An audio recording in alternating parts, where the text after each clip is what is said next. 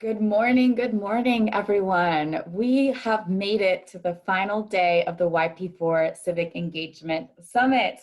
Over the past 3 days, we have had critical conversations to put into context what we need to do and how we need to show up for our communities. We've had time to dream a little and vision about the world that we want to see. As you know, YP4 is a C3 organization, meaning we are nonpartisan. And we're not here to tell you who to vote for or which candidates to support. We just want to give you the tools to enact your vision for what the world is. Our vision was developed last year at our Civic Engagement Summit with over 150 young folks from all over the country, and we want to share it with you right now. So our vision for the world is that in 10 years, we envision a country where our government is transparent, accountable, and truly representative of our identities and values at all levels and in all branches.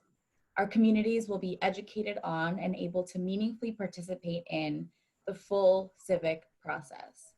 We will have models to end the many barriers to our power, including white supremacy, imperialism, cis heteropatriarchy, economic inequity, and the Electoral College. Yesterday, we were joined by some of our amazing partners for workshops that helped us strategize and give us tactics to enact our visions. Over the past 3 days, we have engaged over 12,000 people. Today, we're really excited to welcome more of our amazing partners to lead workshops to give us the tools to mobilize our communities. We want to start the day off today by leaning into what our special guest from yesterday, Andrew Gillum, left us with, which is to center self-care. He said, "We talk a lot about self-care in this movement. Oftentimes, we give it lip service and don't live it. From deep personal experience, it's really important that we take care of ourselves, especially in these moments." We'll start the day off with a guided yoga session from our very own Haley Miller. So for folks that need it, we also have access to closed captioning available. We're dropping the link in the chat here for you all to access it if you need it. You click on the link, you'll be able to open the closed captioning.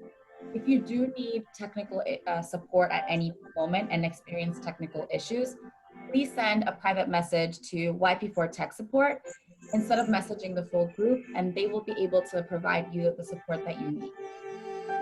Please join me in welcoming Haley Miller for a guided yoga session. Thank you so much for joining us, Haley. Thank you, Andrea, and welcome everyone. Thank you so much for joining us this morning for this guided yoga session. My name is Haley Miller. My pronouns are she, her, and hers. So to start, let's come to our mat, or maybe a towel, the floor, whatever it is that you have accessible to you this morning. So we're gonna start with a meditation. So I'm gonna give you two options for this. You can either come to an easy seated position with your legs crossed, or if you kind of need something a little bit more grounding to start your morning, come to your back, but bring the soles of your feet together so your legs are in a butterfly-like position. If you are coming to your back, option to place your right palm on your belly and your left palm on your heart. So whichever position you are taking for our opening meditation, start to have a soft gaze or close your eyes. And breathe. Begin to notice the space around you. Are there any sounds? Maybe noticing the air. Is it cool? Is it warm?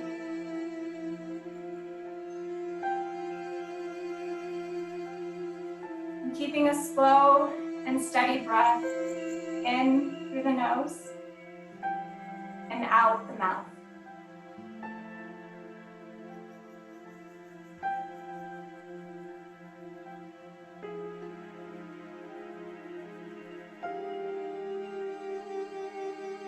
Gently begin to draw your attention inward.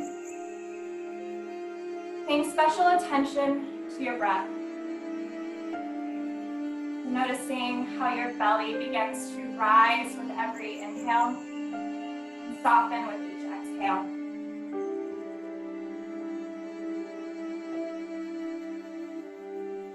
Your mind begins to wander, as it often does. Simply bring it back where you are, your breath.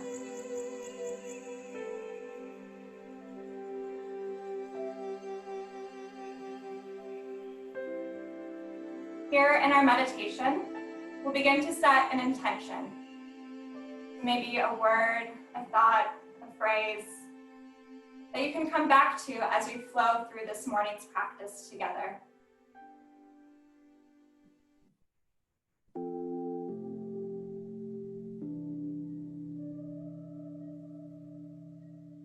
So wherever you are, let's all take one collective breath in through the nose and sigh out the mouth, release. One more full breath in the nose and exhale, open mouth, release. One more full breath in, your deepest breath of the day so far. And exhale, sigh it out.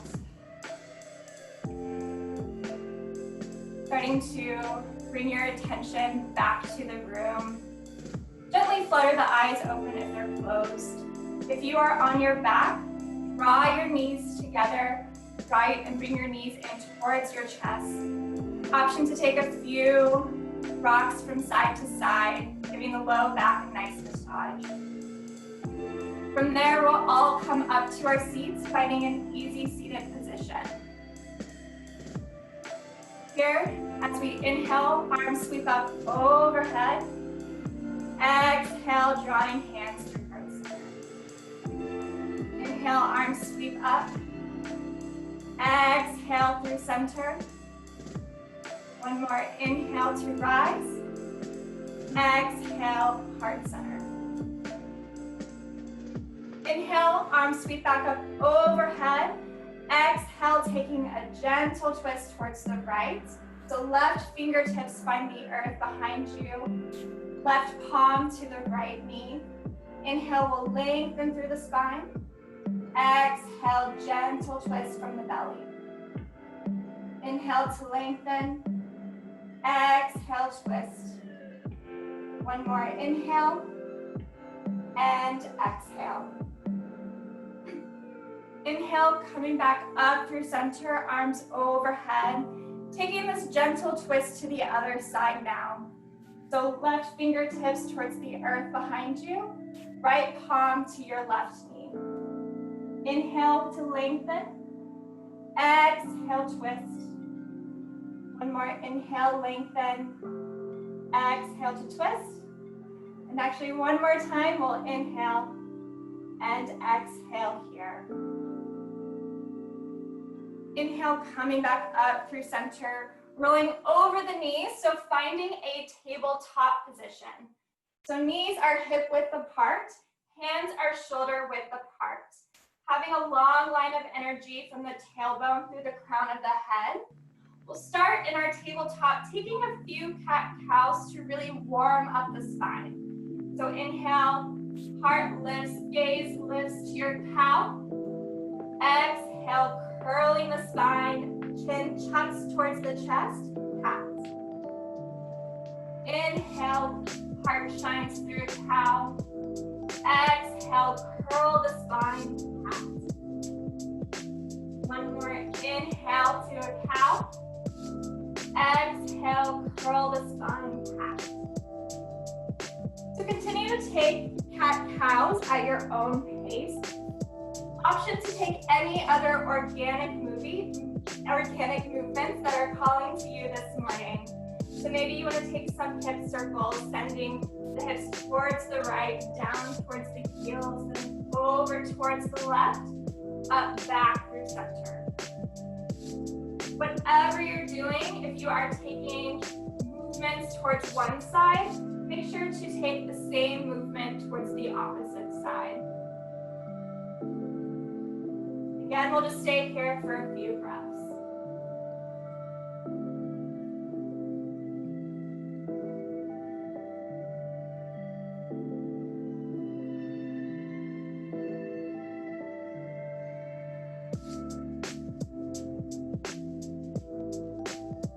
Finishing up any organic movements that you are taking, begin to find again a neutral tabletop position. From here, tuck the toes, lift the knees 1 inch off the mat. So we're going to start to activate our core here. So drawing the navel up and in. Inhale through the nose, exhale out the nose. One more slow, steady breath in through the nose. And as you exhale, heels lower towards the earth, sending the hips up towards the sky, finding your first downward dog of today's practice. So feet are hip width apart, hands are shoulder width apart. Keep a gentle bend in the knees to really help lengthen out the spine. Softening through the neck, crown of head towards the earth. From here, once again, an option to take any organic movements that your body needs right now. So you can pedal your down dog, lowering one heel towards the earth, then the other. Another option is to let your chin meander from your one shoulder to the other. Gently shaking your head from side to side.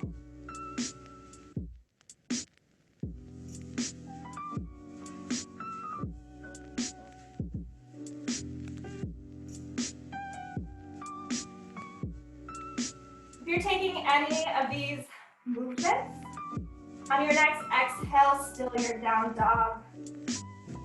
Noticing if this down dog feels any different from the first down dog you entered into before those additional movements. As you inhale through the nose, heels rise, gaze forward. Exhale, slowly begin to walk your feet between your hands, coming to the top of your mat. Inhale, rise halfway, fingertips extend. Exhale, forward fold. In your forward fold, allow the neck to soften. An option to clasp opposite elbows and rock from side to side. Or if you need a little bit more of a shoulder stretch, you can interlace your hands behind the lower back and then send the hands overhead.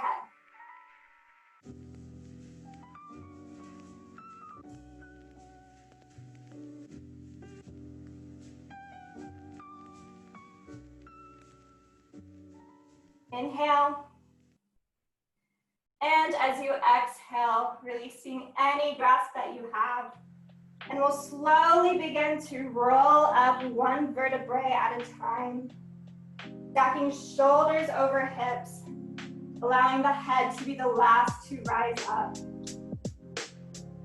From here, our feet are hip width apart. We'll send arms overhead. Exhale, draw hands through heart center. Inhale, arms sweep up. Exhale through center. One more, inhale, arms sweep up overhead. So from here, keeping the hands overhead, taking the right hand, clasping the left wrist. Inhale, we'll rise up, bending over towards the right side, having a nice stretch through that left side body. Inhale here, and exhale. Inhale, coming back up through center, releasing that grasp. Taking this to the other side now, so left hand clasped right wrist. Inhale to lengthen and leaning over towards the left. Once again, feeling a nice stretch through the side body on the right side. Making sure to keep the hips squared.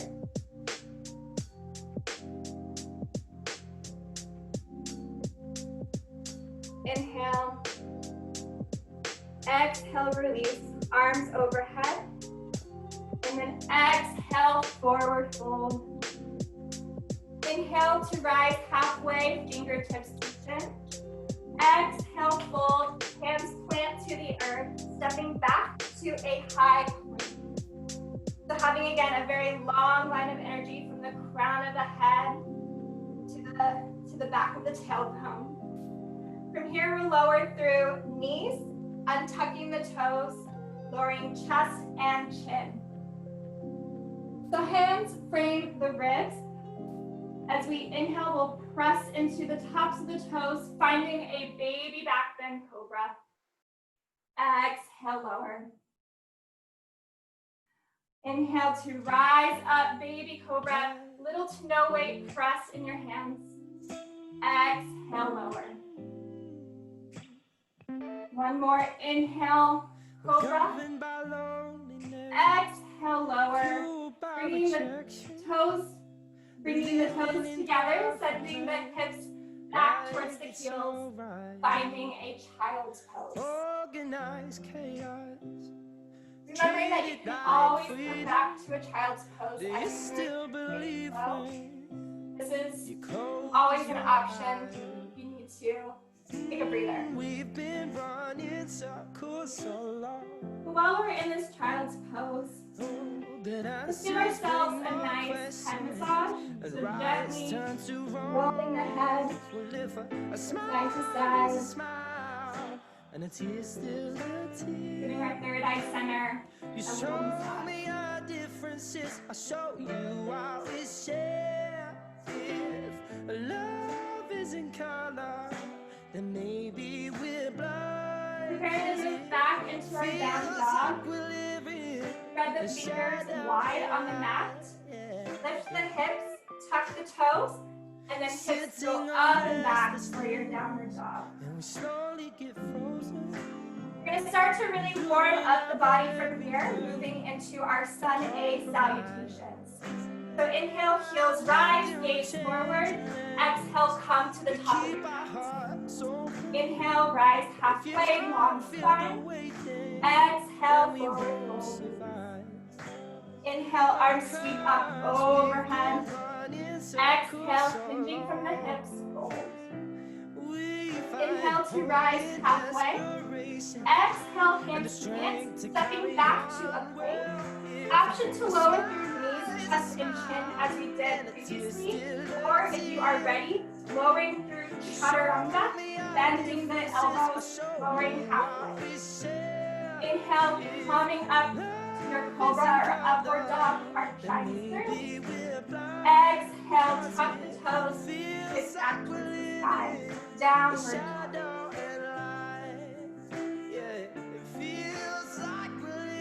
Making sure you're keeping slow and steady breaths in and out through the nose. Yeah, you take a little love, get more than you got. Next inhale, heels rise, gaze forward. Exhale, top of the back. Inhale to rise halfway. Exhale, forward fold. Inhale, arms sweep up overhead. Exhale, forward fold. Inhale, halfway. Exhale, fold, stepping back, place, lowering through your vinyasa. Inhale, rising up, cobra or upward dog. Exhale, sit back, downward dog.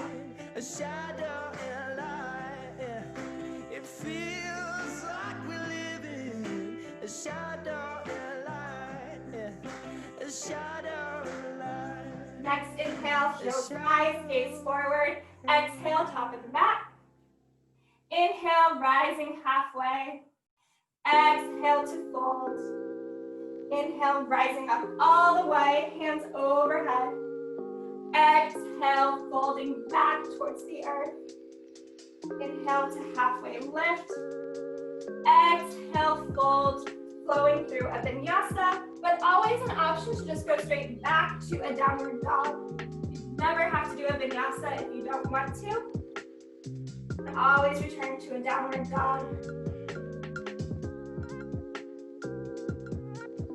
So we'll all find our way back to a downward dog. Taking a few breaths here.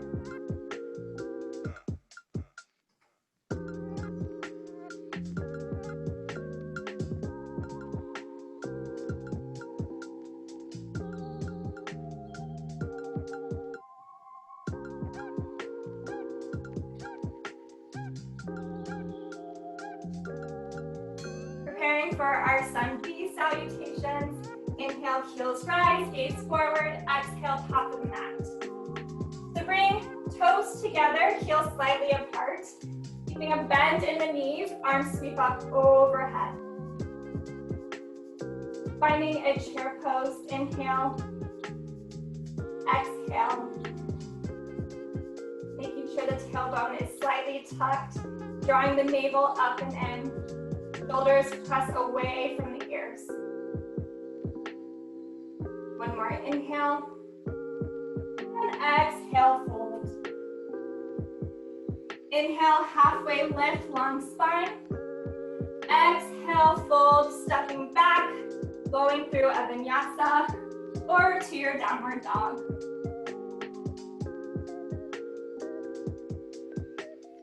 From here, inhale, right leg sweeps up.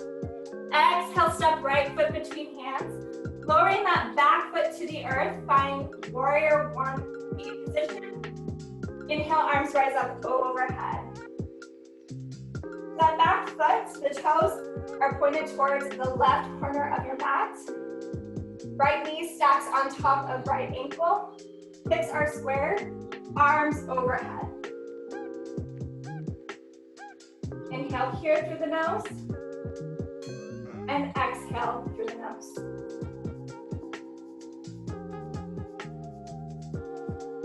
Inhale. As you exhale, hands lowered back to the earth, stepping the right foot to meet the left, lowering through a vinyasa.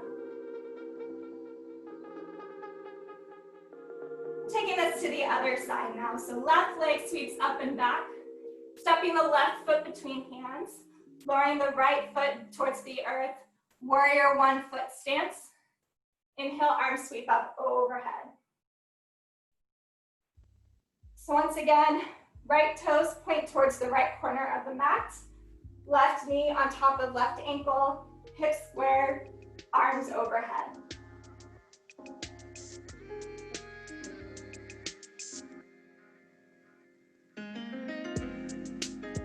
Breath in through the nose. As you exhale, hands lowered back towards the earth, stepping left to meet right and lowering through. We'll all meet back in a downward dog, however you're getting there.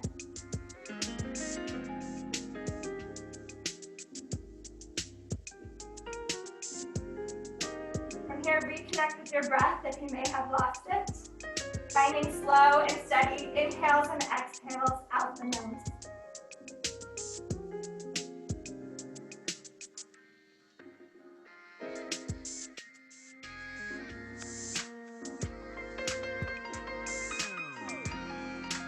On your next inhale, heels rise, gaze forward. Exhale, find your way to the top of the mat. Inhale, halfway lift. Exhale, fold. Bring toes together, heels slightly apart, bending the knees, rising up, chair pose. So if for whatever reason, toes together is a little uncomfortable for you, you can always bring your feet to be about hip width apart, making sure to just keep that bend in the knees and tucking the tailbone, arms overhead. Inhale. And exhale, floating over the knees. Inhale, rise halfway. And then exhale, lowering through your vinyasa.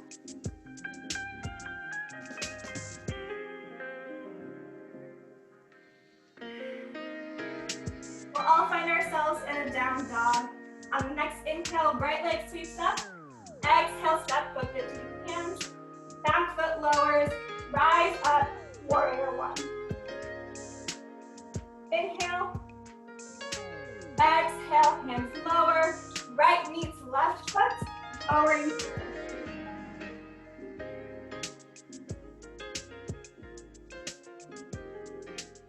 From your down dog, inhale, left leg sweeps up. Exhale, step foot between hands. Back foot lowers, warrior one. Inhale. Exhale, lower.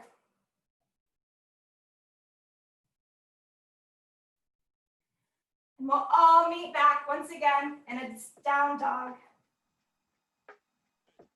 Taking a few breaths here to once again reset.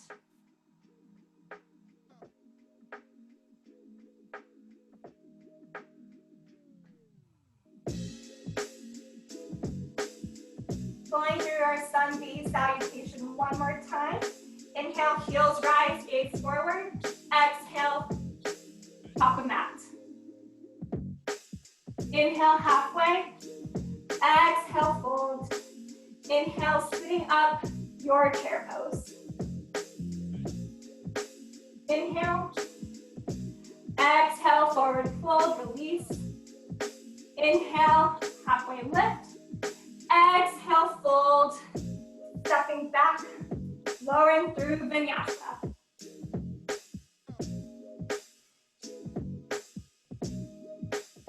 From down dog, right leg sweeps up and back. Exhale, step right foot between hands. Left foot lowers towards the earth. Inhale, rise up, warrior one. Inhale. Exhale, hands lower. Step foot back, lowering through.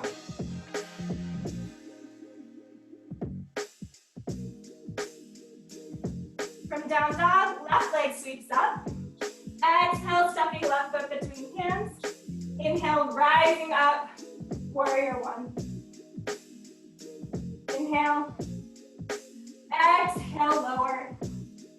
We'll all meet back in a downward dog, however you're getting there.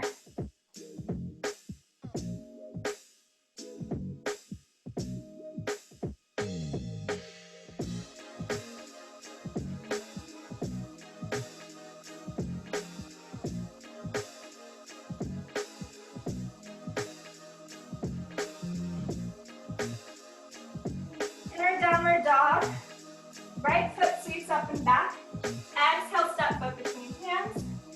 Fingertips to the mat, finding a low lunge. So plant the left hand towards the earth. Right arm sweeps up overhead. For a low lunge twist towards the right.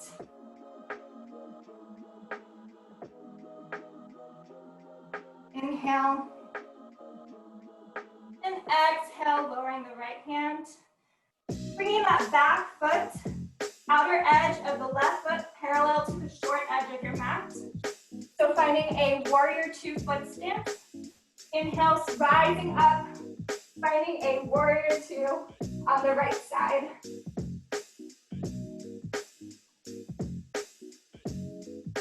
So heel to heel alignment.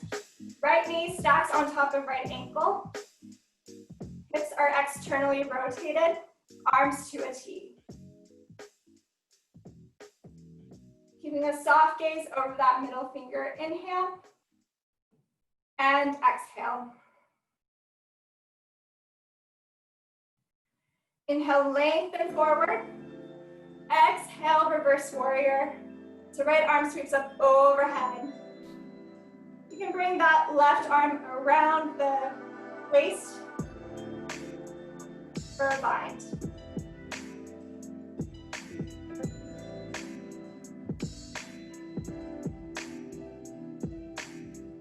Inhale and exhale. Next inhale, coming back up through center. Bringing the right forearm to the right thigh. Left arm sweeps up overhead.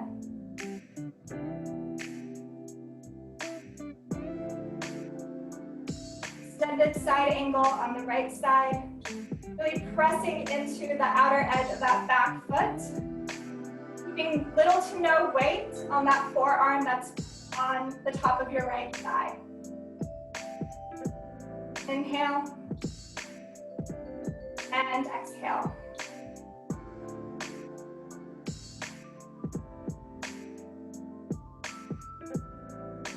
Inhale, we'll rise back up through center.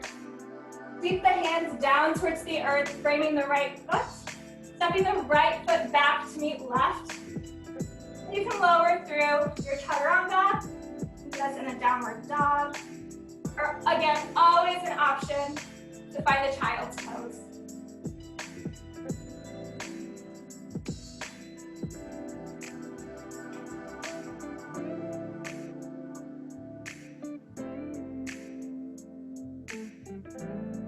So wherever you are, we'll start to make our way back to a downward dog. Taking those same movements that we just did on the right now to the left. So inhale, left leg sweeps up. Exhale, step foot between hands.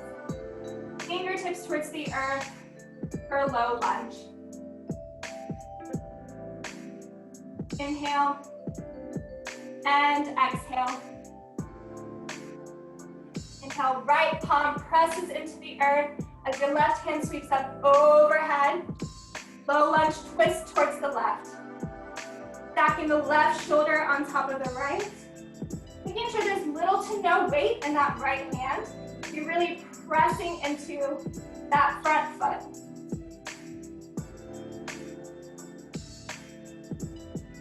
Inhale. Exhale, left hand lowers back towards the earth. Bring that back foot down. So once again, the outer edge of your right foot now is parallel to the short edge of the mat. Inhale, whoop. Arms come up, finding a T in your warrior two pose. Inhale here, softening shoulders away from the ears, gazing towards that middle finger. Next inhale, left arm sweeps up overhead, right arm to your right leg, or once again an option to sweep that right arm around for a bind. Making sure to keep a bend in that left knee. You don't want to lose the integrity of your legs in this pose. Breathe here. Inhale and exhale.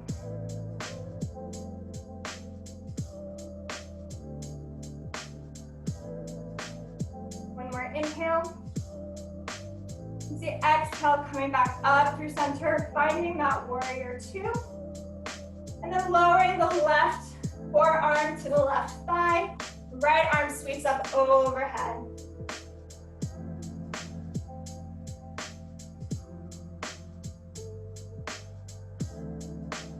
Gaze can be down towards the earth. We can lift them up towards the right fingertips. Whatever is most comfortable for your neck.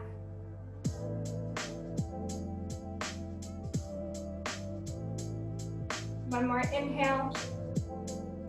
And exhale, rising back up to that warrior two. Lowering the hands to frame the left foot. Stepping left foot back to meet right. Again, lowering through your vinyasa. Or straight back to down dog. Or maybe you want to take a child's pose.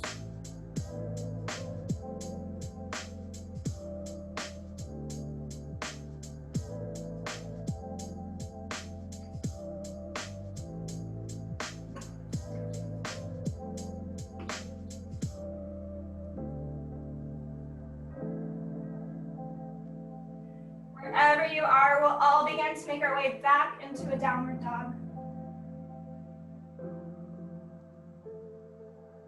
You inhale, right leg sweeps up. Exhale, step foot between hands.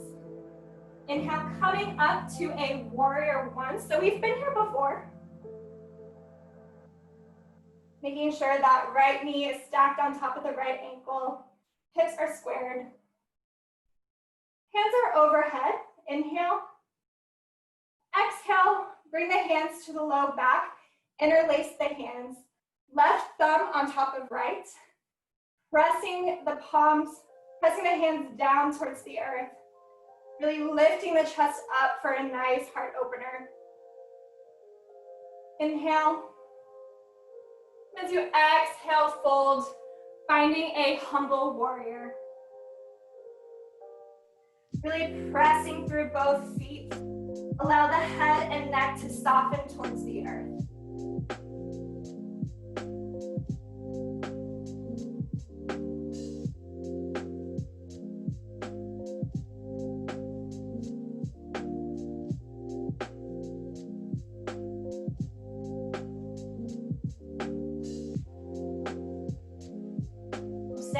humble warrior for one more inhale.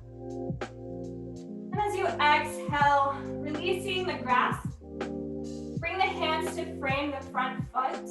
It may be helpful to step that back foot in a couple of inches as you straighten the right leg, finding pyramid pose. So with that right leg straight, we'll inhale, lifting halfway, reaching through the crown of the head, and then exhale, lower.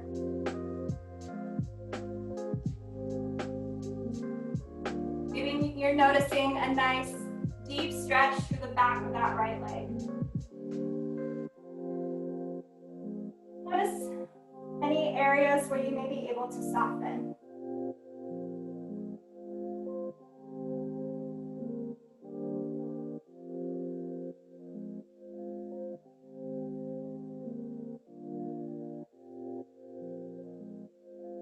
We'll stay here for a few more breaths, keeping a slow and steady inhales and exhales through the nose.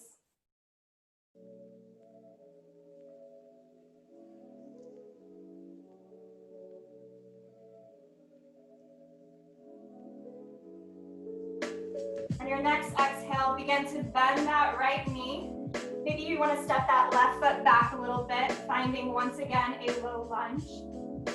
Hands plant, right foot meets left, lowering through a vinyasa, back to downward dog, or finding a child's pose.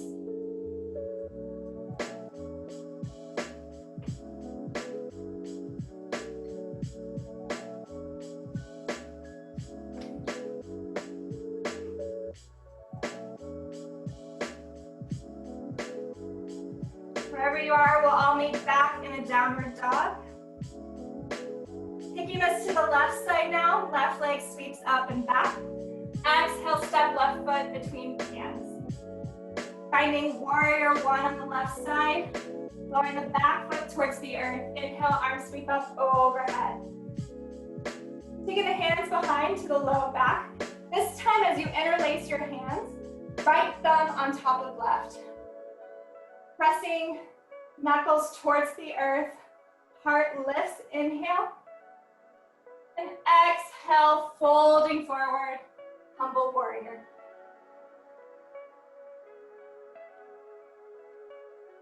In this humble warrior, option 2, shake the head a little from side to side, allowing the chin to meander from your left shoulder towards your right. Allowing the neck, the jaw to soften.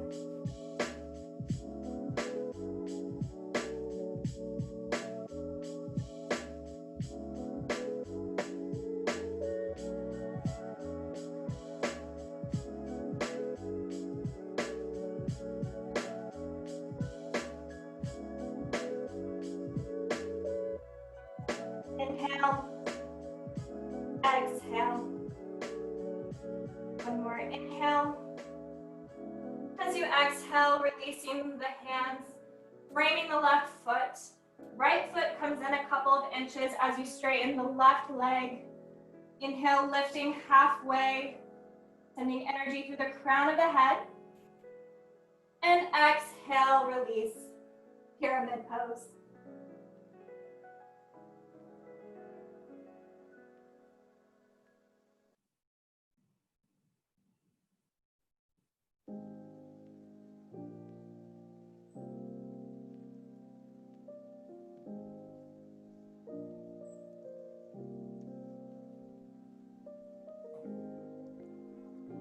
Option 2, maybe keep a small bend in that left knee if it's uncomfortable for you at any point.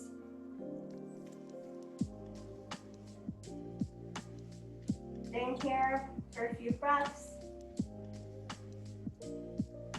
Once again, noticing where you can soften, where you can fully allow yourself to release in this pose.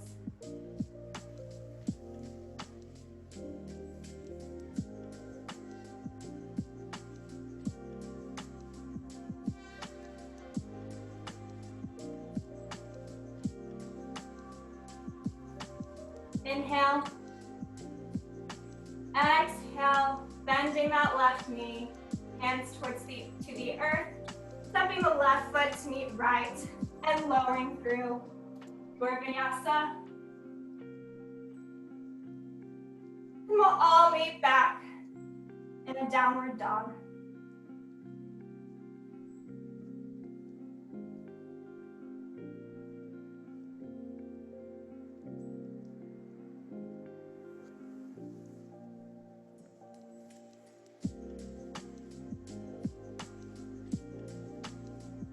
So inhale, left leg sweeps up. Exhale, step foot between hands. Inhale, rising up to a high crescent lunge, but lowering that back foot towards the earth. So finding a wide-legged position towards the long edge of your mat.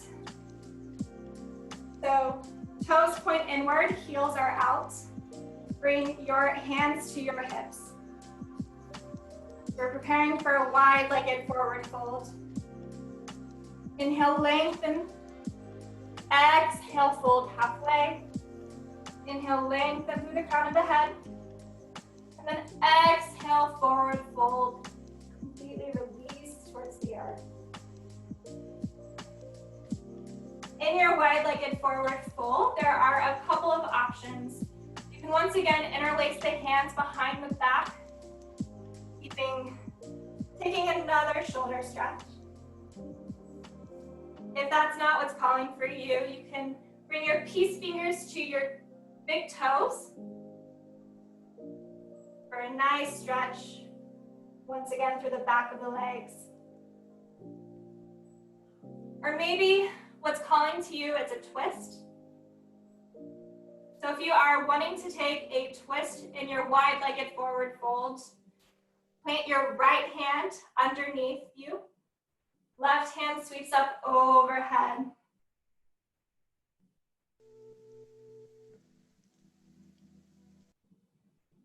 Inhale here. Then exhale, lowering the left hand to where the right hand was. Right arm sweeps up overhead. I just want to go back. Wherever you are, really pressing into the outer edges of both feet. Shifting the weight a little bit towards the heel. Be able to slightly pick up your toes a little bit off the earth. You're taking a twist, begin to lower the right hand to meet left, and release.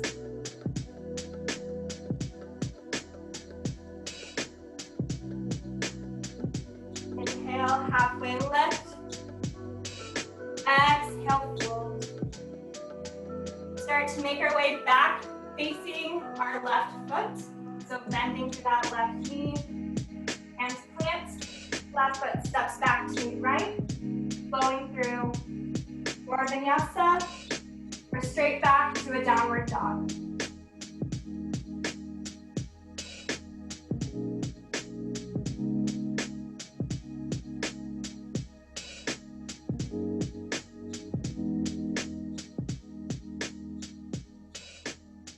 Inhale, right leg sweeps up and back.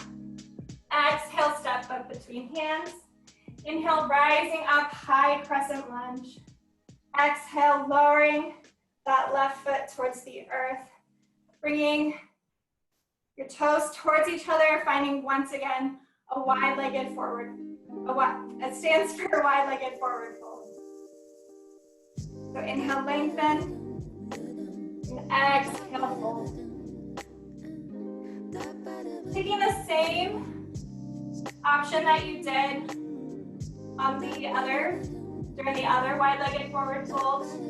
Maybe you want to play around with something a little bit different.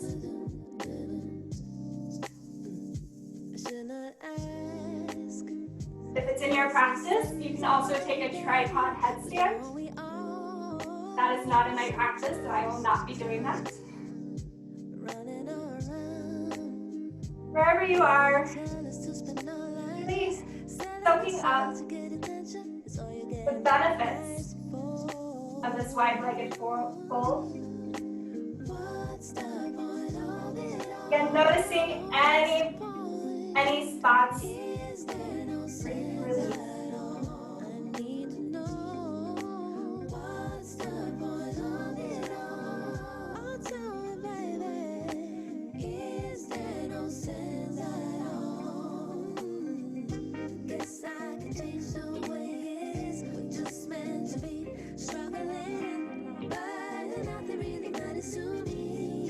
Wherever you are, start to begin to find your way back through center. Inhale, lift halfway. Exhale, fold. Turn towards the right, towards your right foot. So finding that low lunge on the right side. Stepping the right foot to meet left. Lowering through a vinyasa. We'll all find our way back to the downward dog.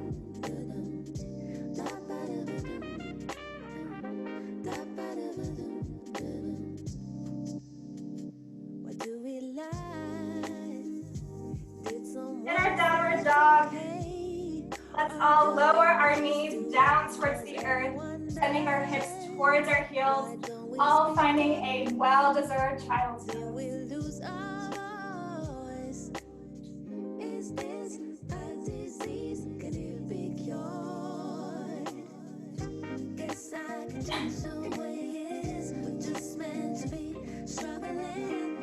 Arms can be out in front of you, or if you want to get a little bit more restorative, bring the hands to interlace behind the low back.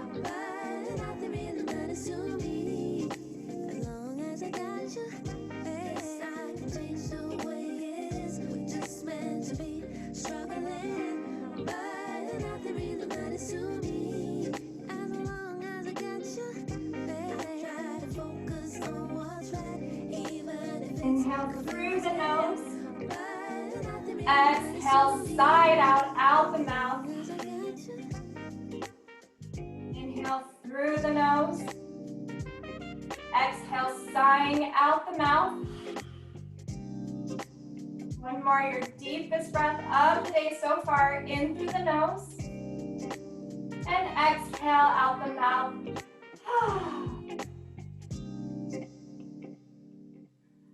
Slowly begin to rise out of your child's pose, finding a seated position on your mat with legs out in front of you. So we're going to set up here for a seated forward fold. Make sure the sit bones are rooted into the earth. Keeping a long line of energy through the crown of the head. So imagining there is a string on the tip of your head. If someone were to come and gently pull it, it would slightly stretch you up a little bit more. Inhale, arms reach up overhead. Exhale. The hands can come to your shins, your ankles, to your toes, whatever is accessible to you.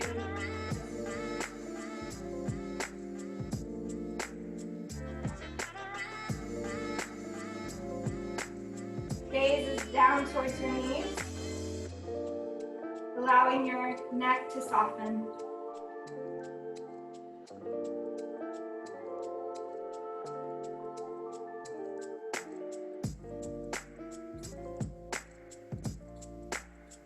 Inhale. As you exhale, releasing the forward fold, coming back up through center. We're going to take some gentle twists. So bending the left knee. Bring the sole of the left foot to the outside of your right thigh.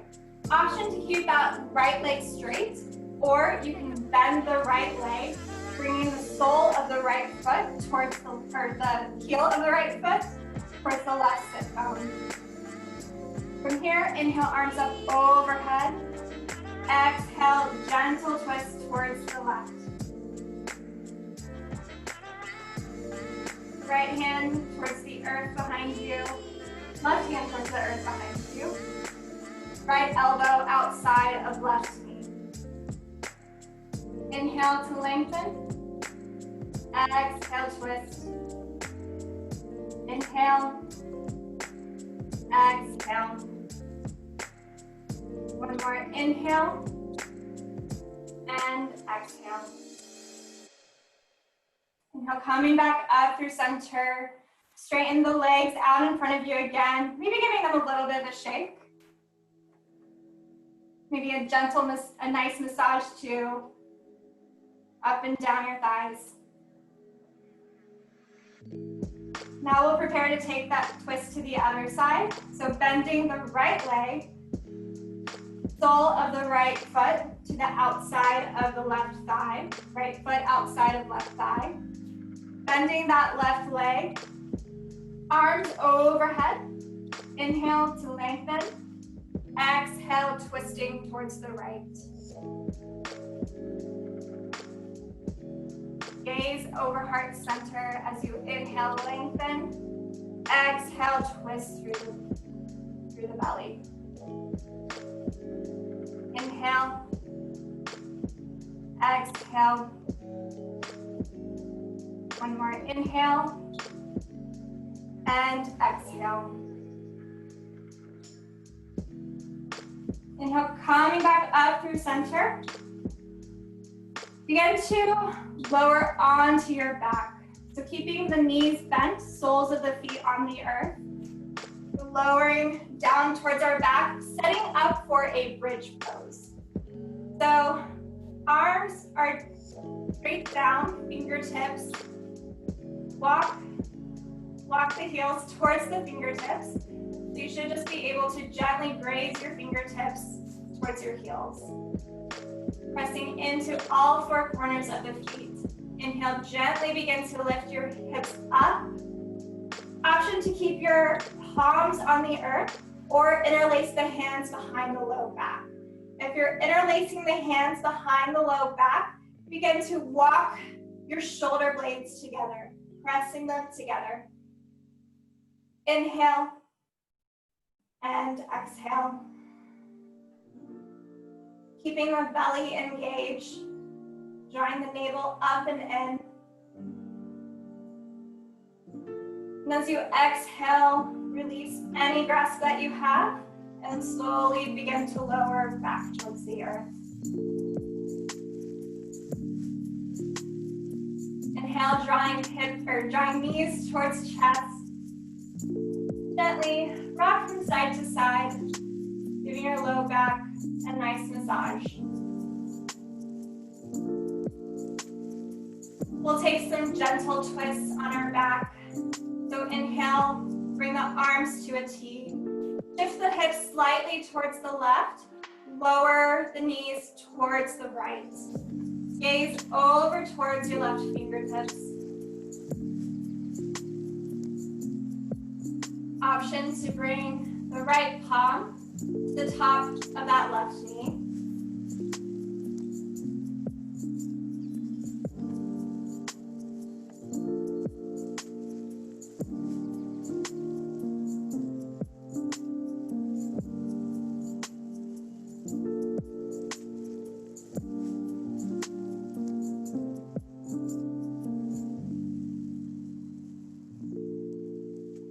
Inhale, exhale.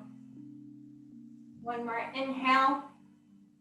And as you exhale, coming back up through center, taking this twist to the other side now. So hips shift towards the right, knees lower towards the left, gaze towards your right fingertips.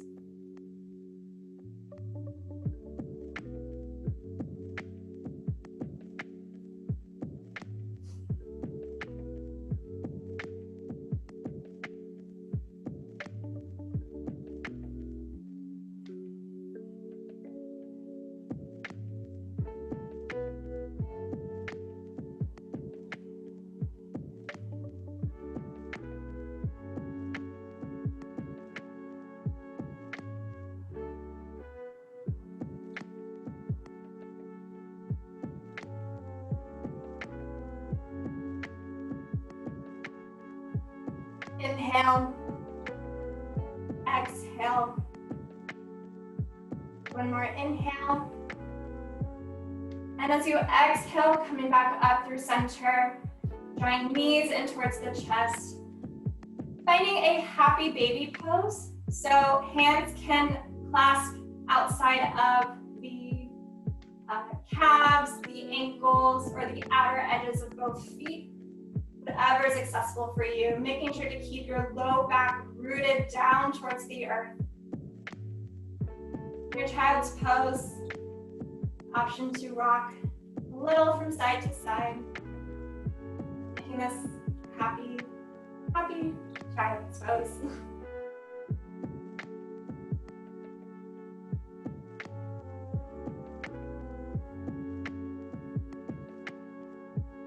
On your next exhale, release, bringing knees towards the chest, rolling up into a ball, really squeezing, bringing all your energy that you just put into this practice, into this final pose. And as you exhale, completely release towards the earth, finding your final resting pose of Shavasana.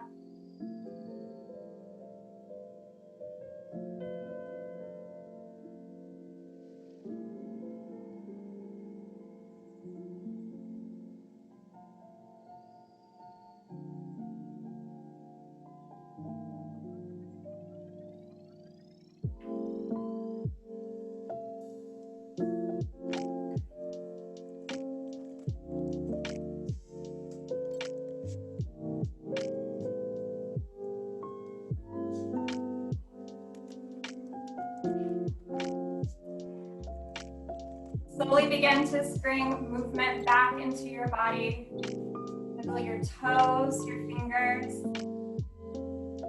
Gently rock your head from side to side. And in your own way, find yourself to a seated position. Thank you all so much for joining me this morning. I hope this was a great way to start your day. And I'm going to pass things off now to Andrea to give us more detail about what's to come for today's activities. But again, thank you all so much, and I hope you all have a great rest of your day. Good morning, everyone. Thank you so much, Haley, for that amazing yoga session. We hope that you all enjoyed it. Welcome to the final day of the YP4 Civic Engagement Summit. We started off the day by leaning into what our special guest, Andrew Gillum, left us with yesterday to center self-care. So today, who's ready to join us for the last day of the Civic Engagement Summit? Give us some exclamation points in the chat. I see Luz, thank you. We see that you're excited and you're ready. Maria, Devin, thank you all for joining us today. So to start off the day, we want to do a quick poll with you all. We want to know about, I'm going to read this poll out to you. Do you feel equipped with the tools and skills to mobilize your community ahead of the elections? So as a reminder, yesterday and the day before, we talked about, what the state of the world is, what's at stake for us. And we visioned and we dreamed a little bit about the world that we want to see. Yesterday, we had some amazing workshops that really broke down with us what strategies and tactics we should be using to mobilize our communities. And today, we're going to develop the skills to actually do that. So we want to know right now, do you feel equipped with those tools and skills to mobilize your community? Especially now ahead of a year where so much is at stake. Yes, you feel ready and you feel equipped with those tools and skills somewhat, or no, and that's fair, and that's what we're here for. So as a reminder, these polls will not be shared with the public, and they are anonymous. So thank you all so much for submitting for that first poll. We are now launching our second poll. We want to know, how did you hear about the summit? Was it through social media? An email from YP4? Did a YP4 alum tell you about it? Or was it from a partner organization? Was it through word of mouth? Did somebody tell you like, hey, join us, it's amazing? Or was it another way? We want to make sure that as many people as possible have access to this space and have access to this information so they can join us. Let us know how you heard about it so we can do more of that and we can spread the word. And also take this time to send this link to someone else, send our live stream to someone else so that they can join us too for the last day of all the amazing programming that we have planned for you all. So we will give you all about 10 more seconds to fill out this poll.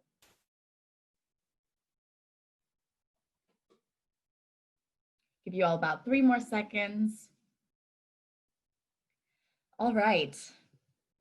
So thank you all so much for submitting that with us. We have one more poll for you all. So we know that a lot is at stake. We've talked about all of the issues that are at stake for us in our communities, especially in this year where there's so much going on. So we want to know, what is the most important issue to you right now? We know that there's so much that is important right now, and there's so many issues that are top of mind for us. But think about right now, if you had to pick one thing that is most important to you, which one would you choose? Is it health equity and reproductive justice? Is it racial justice? Civic engagement? Is it criminal justice reform? Disability justice? Or economic justice? Education justice? Environmental justice? Is it immigration? LGBTQ plus justice? And gender justice? Let us know. We'll give you about a couple more seconds to fill out this poll. What issue is most important to you right now? You have a couple of folks that are still on the Zoom. Let us know. All right, we're going to close this out in 2 seconds. All right. Thank y'all so much for doing that.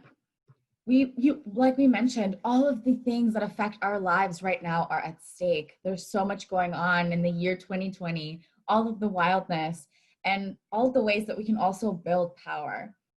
And we want to know, are you committed to bringing all that you're learning in this summit back to your communities? Let us know. Are you committed to bringing the tactics and the strategies that we're learning and that we're hearing about from our amazing workshops? Are you committed to bringing these back to your community? Give us some exclamation points in the chat.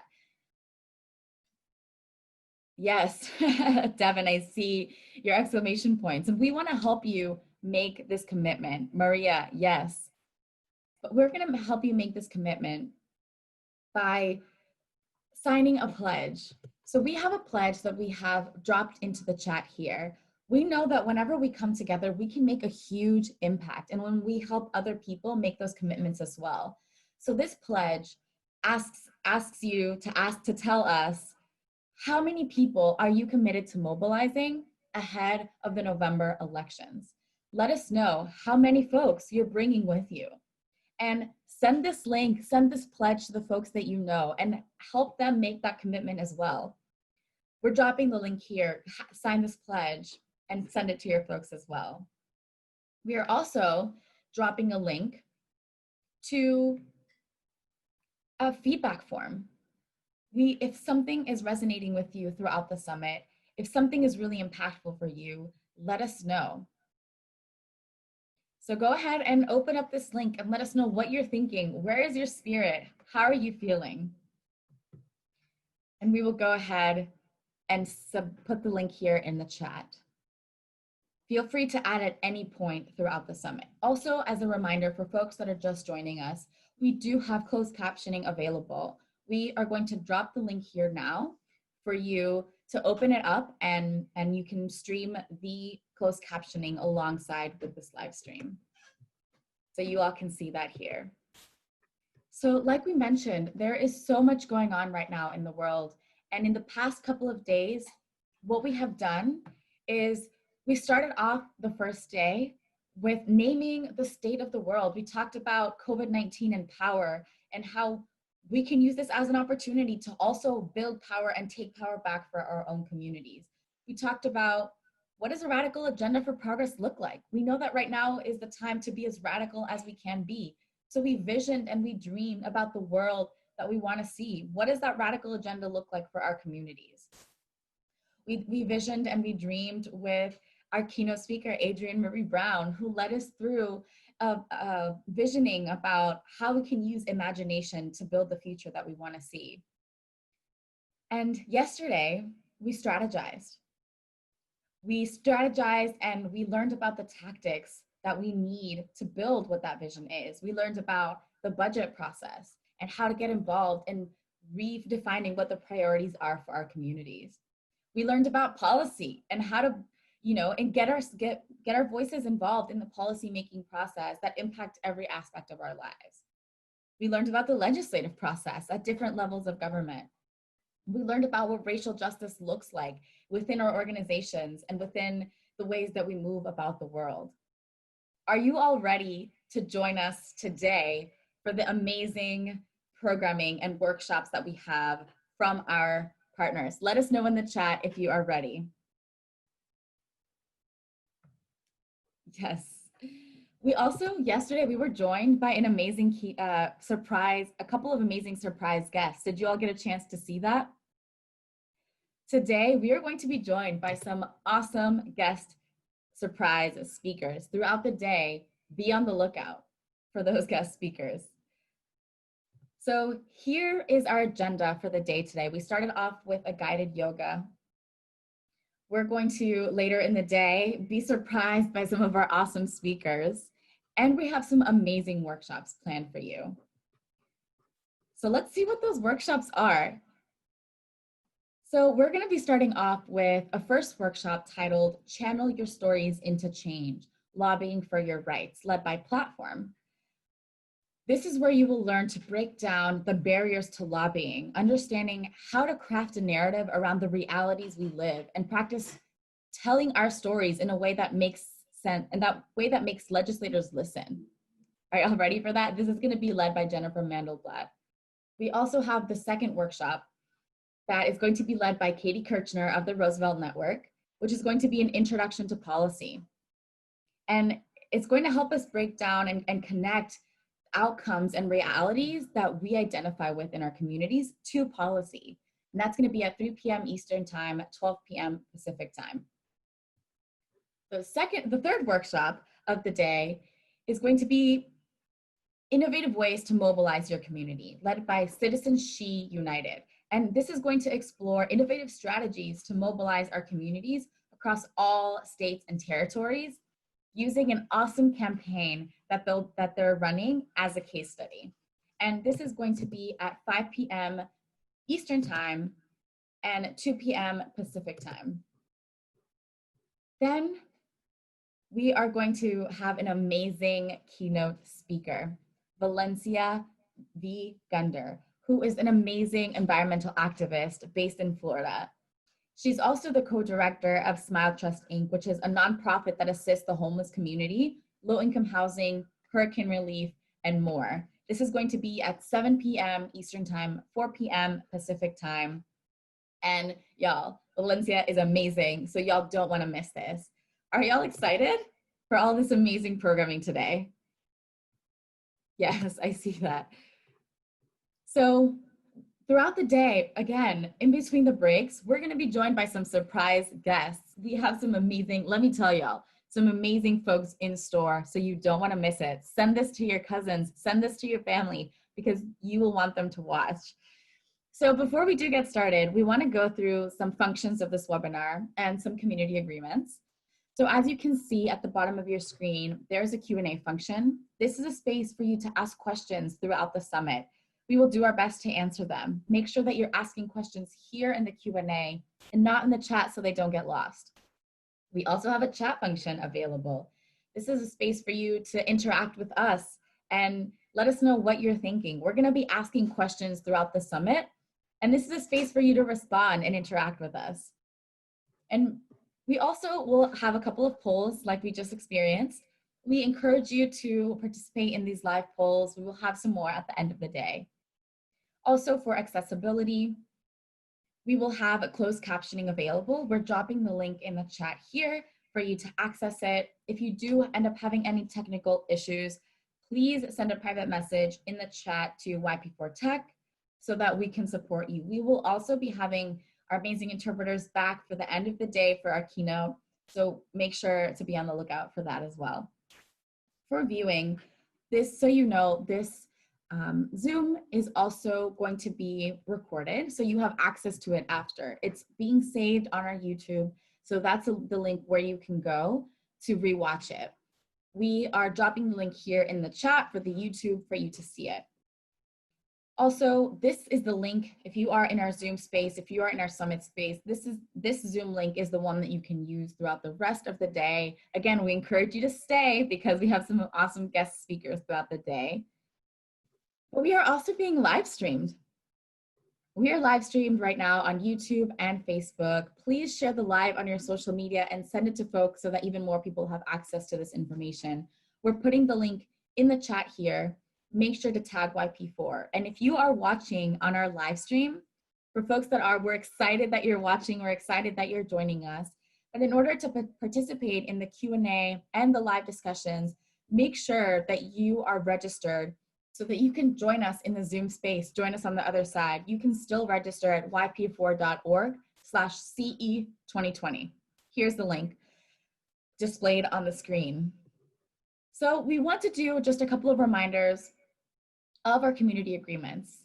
So as a reminder, this is a C3 summit, meaning that we are nonpartisan. This is really important, y'all. Also, expect unfinished business. We know that we're gonna go through a lot in some of these workshops, so we want you to take this information even beyond just this summit. Have these conversations in your community and continue it. Also, be respectful in the chat. If anyone is intentionally causing harm, we will remove you from the summit space.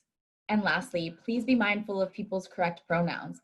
So don't forget to include your pronouns in your name so folks know what they are.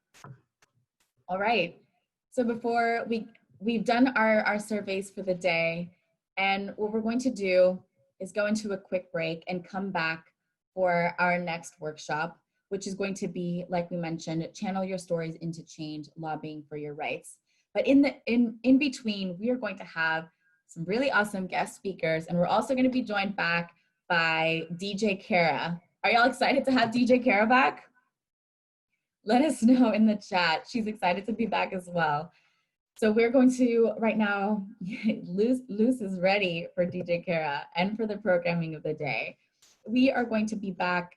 We're going to go into a little break and be ready for our amazing speakers. Hello, everyone. My name is Cece Battle, and my pronouns are she, her, hers. Again, welcome back to the last day of our Civic Engagement Summit, and I'm so excited to bring my homie, Tiffany Dina Lofton, who is the National Director for the NAACP Youth and College Division. But besides that, she is a fierce organizer, strategist, and all-around dope human.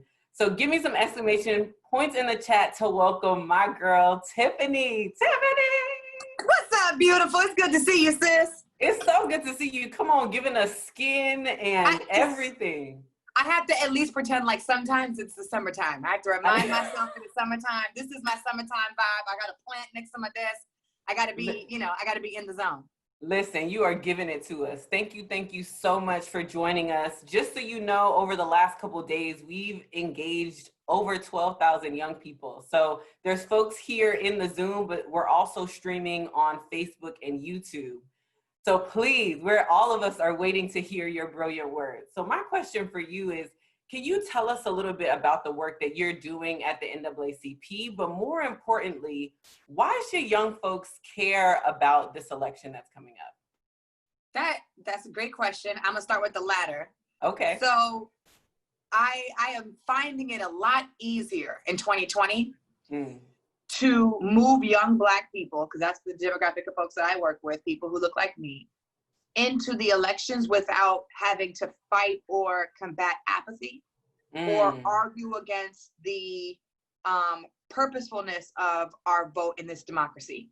When we saw months ago the uprisings happen because of the murder of George Floyd, the murder of Breonna Taylor, the murder of Rashard Brooks, the murder of Tony McDade, the murder of Nina Pop, the murder of, like, the list goes on. People started to have conversations in a way, in a broader way, that I hadn't seen since you and I had been at USSA together, when we made the connection that we knew we had to do elections, but folks are making the connection now very clearly. Why is it that the officers have not been arrested? Who's responsible for that? Why is it that the unemployment rate has increased and they're trying to cut people's unemployment checks? Who is responsible for that? Why is it that schools are opening back up without a plan to handle the pandemic? Whose role is that?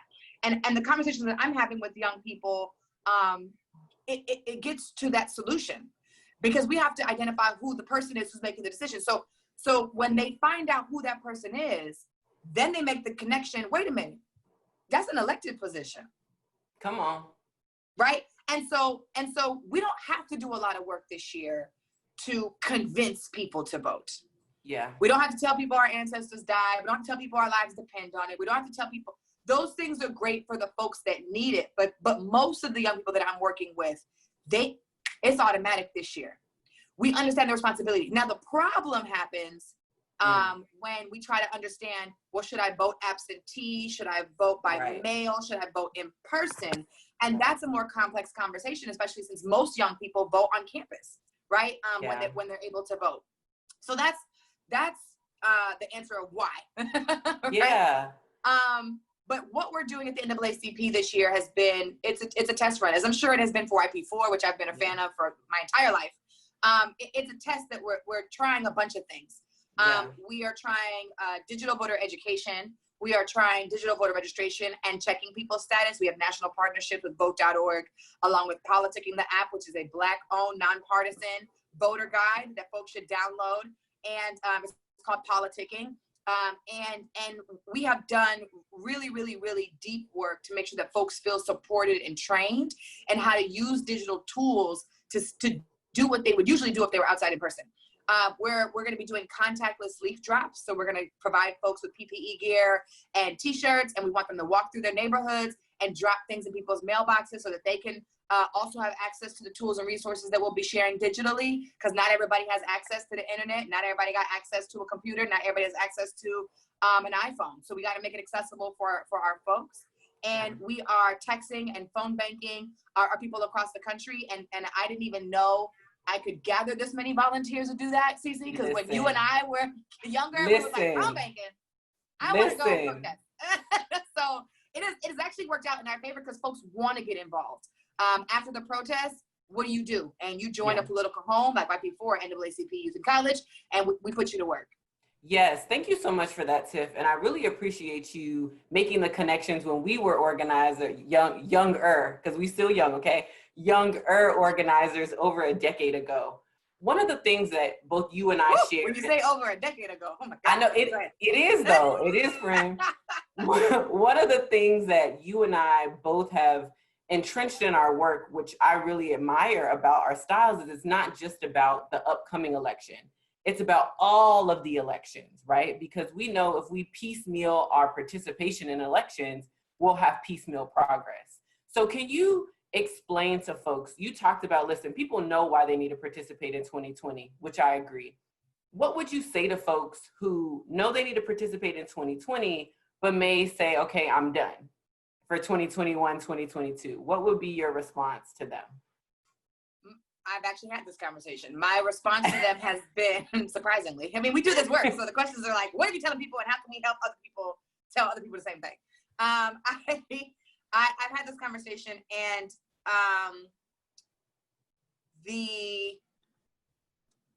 there's two quick things. One, again, it's not just the election that people care about now, but also the down ballot race, because everybody's talking about two candidates for the White House, and it's like, wait a minute, there's a bunch of other seats that we need to talk about, and a bunch of other policies that are bills that are being considered on the ground.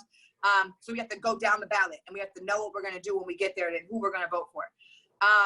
But when people say, okay, I did my job and I voted on November 3rd, I have to remind them that, like, this, I had this conversation with somebody yesterday. The same way that if somebody owed me money. Come on now, take it there. I said this yesterday. I said, if somebody owed me money, $20, $100, whatever, I wouldn't let anybody borrow $100 if they couldn't pay me back, but $20. And then I saw on their social media that they were like having a good time. They were at the mall shopping. They never texted me back when I texted them and said, yo, where's my money? I sent them Venmo and Cash App requests. They didn't respond. But then I see them on the streets and they're at the grocery store with me, and I'm like, you're buying all these groceries. It looks like you're going to a park. Where's my $20 at? Right? Come on. The same way that I agitate and advocate to get my money back that I let you borrow. It's the same way that I want people to think about these elections, because we are letting people borrow elected positions. Come on. This is us allowing those people to have a position that we voted them for. And while they are in that seat, it is our responsibility to advocate and agitate their entire career to make sure that they are doing exactly what it is that we want them to do as their constituencies, and that we are staying up to date about the decisions that they're making before they impact our community, not finding out afterwards. So we all got it in us, because we all do it. We all might not let people borrow money, but I'm sure we agitate professors if we want an extension on our final. We all agitate our parents if we want them to follow up and sign this paper so we can fax it back to people, whatever it is. We always do it. It's in us. I need us to apply those same skills tougher for elected officials than we do for our own friends and family. And if we do that, then I think that people will start to recognize that it's not just a thing that you do once a year on election day. It's a 365-day-a-year job. Love that. Agitate. Listen, that I think about the times when I want to turn up with my friends and they don't want to go out, you know, you definitely, you know, you do some agitation. You got to be on that. You did it to me. I do. It's fine. But I really appreciate that, because I think sometimes, and what you do an amazing job of helping people understand is that it's accessible. We have it in us. We know how to do it. We're organizers inherently. And if we just lean on those skills. Thank you so much, Tiff. So I know I only asked you for 10 minutes, right? So I don't want to take any more of your time, because you're obviously, you know, glowing and glistening, and you need to continue to bless the world with that. Do you have any closing remarks, your last charge to all of these young folks who are thinking about organizing, considering what to do? What would be your final charge to them right now? I think that organizing is a lost art. I think we're getting really caught up, and this is not a new phenomenon, but I think that we've been doing this work for I've been doing it for 12 years, counting. I think that organizing is a lost art, and I really want people to be mindful and present in the moment of this movement, because we are in a moment of the movement. And here's what I want people to do. When you're being mindful and you're being present, I want you to think, am I spending over 70% of my time on social media? Come on now. And calling that activism? Or am I spending 70% of my time talking to the people that I have a relationship with over the phone, via text message, in my living room, at my job?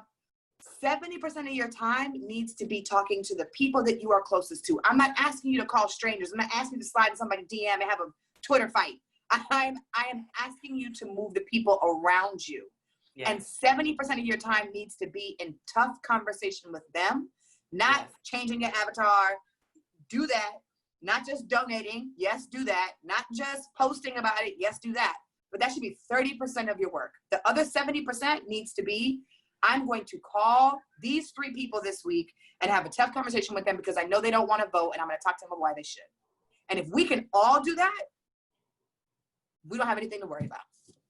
Listen, and I want y'all to know, Tiffany is not just saying this. When I tell you she be on the phone, texting, long threads, emails, organizing her friends, I'm one of them. I get them. So I just want you to know that it works and it's effective. Thank you so much for your time, Tiffany. If folks want to follow the work that you're doing, what's your social media handles so we can keep following you and be inspired by you and your work? I will give those, but let me also just say, you're like the baddest person I know, 1. 2, I've known you forever. You're my sister in this movement. And whenever you need me, I'm always there. Just call me. We're in this work together, and our agenda is definitely obviously in line because we're both Black women. But I think we come from a old school model of organizing that we know still works. And will help change the world. So thank you for all that you do to lead young people for. And you have always had a support and a sister in the NAACP, the college division, and NAACP in general. But my division is my baby. My Instagram is NAACPYC_. So folks should follow our account there. And my personal is just my name, Tiffany D. Lofton. Thank you, sis. Love you, love you. And Love keep you too. shining on them. Great work, sis. Bye, Thank everybody. you. All right, y'all. I hope you all were inspired by the Tiffany Dina Lofton, but I know someone who you all will be more excited to see, the DJ Kara. We missed you yesterday, so we want to turn things up a little bit before we have some more special guests and then to our first workshop. See y'all later, folks. I am so excited to introduce our next special guest. This woman is the truth bringer in chief, okay? When I tell you she is always here telling us the real, she is the CEO of Impact Strategies. You may have seen her on The Breakfast Club or CNN or putting it down in her IG stories. Please join me with some exclamation points in the chat to welcome the Angela Rye. Hello, hello. Hi, everybody. So good to have you. Thank you. Good to be here. Yes, yes. So we have been bringing together young people from all across the country over the last 4 days. We've engaged over 12,000 young people who are committed to not only showing up for this election, but for their life. My question to you, because I am a huge fan, you talk about elections 365. You don't only talk about them during presidential elections. I remember last year I saw a panel that you put out on your Instagram. You're like, listen, we got to get ready, y'all. There's a lot of things at stake. So my first question to you is, for folks who are really energized by this election, because they can see, you know, what's at stake, what would your charge be for them moving forward, thinking about 2021, 2022, especially to actualize the radical dreams that they have? Yeah, I think I would say first that elections have consequences and we know them. And I think it's time for young people, for people of color to start ensuring that the consequences are those they can live with and happily live with. And so I think that the most important thing is that we're constantly using the vote as a tool, not the sole tool. It is the precipice, it is the beginning, it is the foundation of power. It is not the only way to exercise and engage in our power, but we should absolutely do it. And so I think that's what I would say at the most fundamental level. It's very important that we exercise our right to vote. I think that it's even more incumbent upon us now after losing Congressman John Lewis, who was such a champion, who lived in our midst, and after knowing everything that he had to go through just for that basic right, that is a basic form of power we should exercise and then go beyond that. Like what is the next step after we vote, but not instead of voting. I love that. And I love that you're saying different tools, because when I think about John Lewis, he protested, you know, then he became elected official. He was an organizer. What tools would you challenge young people to start to utilize it plus voting? Like, what are some of those other things you would challenge us to do? Yeah, I think that so often I'm encouraged by young people because you all are constantly finding ways and doing things that we didn't think of doing. So I don't even know. I would rather ask, like, what should we be doing to be supportive, to be allies, to be partners with you all in the work, to stretch us in terms of innovation. There are so many things we can do, but we know that it starts with our voices. It starts with lifting them up collectively. I think the one thing that I would encourage, for so long, people who are oppressed have been conditioned to work against each other because we've been taught that there's only so much available. It's a scarcity model that doesn't work. And if we continue to operate under that model that only empowers the oppressor, we will stay further and further behind, or we will become further or get further and further behind. So the challenge for us really is, in all that you do, how can you act in a spirit of unity? How can you act on one accord? How can you ensure that you are standing shoulder to shoulder with your allies? How can you ensure that you're communicating things and pushing demands and messages that will help everyone come up, not just the select few? We know that that is another way to ensure oppression only continues. It's just that maybe the oppressor changes and the oppressed group does, and we shouldn't want to continue to perpetuate that problem. I know that's right. And speaking of unity, one of the things that you have sounded the alarm of 2016, 2017, 2018, 2019 was about election security, right? Earlier, you know, the last couple of days, we talked about voter suppression, but a lot of folks don't talk about election security like you do. Is there any way for you to share some as we, trek our way towards November? Yeah, one, we're late, and it's not our fault. HR 1 is a bill that was passed for the people by the House, the People's House, in Congress, I think very early on. I want to say the first quarter of the first session of Congress. And that bill has funding for election security, providing funding to states to ensure that elections would be safe, secure, and fair. And the Senate has not acted on that. Not only that, but the House also acted based on what was required in Shelby versus Holder, the Supreme Court decision that gutted the Voting Rights Act. They adopted and passed HR 4. Since Congressman Lewis's passing, they've renamed the bill the John R. Lewis Voting Rights Act, and even that has not moved the Senate to vote. So HR 1 and HR 4 are two very easy things that the Senate could immediately do to ensure, and they would have to do it quickly so those resources could be allocated to states, at least on the HR 1 side. They need to pass it. And I would encourage young people to call, to tweet, to post, do a TikTok dance about it, whatever you need to do, like get them to pass, tell Mitch McConnell to pass HR 1 and HR 4. 202-224-3121 is his number. I know that's right. Come on, you always have the numbers on hand. Yeah. Well, that's the Capitol operator, but you can ask for Mitch McConnell. I love that. One of the things that I really appreciate about the work that you do, you always connect it back to policy, specifically Congress. We're in a presidential election right now, and everyone is talking about the folks on the top of the ballot. Can you just give us, you talked a little bit about some of the bills, but can you put into context for us in the truth way that you're so good at articulating, why should we care about who's in the House and who's in the Senate for our vision for this country? Well, let's say that, the candidate of your choice wins the presidency. The power of the presidency is limited to executive orders and executive actions if there's not a Congress that's sending bills that you like to that president.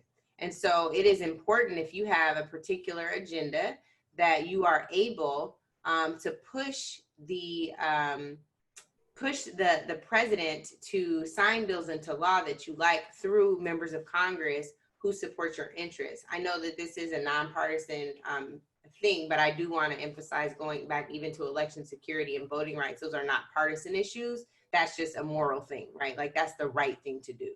So similarly, if you are, wanting to make sure that people are paid fairly, you want to make sure that, women have, latitude, function, and desire to do what they want with their bodies. If you want to ensure that Black people have equity in this country, if you want to make sure that immigration protections are intact, you have to have a Congress, the House and the Senate, who will push and support that agenda.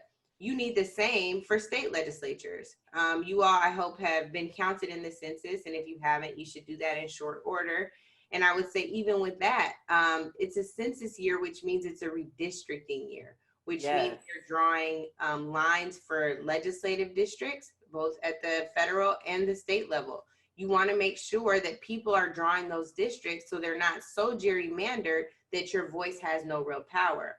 And so when people say, what difference does it make? There are moments where, and inflection points where it matters even more. So if you don't want to do it for you, do it for Breonna Taylor, do it for George Floyd, do it for everybody that never had a hashtag, do it for the person on the block who feels like their life and circumstances have never changed. If you don't feel like you have the power, at least exercise the power that we know you have on behalf of people who felt unheard and unseen for too long in this country. Thank you so much. Give me some exclamation points in the chat if y'all feel this truth.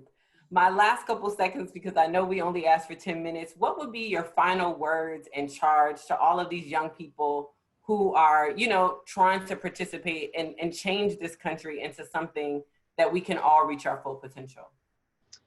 I would say just do it. It means, like, take a step. Don't let fear, don't let potential failure stand in your way of trying. The least you can do is try. And on the spiritual side, I say all the time, to my godsons that God will meet you in your try. And I feel like you have to take that first step.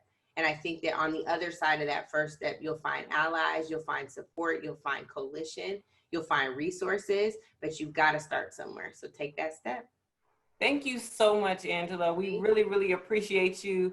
And thank you for, you know, making my dream come true, just meeting you and interviewing you. Thank you. Such a pleasure. All right. Bye. All right, y'all. I hope y'all enjoyed that. As we said, we're going to have more special guests that will inspire you and charge you to keep on shaking stuff up in your community. Now I'm going to pass things off to Harper to introduce our first workshop of the day. Thank you, Cece. Are y'all ready to get started? Let's go. We're excited to kick off the day with our first workshop, Channel Your Stories into Change, Lobbying for Your Rights, led by Platform. For those of you that are joining us, we do have closed captioning available. We're dropping the link in the chat.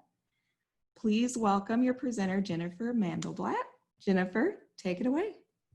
Awesome. Thank you so much for having me. And I can't believe it's already day 4 of this amazing summit. I'm feeling energized. I know when Angela Rye was talking about calling our representatives, it was the perfect segue into this, but I could also listen to her talk forever. So instead, you're stuck with me, but we're going to have a great conversation here. I'm excited to speak with you all and sort of demystify what lobbying is. So again, my name is Jennifer Mandelblatt. My pronouns are she, her, and hers, and I'm one of the co-founders and the executive director of Platform. Next slide, please. Platform is a political training and lobbying organization for young women identifying, non-binary, gender non-conforming, and femme folks to ensure that the legislative issues that impact your lives are also impacted by your voices. And this workshop itself is for all genders. We're so excited to be reaching and supporting young people of all backgrounds and identities throughout this conversation. As a little bit of a roadmap for today, what we're going to talk about in this workshop is, again, what is lobbying? What is this boogeyman of a word? And how does it apply to us? How do we own our own power and our stories as we engage in the legislative process? And then how do we actually navigate the different means and processes through which we make our voice heard and we hold our legislators accountable to change that impacts us and counts everybody in rather than negotiates people out? Next slide, please.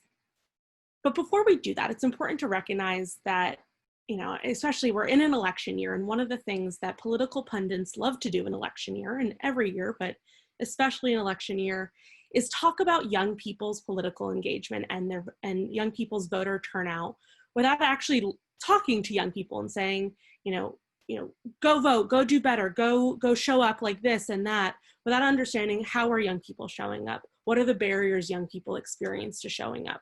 So before we dive into this workshop and say, okay, here are all the ways you need to go and make your voice heard, let's have a little check-in with ourselves. Let's name the barriers to access that exist in politics and advocacy that are intentional, that have been taught to us both explicitly and implicitly to preserve politics as a place of power rather than for the people as it so says it to be.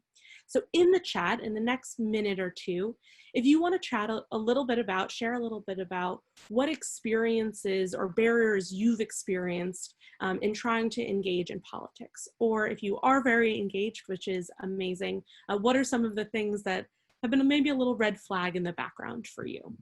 We'll take a minute. What barriers to access in politics have you experienced? They can be both institutionalized, taught to you, explicit, implicit. I'm watching the chat box, but to sort of prompt this, we just finished a listening tour with young people across the country. So 32 states and Washington, D.C., statehood now. And we talked about what the barriers to entry were.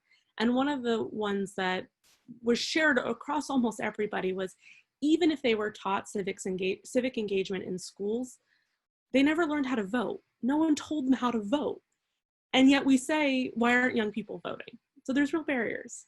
This is a great one. The usual, but currently microaggressions to the political process. Yes, it is an old boys network, and we're going to keep coming back to that in a conversation. And in old boys network, it's, you know, then an old white women's network. But fortunately, we are seeing incredible young Black, Brown, Indigenous leaders show up and claim space and serve their communities in the way that their communities deserve. But thank you for naming that. Being overworked. You have so much work to do, leaves us exhausted. Absolutely. You know, we forget that young people, or political pundits tend to forget that young people also have competing obligations, just like people of all ages. You have school, you have your jobs outside of school, you have your family, you have your community that you serve, and then you're supposed to also fix the entire political system. And then this last one, which is great, is lack of civics education. We don't understand how the positions connect to our lives, and that is so true. And thankfully, we have Young People 4, who does their incredible Building Power to Win series, which helps us to understand how different seats of power impact our lives. So these are great level setting. And the reason we name these is to be able to say, okay, now that we name them, now that we understand where these barriers to engagement come in, we can work in community with one another to tear them down. Because that's so much of what platform is for, is it's not just about learning how to lobby, not just about learning about the legislative issues, but learning how do we build a community and movement around this to ensure that politics is equitable and accessible to all. Amazing. All right, so next slide. What is lobbying? So I've mentioned lobbying a few times. I'm sure you've heard it throughout this, this series a number of different ways. But what is lobbying? Because I know when I thought about lobbying, I pictured exactly what this cartoon shows of the voter, the people being outside, and inside is the lobbyist saying, pay no attention to the man outside. And we see, you know, I know when I think of lobbying, it's old men in back rooms with big cigars and bigger wallets. And the truth is, lobbying is, in its purest form, is something that belongs to the people. It has been corrupted, we don't deny that, but in its purest form, it's something that belongs to the people. So can anyone share with me what a definition of lobbying is? You can drop it in the chat.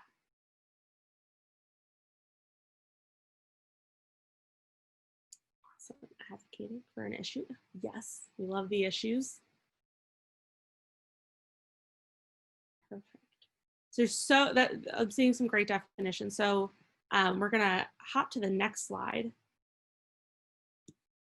Advocating for your community. Yeah, so very, very on point. So lobbying gets really specific. So lobbying is seeking to influence a politician or a public official on an issue.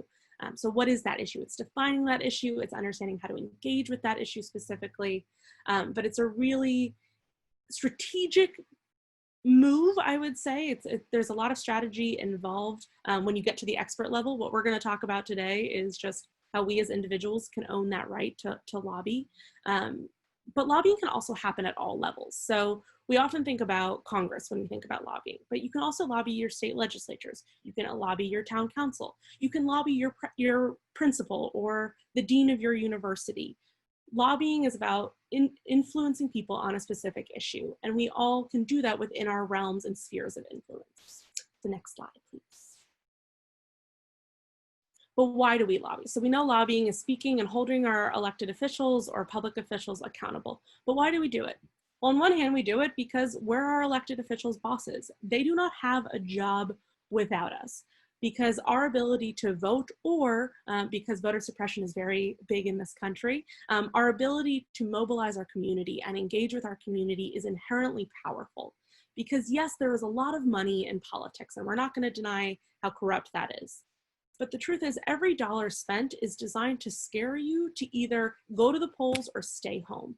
Every person knocking on your doors is designed to get you to go to the polls. Every scary voiceover you hear on your TV or on YouTube, wherever you get your media, is designed to scare you into voting or not voting. And so they understand, our lawmakers understand how important it is for us to engage and what that engagement means for them. So we are inherently powerful in that. They are supposed to serve the people. And so that gives us a leg up first in our lobbying. Next slide, please.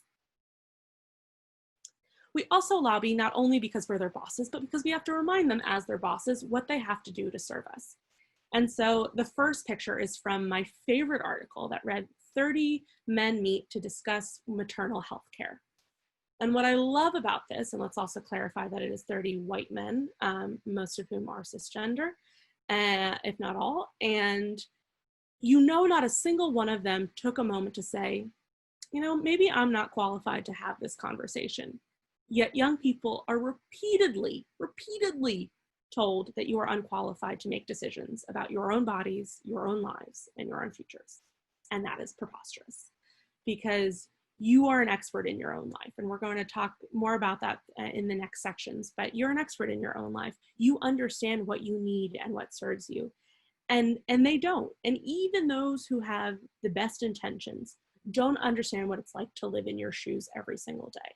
And when we think about the last versions of the HEROES Act, there were a number of college students or the CARES Act rather, were left out, which was the coronavirus relief bill, were left out, who could not receive the stimulus check because of their status as students. They weren't employed at the time or weren't employed full-time at the time, and so couldn't receive their stimulus checks, but were also financially independent and financially responsible for themselves.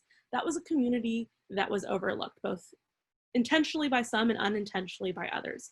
But when we lobby, when we advocate, we have that ability to say, what about us? Count us in. This what you currently have doesn't serve me. I need it to look like this. And then the other piece of it, if we look at the image of the bottom, which is a huge stack of paper, in the last session of Congress, so from 2016 to 2018, pardon me, in the last session of Congress, there were 13,000 bills that were introduced. 13,000 pieces of legislation were introduced. But if you look next to it, there's a much smaller pile. Only 3% of bills were enacted. 13,000 pieces of legislation, 3% were enacted. And in a lot of senses, that's a really good thing. There are some terrible pieces of legislation that are introduced that we want to make sure don't go anywhere. But there's also a number of pieces of legislation that could fundamentally change your life, fundamentally change the opportunities that you have, fundamentally change the barriers that you face, and they never saw the light of day. And in lobbying, we have the power to go in and talk to our lawmakers and say, here's where I need you to focus your attention. Out of all 13,000 bills, here's where you need to look. And this is an important allyship role that we play, or I would say a partnership that we play with our members. For the ones who want to listen to us and show us that they will show up for us, they still need help figuring out, how do I navigate the conversation? What is serving my constituents look like? And we have the ability to show them how to do that. There was one time I was lobbying, I had presented or prepared this entire pitch of how to talk to the office I was meeting with and convince them why it was so important to sign on to this bill. I barely got the bill's name out of my mouth and they said, yes, we're on. They just had never seen it before. So you play an important role of, one, being that voice in the room to say, this needs to work for me, and what you have doesn't work for me. You're missing my community. You're not understanding my community. So lobbying plays that role. It also plays the role of helping your members figure out where to start, what to do. Next slide, please. So now the next section we're going to talk about is why you care. So your story, why you belong in those rooms where decisions are made, why you are the right person to influence legislation. Because again, policy and legislation isn't just words on paper. It has fundamental impacts of how you live your life. So shouldn't you be the ones who get to impact that? Next slide, please. And when we think throughout history of what has changed hearts and minds, it is stories again and again and again. It is real, individual, everyday people showing up again and again and again and sharing their truth. And again, if we look back on those greatest moments of change, those greatest moments of progress in our country, we think of John Lewis, as Angela Rye was talking about, who was on the streets leading this work. And he was just a young organizer at the time. He wasn't a member of Congress back then. He was a young organizer who was mobilizing in his communities, and he made change happen. I'm also a labor history nerd. I studied labor studies in college, so organizing and collective action. And I always think about the fact that it was everyday factory workers who walked off their jobs, who got us the 8-hour workday, who got us minimum wage, who got us workplace conditions, which all need to be improved, don't get me wrong. But it was everyday people, everyday workers who said, here is my truth, here is what I'm experiencing, and I need change, and here is what change looks like. And so if we can look in our own lives and figure out, well, why do we show up? What are those opportunities that I've had that I'm an expert in? No one knows the opportunities I've had better than me. What are the struggles that I've overcome? and you know your struggles better than anyone else. What barriers do you still face? What is still blocking you from achieving those opportunities or taking advantage of those opportunities? You know your story better than anyone else. And you have the right and the ability and the power to lobby from a place of that personal understanding, because our laws and policies should serve you just like they serve everyone else. And so if you can hold on to those pieces, if you can hold on to that understanding that I belong in those rooms, there's a lot of power that we can glean from that. And I think often about conversations I've had with peers of trying to drag them to a rally and having a friend say, you know, I just don't know enough to get involved. But in the same breath would be talking about how after we graduated from college, she had to look at certain jobs because she needed her student loans. She needed to be able to pay off her student loans. There's a bill before Congress and in the Department of Education has a public service loan forgiveness program where you can go into public service and have your loans forgiven. That bill's on the chopping blocks. But her life and her story and her decisions were impacted by that politics, by that legislation. She has a right to be heard. Getting maybe even a little bit sillier, there was a bill, I believe it was in Arkansas, that would extend recess time. Yes, recess is political. Students have a right to be heard on that. How do students feel about that? How do students feel about schools reopening? Why aren't we listening to students about schools reopening? So all of these issues impact us, and for that reason, we have a right to impact all of them. Next slide, please. So I want to take a moment, and you can jot these questions down. I'll also read them aloud, but starting to think through your own story. So why do you show up? And I think with storytelling, we often feel like we have to tell a narrative that is so bold and emotional and is a roller coaster, and you pull people in. But your story is why you show up, and understanding that whatever it is that motivates us to show up is enough. Our stories are enough. But I also want to emphasize that you don't owe anyone your stories. Oftentimes in movement and progress, in all of these forms of political work, the burden of change is on the backs of people whose stories have been deeply impacted by what we're experiencing. And it is not unfair to carry that burden and place that burden on survivors of all forms of violence, of folks who are undocumented, folks who are then responsible for fixing our immigration system. And that burden of change isn't on your shoulders. You don't owe anyone what is in your heart and mind. You don't owe your truth to anyone. That belongs to you. But your story is powerful, and you have a right to own that and to share that and know that it is enough. So let's think through the moments in our story. What are opportunities that you've had, a struggle, a barrier? How did this opportunity, struggle, or barrier impact you? What made this opportunity available to you? What helped you overcome the struggle? What could help you overcome the barrier? What change would you like to make so that others have access to those opportunities, to support others who are going through similar struggles, to tear down the barriers for those who follow? I think that's really important, and a really important framing of, we see with politics that things move slowly. It shouldn't be that way. We should be able to move fast and quickly and serve the need and make wide systemic change yesterday, but things move slowly. So how do we talk about these issues so they not only serve us now, but can tear down the barriers, can leave a new system of change for the people who come after us? And then what decision makers can you talk to about this? So maybe you have, I remember at my university, there was an area of the campus that was called the Plantations, and which is racist. And Black Students United came together and they worked to make sure that it was renamed the Botanical Gardens. They talked to our administrators. They took direct action in different ways. They lobbied. They had so many different forms of actions, and their goal was to reach their administrators. So that's a form of advocacy. Again, I know we talked about this a little bit earlier, but lobbying can happen at that level. Maybe you want to talk to Congress about HR 40, which is creating a commission to establish reparations. So what level are you comfortable? Do you have that sphere of influence? Do you feel connected to that you want to see and make that change in? So take a moment and think through these questions, and you can drop some answers in the chat. You don't have to write in full sentences. Write down these questions for you to hold on to, if not now, in the future when you are lobbying. But take a moment to think through these questions and how they apply to you. And again, they don't have to be anything major. It can be the opportunity you can be. I know one of the things that I often show up for is public education. And that's simply because I had amazing public education. I had the privilege of growing up in a town that could fund our public education very well. And all of my opportunities are connected by that. And it was because I lived in a town with the right zip code. And no one's public education opportunity should be limited to that. So that's why I show up. It's not a great story, but it's my story. It's why I show up. And it's also making sure that I'm not taking on the stories of others. I'm speaking from a place of my understanding. I'm showing up in solidarity with my peers and my community members, but I'm speaking a place from I'm knowing rather than capitalizing and using the language of my peers.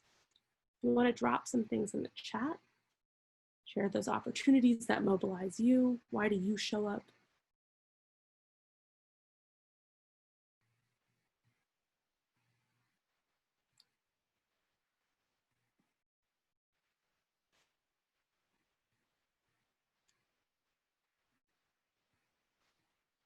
So someone submitted my own struggles with the immigration system. Yes, there is, the Supreme Court fortunately ruled that Trump couldn't get rid of DACA, but it was a very limited ruling, and we have to keep showing up. And when we listen to folks who are directly impacted, we have a way of showing up in a way that actually serves the people who are most directly impacted. And we're driven by our own stories because we know that we're not alone. You're not alone in your story and your struggle. And in showing up for yourself, you're also showing up for so many people around you. Awesome. So feel free to keep dropping those in the chat and we'll keep plugging along. So next slide, please. So now you know why you show up. And honestly, we can end the session there. We're not gonna, you're still stuck with me. But we can end the session there, because if that is all we discuss in why you have a right to show up, that's it. That's all you need to know, is that you have a right to show up. And everything else we're going to talk about are logistics and ways to do that and ways to engage in the system. But period, end of sentence, you have a right to show up. And those are all of the reasons. Your story is all of the reason that you need to be able to do that. But it does help to understand a little bit of the game that we play with lobbying. So lobbying is about conversation, as we saw with the cartoon at the very beginning. It's a dialogue. This is why you need to listen to me, Senator. Here's why I'm the one you're communicating with. Here's what I can do for you.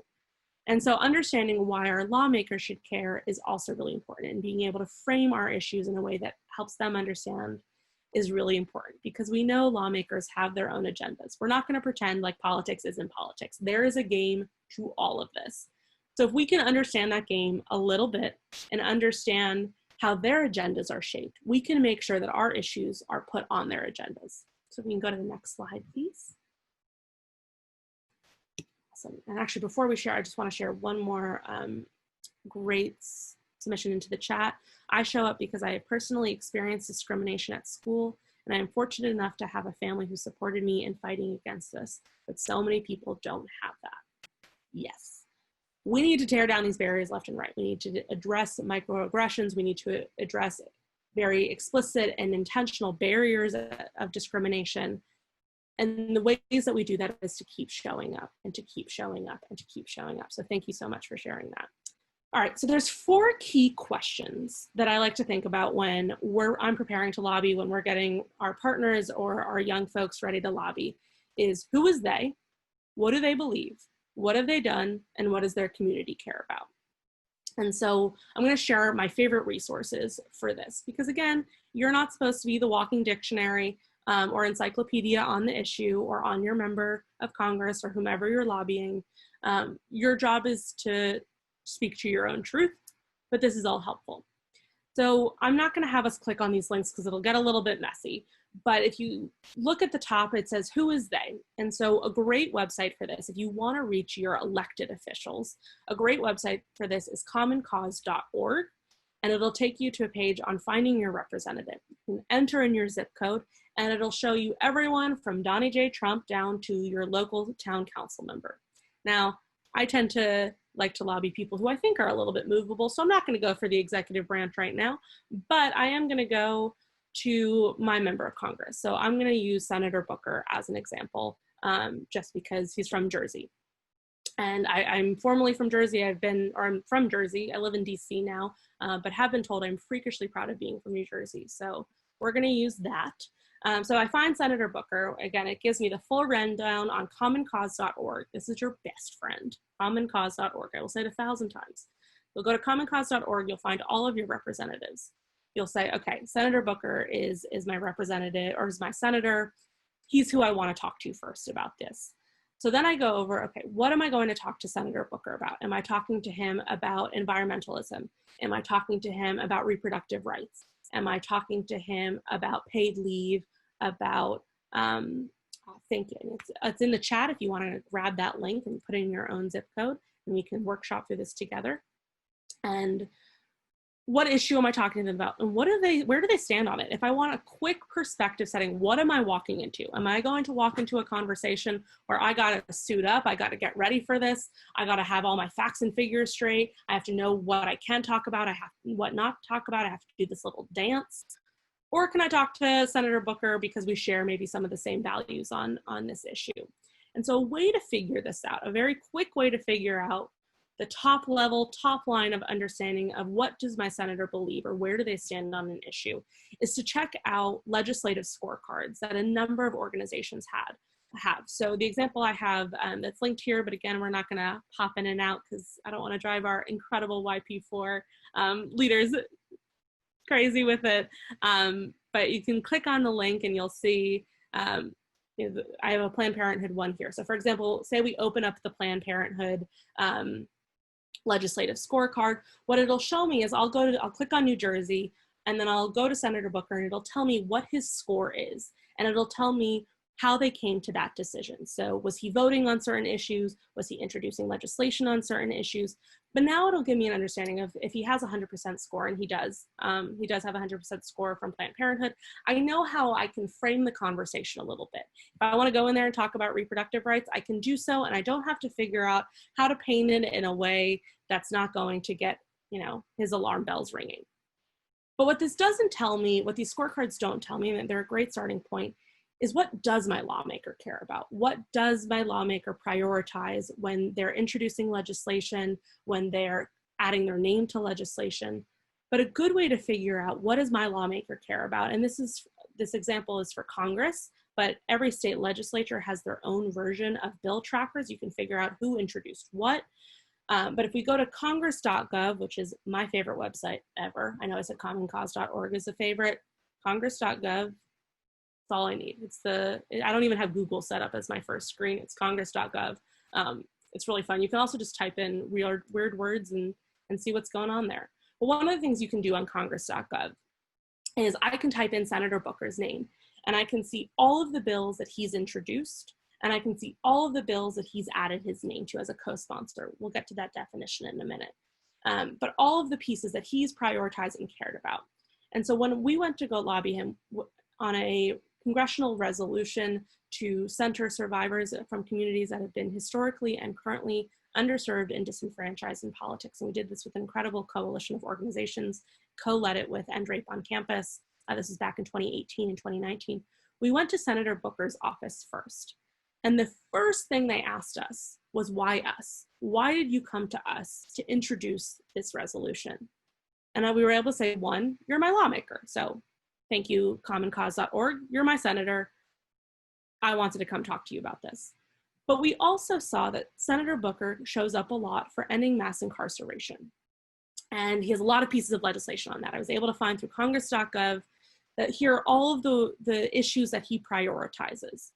And there was a piece of our resolution that was about centering survivors who have been a part of the sexual abuse to prison pipeline, who have been penalized because of their trauma rather than supported because of it.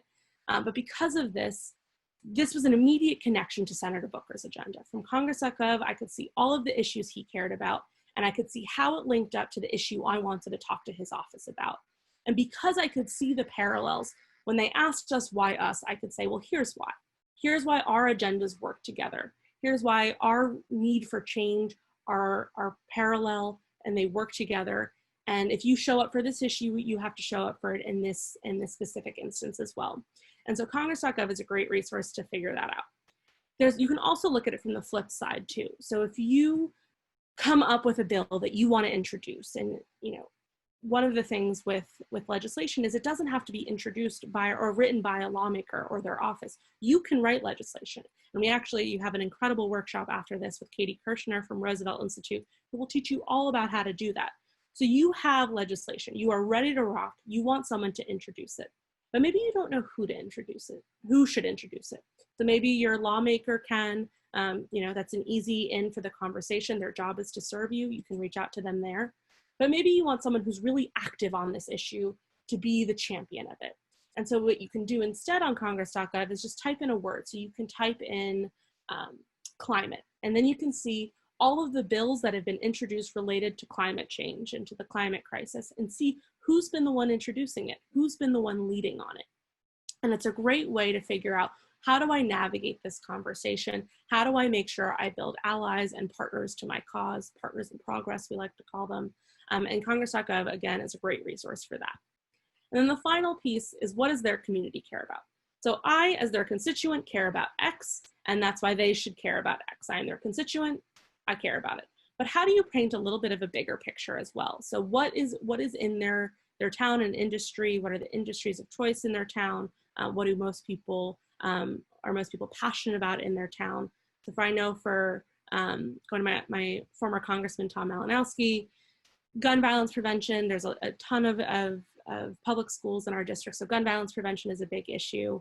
So understanding how to navigate that conversation, because if our lawmakers' job is to show up for their constituents, I want to understand, well, what do their constituents care about beyond just me? What do all of my neighbors and peers care about as well? That way I can frame this conversation from top to bottom to say, I know you believe A, I know you've done B, and I know that your community cares about C, and here's why you need to show up for this. So now I know all of the pieces I need to be able to navigate this conversation with them. Next slide, please. And then there's the very real question. So those are all the reasons why they should care. And we've done the research, we've figured out, we know why they should care. But what if they don't care? Because that's a really real question. What if they don't care? Should you take the meeting? Should you reach out to them? Should you tweet at them? Should you call them? Should you write to them? And this is a very personal decision. And I'm going to give you a few different answers here. The first and foremost, the most important piece is that we all know that there are plenty of lawmakers out there who require you to defend your existence, who make legislative decisions that deny you your rights. And first and foremost, you have a right to protect yourself. You have a right to not want to engage in a dialogue with a person who is harming you. And so if you know they don't care and you do not feel safe having that conversation, you do not have to do it. But if you feel ready and fired up and you want to have the conversation, I think that it's really important and can be really powerful for three key ways. One is that when you talk to them, you're giving them an opportunity to do the right thing. So you're writing them a letter, you're calling, you're tweeting, you're meeting online. You give them the opportunity to do the right thing. And our goal with lobbying is that we change people's minds. As we talked about, stories have changed hearts and minds from throughout history. And hopefully this is an instance where we can reach someone and say, I need you to care about this. I need you to do the right thing. So we lobby because there's that hope that they will do the right thing. But in maybe a less idealistic stance, we also get to hold them accountable when we lobby with them. So if we go to our lawmaker and say, hi, as your constituent, I care about X, and then they go on air and say, you know, I didn't vote for that bill because my constituents don't care about X, we've now made a liar out of them. We've made their job harder. We've also made a liar out of them. And we have more substance and reason to keep showing up against them. And then the final reason of why we show up and why we hold them accountable is to be able to go out and say, we gave them all the tools. They didn't do the right thing. They're saying that we don't care. This person doesn't serve us. And we've given them the opportunity to do the right thing from top to bottom, and they chose not to. They chose not to serve their constituents. So when we mobilize and when we do the work that we have to do, we know how to say, here are the people in my corner and here are the people who are not in my corner. And so if you feel confident and safe to take the meeting to reach out, do so, because you have a right to be heard and they have a duty to listen to you. Next slide, please. So now let's do a quick vocab lesson. just to help demystify some of the words that I've talked about, that we're going to talk about, and sort of the four main asks with lobbying.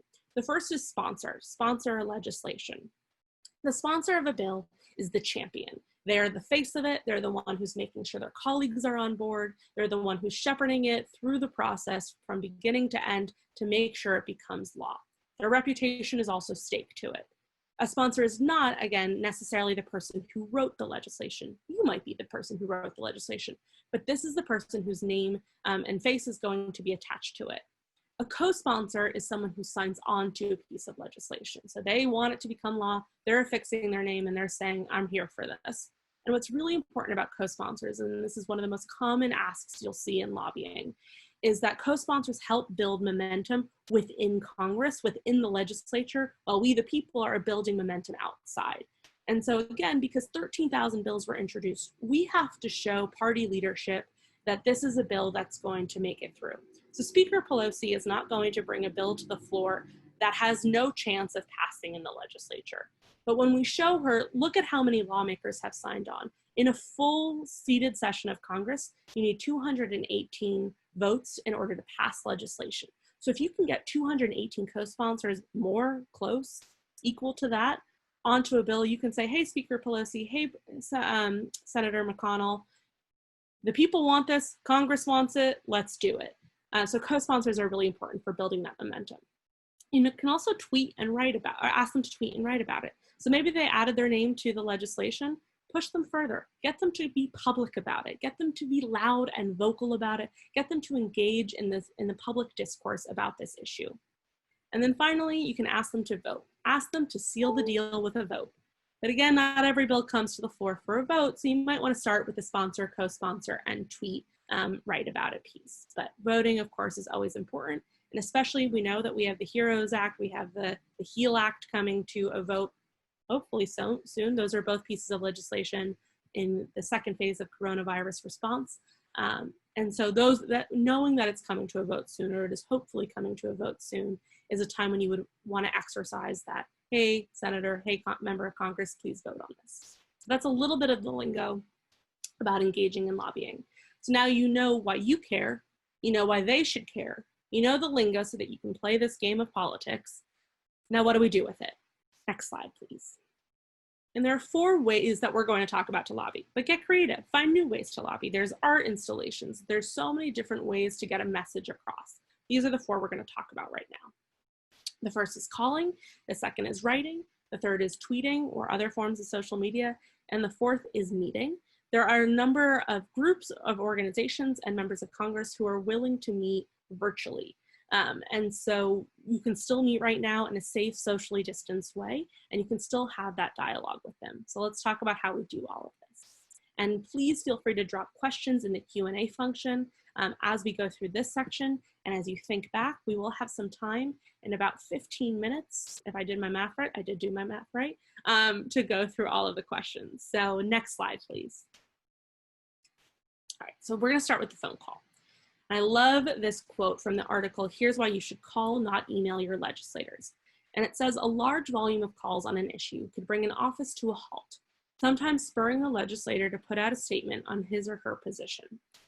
And if you think about being home during quarantine right now, or during isolation and during the pandemic, you think about if you have a pet, they're barking, you have a dog, the dog's barking, your roommate's phone is going off, you're on a Zoom call, the doorbell's ringing, there's so much noise, it is so hard for you to get your work done. Now imagine if we're all calling our members of Congress, or we're all calling our state legislators, or we're all calling our town council members. We're making a whole lot of noise that prevents them from doing all of the things that they had on their to-do list. So we've now put our issue to the top of their to-do list to say, hey, you don't get to move on from this conversation until you answer to us. And so calling is a really effective way to do that. What's important to note about this form of call, of sort of the prompted calls you'll often see that organizations will put out, that your peers might organize, these phone banks, is that they're much more often going to be a message that you're leaving, a live voicemail, if you will, rather than a conversation. Because when you're calling an office, it tends to be an individual who might be the staff assistant who is picking up. So the staff assistant plays a very critical role in the office. They coordinate a lot of the operations of the office, but they might not be the one who works on your particular issue. So you might be calling to call about reproductive rights, but the staffer you're talking to isn't the one who handles that portfolio. And so you're more going to leave a message to them that they can then pass along to their colleagues who will respond back to you. So you want to make sure as you're leaving this message, you're getting all of your points across from top to bottom. What's also important to note is that you will often see form responses or form prompts from a lot of organizations that are really powerful because they help drive up a lot of numbers and they get a lot of people calling quickly, especially when we're nervous or anxious. You know, I'm a millennial. I think a lot of you are millennials and Gen Zers. We don't love calling, so having a script helps us.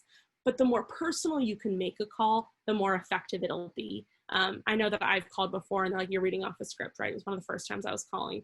And they just immediately tuned out of what I was saying because they could tell that I was reading off of a script. So it's great, do it, use it. They're fast, quick means of mobilizing. But if you really want to make that personal appeal, especially when you're calling your own legislator, when you can tell them, here's why I personally care and why I needed you to listen, it's going to sit a little bit differently. So you're going to call, you're going to explain that you're a constituent of theirs. You have much more leverage and power, as we talked about, as a constituent, whether that means that you're a voter in their district, a student in their district, an organizer in their district, a resident of the district who, again, because voter suppression cannot vote, whatever it might be, establish how you're connected to them. Tell them why you're calling, why you care about the issue. So that goes back to the questions that we worked through. Why do you care? Back up that claim with a statistic. It doesn't have to be a statistic. It can be sort of anything that we pulled from the 4 boxes, the why do they care, why do your constituents care, all that jazz. But we know people believe statistics. So feel free to throw a statistic in to get their attention. Let them know what you want to do about what they should do about it. Should they sponsor legislation? Should they co-sponsor legislation? Should they tweet about it, enter the public discourse? And then close out, let them know again why this matters.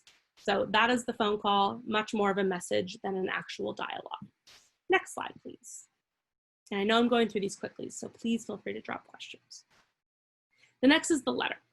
And I think what sort of helped us all see the power of letter writing was when we learned that President Obama read 10 letters a day from US citizens. So he received much more than 10 letters a day from constituents, from US residents. But he read 10 letters a day. And he did so, as he said, because it was a way for me to every day remember that what I was doing was not about me. It wasn't about the Washington calculus. It wasn't about the political scoreboard. It was about the people who were out there living their lives, who were either looking for some help or angry about how I was screwing something up. But with the thing with letters, and you know, we talk about snail mail and texting, but letters are so personal. You can see a person through them with the way that they dot their I's, the way that they sign their name. We can see that humanity in someone through the way that they write a letter to us. We can hear their story more through it. And so letters are a really powerful way to put that personal touch when you're reaching your lawmaker. Show that there is a real person on the other side of these issues. These issues are not just about polling data. They're not just talking points. They impact real people. They impact people like you. So how do you leverage that? So in the letter, it's going to be very similar to the way that you do the phone call, because again, it's sort of a one-sided conversation. So starting the letter, use their official name, dear Senator. You got to make them feel good. You need to remind them that you know how powerful they are. They like to see it. So dear Senator, insert their name, introduce yourself, again, your connection to the district. If you're hosting a letter writing drive, so get your friends, especially right now, have a Zoom letter writing party, put on some music in the background, have some talking points up on the screen with your friends, and write your letters together and figure out, okay, hey Ellen, what are you writing about? Oh, maybe I'll write about this too. But create a Zoom party, write these letters, and let them know that you're part of a group so that they know that, for example, if all of the members of the YP4 community write letters and say, hey, I'm part of YP4, they know that when they got a call from CC or Andrea saying, hey, you need to do this, they're like, oh, yes, we listen to YP4 because they can mobilize. So whatever group you're part of, your local student organization, either if you're part of a group, let them know. Tell them why you care, why they should care, Make clear that you want them to pass, support, uplift policy, provide contact information so that they can follow up, and then address the envelope. And this is sort of a little nuance. When you're addressing envelopes, it's typically to be honorable. So not just Senator XYZ, it's the honorable XYZ. And that is your letter. Next slide, please.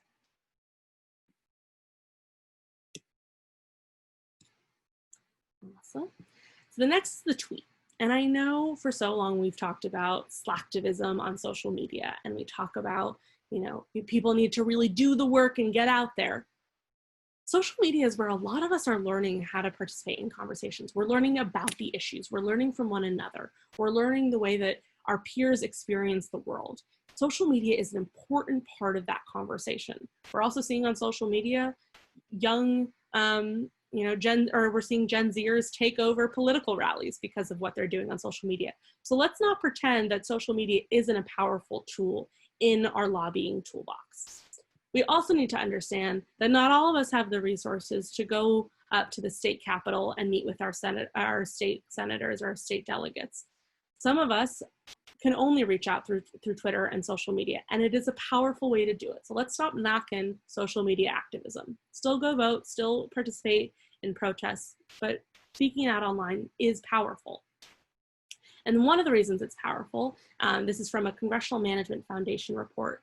It said about 1/3 of respondents, and the respondents were staff members of congressional offices, said it takes fewer than 10 similar comments for their offices to pay attention. And nearly half said their offices will pay attention to between 10 and 30 similar comments. Now, these numbers might have changed. It's been 5 years since the report. Social media has taken on a new life. But if we can get our friends on social media, if we can start calling out our lawmakers online, we're putting them on public blast. So we're asking them, we're holding them accountable, we're saying something that puts them in a position where they need to respond, because we're putting them, again, on public blast. So we're reaching out to them for that reason.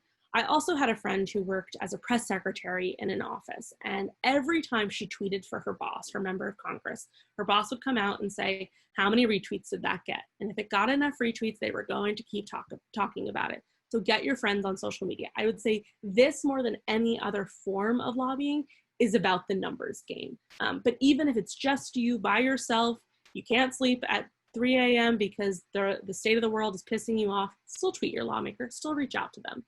And here's what you want to have in your tweet. So first, you're going to reach out to them. You're going to have their Twitter handle. As a little note, if you start with their handle, you do have to put a period beforehand. Otherwise, it'll get lost in the Twitter feed. It won't show up directly on the page or on the Twitter feed, which is, again, we want to put them on public blast a little bit. So make sure that you put that period ahead of it. You're going to quickly say, what is the problem? You're going to say that you're a constituent. You're going to tell them what you want them to do about it. And then you're going to include a hashtag. And if you're part of a group, this hashtag is great because it'll show how other people are engaging on this issue online. But if you're by yourself, it's also important because perhaps you use, as I did, reinvest in our community. And I might be alone in tweeting this, but there's a number of other people using the hashtag. So my lawmaker now knows there's a big momentum behind this. And what's also quick little flag about hashtags is make sure for accessibility and screen readers that you're capitalizing every word in your hashtag. So an example of this might be period at Mayor Bowser. I'm a DC resident now. 16.6% of our city's residents live in poverty, and yet your focus and resources are zeroed in on increasing law enforcement's budget. As a Ward 1 resident, I'm calling on you to reinvest in affordable housing. So I explained what the problem was. I explained why I care. I'm a Ward 1 resident, and I told her what I want her to do about it. Quick, easy, to the point. That's your tweet. Get all of your friends tweeting. It's easy. You can all do it while we're watching TV. Next slide. And then the very last piece, of course, is the meeting, which we often think about lobbying is, when we think about lobbying, we think of having that dialogue and that conversation. And whether you do this over Zoom, you do this in person when you can, when it's safe, or you do this over the phone, but you're scheduled to talk to the staffer who works on sustainability and you want to talk about sustainability. This is going to be more of a dialogue. And so you want to treat it as such. You want to treat it as that learning opportunity, that dialogue opportunity. You're going to go in there, you're going to share your power. So all of the reasons that we talked about, you know, why you have a right to go lobby, you're their boss, you're their organizer, whatever it is, let them know up front, shake their hand, you say hi. Well, elbow taps next time we're in person, you wave over Zoom, but share your power, let them know why you're there. You're gonna tell them why you care. You're gonna then say why they care. So again, the slides that we've done, why you care, your story, why they care, that's the top to bottom. Their scorecard says this, congress.gov says that they care about this, their constituents need this. You're gonna put it in terms that they understand. You're gonna tell them what you're lobbying for. Is that the tweet? Is that the co-sponsor? Is that the sponsor? Is that the vote? Let them know why you care. But then have a conversation and say, how do you feel about this? Are you going to act on this? What are your concerns and hesitations and reservations, so that you can become a partner to them, a partner in progress to them, and help them address those concerns and say, I hear you, but here's why we need to think about it from this lens, why we need to think about it from this angle. So have a conversation with them. You have the opportunity to do so. So take that time to have the dialogue. And then before you leave, understand what to expect when you walk out that door. Are they going to co-sponsor? Are they going to tweet about it, so that you can make sure that you follow up with them and ensure that they do? Do they need more resources? Are they still a little confused? Can you send them resources after the conversation? Maybe they care about this, but they just can't deal with it right now. I know we worked with the Center for Reproductive Rights on a Young Advocates for Abortion Access Lobby Day last May or June. And we met with one office and they said, we care about this a lot, but we are swamped right now and we're not going to be able to talk about this until we get back from recess. So will you email me at the beginning of September? The Congress, if we're talking about the federal level, goes out on recess in August. This time they might not be, because they haven't figured out how to care for people during coronavirus. But in most years, they'll leave town for August and things will change. And so, rather than me following up every week and saying, hi, it's me again. Are you going to do this? Are you going to do this? Are you going to do this? Are you going to do this? The lawmakers staffer was able to say, okay, we care. We can't deal with it right now. We'll talk to you in September. And then they took action. They did all the right things, but we needed to come to an understanding of their timeline. And that is how you lobby. There are incredible resources to learn how to be a really effective lobbyist. There's Nexus Works is a great resource for that. But this is just quick understanding of how, whether it's leaving a voicemail, whether it's writing a letter or meeting in person, here's how you do it. And with that, we're going to open it up for some questions. Jen, thank you so much for all of this amazing information, y'all. Let's give Jen some exclamation points in the chat if you appreciated this. This is so insightful. So like Jen mentioned, we do have some time for some questions. We're getting all of the love in the chat. So if you do have questions, please go ahead and submit them into the Q&A box.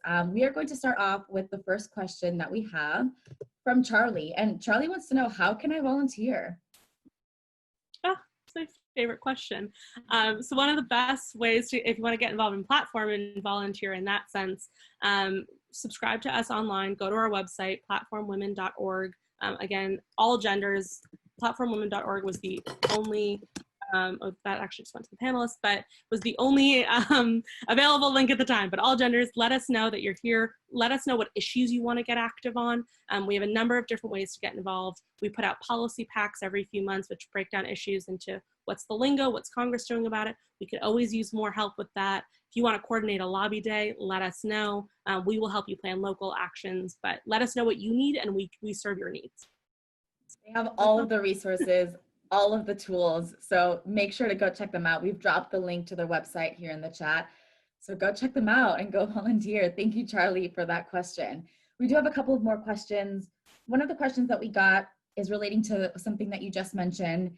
This is a question, this question says, how easy is it to set up a virtual meeting right now? Or how would you go about setting up a virtual meeting? Sure, that's a great question. So depends on, again, what level of legislator you're meeting with. So are you meeting with Congress? Are you meeting with your town council member? And especially right now, things are really hectic.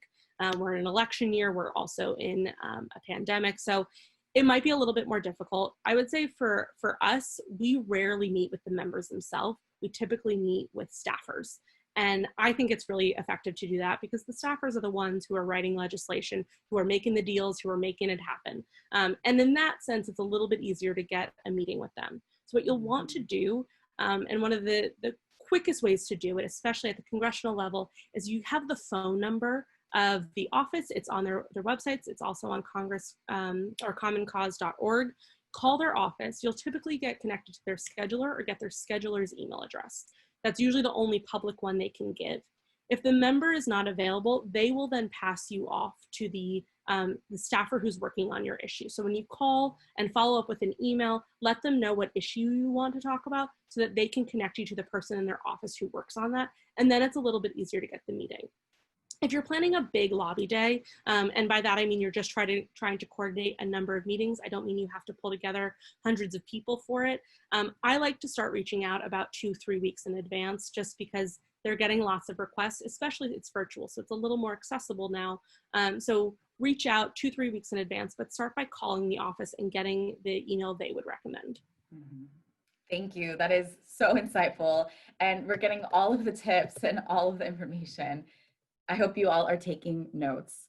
So we do have another question from Yanel. And they want to know, I can't vote because I'm not a citizen, but I try to be as civically engaged as possible. Do you have tips to get my current representatives to still care about what I have to say, despite the fact that I cannot vote for them? It's a great question.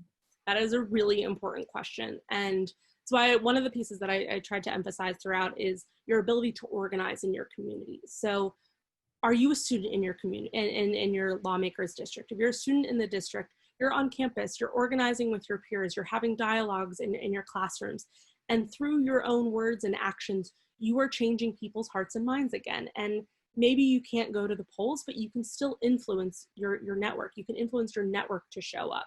And because of that, you're powerful and you have a key role in your community. So when you're connecting to your lawmaker, show that piece, show how you are an important member of your community, because you are, no matter how engaged you are with student organizations or whatever it may be, you are an important role in your community, and let them know the way that you build your network and the networks you have that you can influence. Yes, as some of our guest speakers earlier were saying, it's all about organizing and about building that power within your community. Thank you so much for that, Jen. We do have another question here in the streams. Is a question from Katie. Do you have tips for appealing to elected officials who specifically oppose our priorities or have harmed our communities? Yeah, so I think this goes back to do you still take the meeting? And we did a lobby day with an incredible organization called Generation Ratify. And it's about getting, the lobby day itself is about extending the deadline for the Equal Rights Amendment, but their group as a whole is passing the Equal Rights Amendment and ratifying it to the Constitution. And by the time we met with the offices, most of the people they were meeting with were firmly against the issue, but they still went in there and had productive conversations and were able to say, like, here is where I care. And even if they didn't get the answers they wanted, they didn't walk out of there with another sponsor or co-sponsor on the bill. They didn't walk out of there with someone saying, loudly saying, yes, I'm going to do this. I care about this. They were, again, able to make their jobs a little bit harder. So I think it's, unfortunately with politics, as I said, you deserve sweeping systemic change yesterday, and it doesn't always happen like that. So how do we reframe victories so that you can take care of yourself and know that you're having an impact, but also see that the change is happening, and be proud of that and see that that's important. So that's one piece of it. I would also say one thing that could be really helpful is looking at what their state has done. So we met with a number of lawmakers on menstrual equity who are from Georgia. And these lawmakers themselves had never done anything related to menstrual equity, but Georgia had passed $1.5 million on menstrual equity. So we were able to say, your state legislature did this, which means your constituents want this, which means you should want this. So put it in terms of how their constituents feel about it on that turnout scale. Thank you so much. That is a wonderful answer to a great question. And we do have another question. In terms of, sometimes we do have legislators that don't align with our values, and we have to appeal to things that we care about, but sometimes we have to reframe or change the way that we are appealing. What would you say to folks that want to appeal to legislators that have explicitly said that they don't care about necessarily the issues that they care about, but they still want to express the change that they want to see? I would say it's first and foremost to take cues from the communities that are most directly impacted by that lawmakers, bigotry, racism, whatever the rhetoric and harm may be. who are the ones most directly impacted by that, and what are they saying, and how are they mobilizing for this, and taking the cues from them, because we don't want to change the narrative in a way that perpetuates further harm, to say, act on this, it's fine, it's okay. We're not going to pretend like these people are human and that they deserve these rights.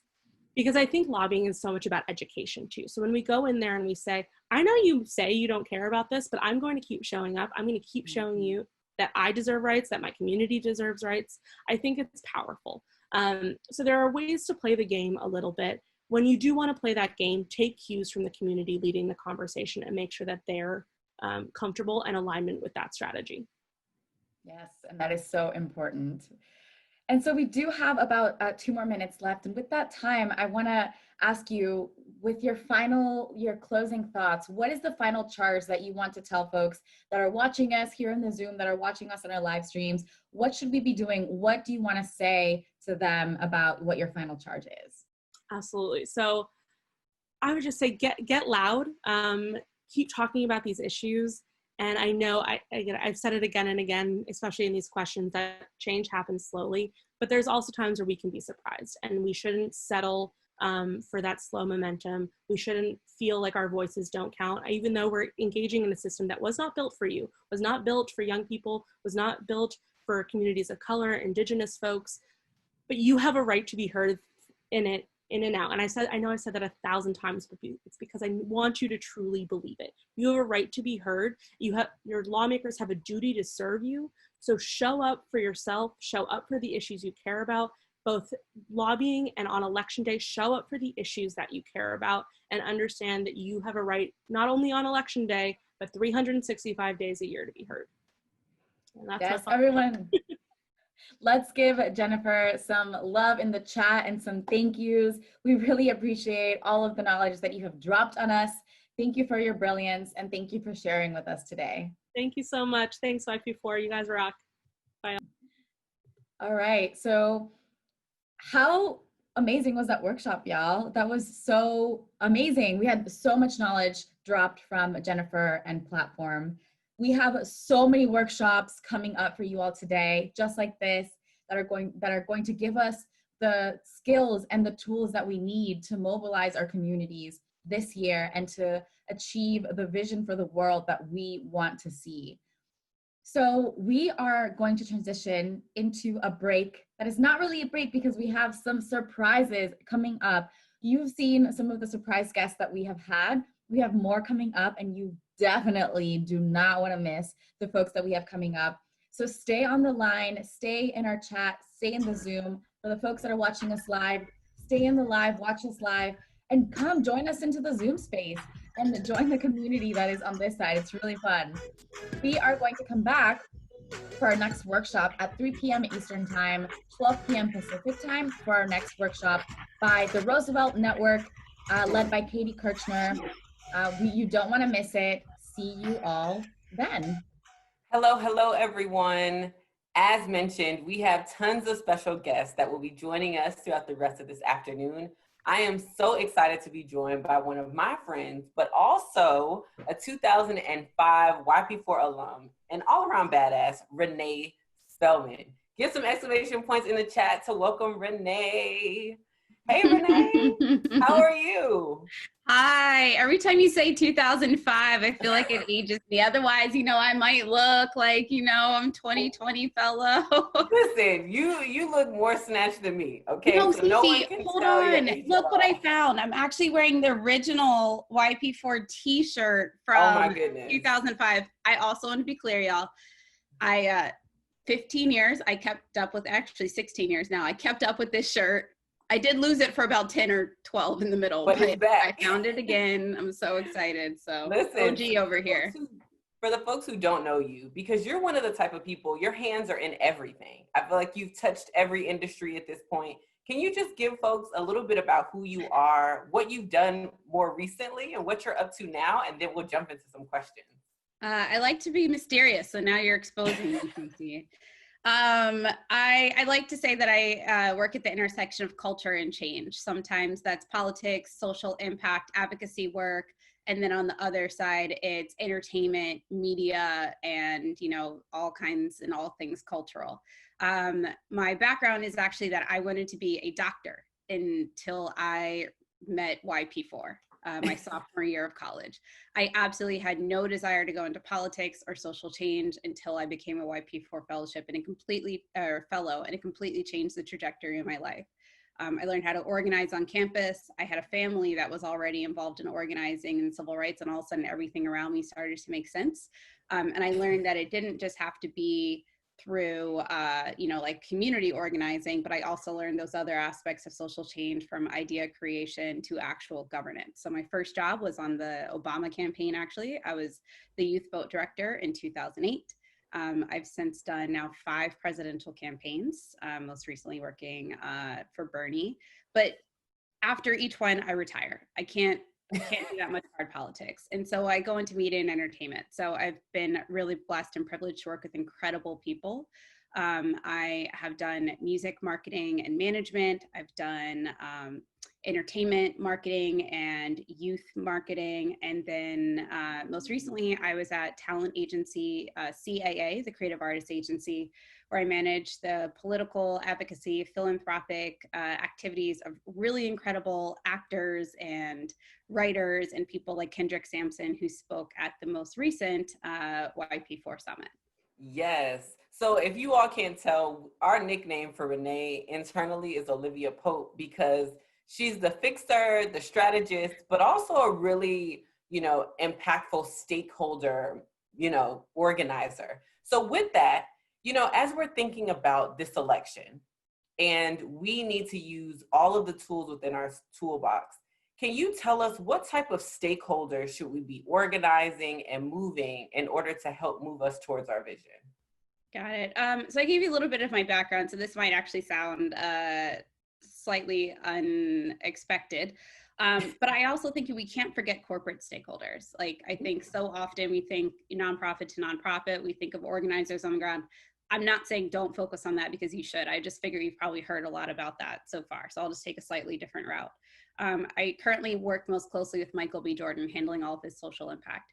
And we've realized that one of our easiest ways to hide the medicine in the food is any company that wants to be, that wants to work with him, they have to sign on to a certain type of agreement to ensure racial justice, social justice. We're working in the civic engagement and the voting and the nonprofit initiatives, and we're asking them to make those commitments up front before we even sign contracts and get into deals with them. So I think that we should look at them as a way to help spread our message, but you also have to retain the control and retain the power. So it's not just that, like, you're saying, hey, company X, we want you to do a civic engagement campaign, or we want you to, like, invite people in. Mm-hmm. No, it's, hey, we want you to partner you with the people on the ground that actually know what's going on, allow them to speak their authentic voice, their authentic selves, and push their agenda to your network. And you can invite multiple, you know, nonprofits and organizations in, but being able to have that access is so important for us that are working on the ground. Yeah, I hear that. So I hear you saying, you know, something that we say at YP4 all the time, you got to use every industry. You know, we got to leverage everything in order to move us to where we're trying to move. And I think your life story is a prime example of how you've been able to do social change in different industries, but you stay grounded with our North Star, which is brilliant. My next question for you is kind of with your, you know, organizer, you know, campaign-ish hat. You know, a lot of folks, you know, are looking at the presidential election. One of the things that we talked about in our civic engagement series is that in 2016, the #1 reason why folks 18 to 35 decided not to participate was because they didn't like the candidates, right? Though we're C3, we're not telling folks who to vote for, but maybe they feel like none of the candidates speak to them. Can you take us beyond candidates? What are some of the things that we should be considering if we're thinking about, okay, I don't want to vote because I don't like these two presidential, you know, candidates? What are some other things that we should consider when we're thinking about if we should participate? I think we have to take voting beyond just being a duty and action to an identity. That regardless of what's on the ballot, who's on the ballot, what cycle it is that we vote. And I founded something called I Am a Voter. You can find it at IamAvoter.com, but it talks about voter identity. And the whole goal is to inspire a cultural shift around voter participation and make people feel like, well, I am a voter, and so that's why I do this. It's not that I vote or I voted. It's not an I voted sticker. It's about the fact that, like, this is part of who I am amongst all of the identities that I hold, that I show up authentically into every space that I bring in. I am also a voter. So I think that's one of the things.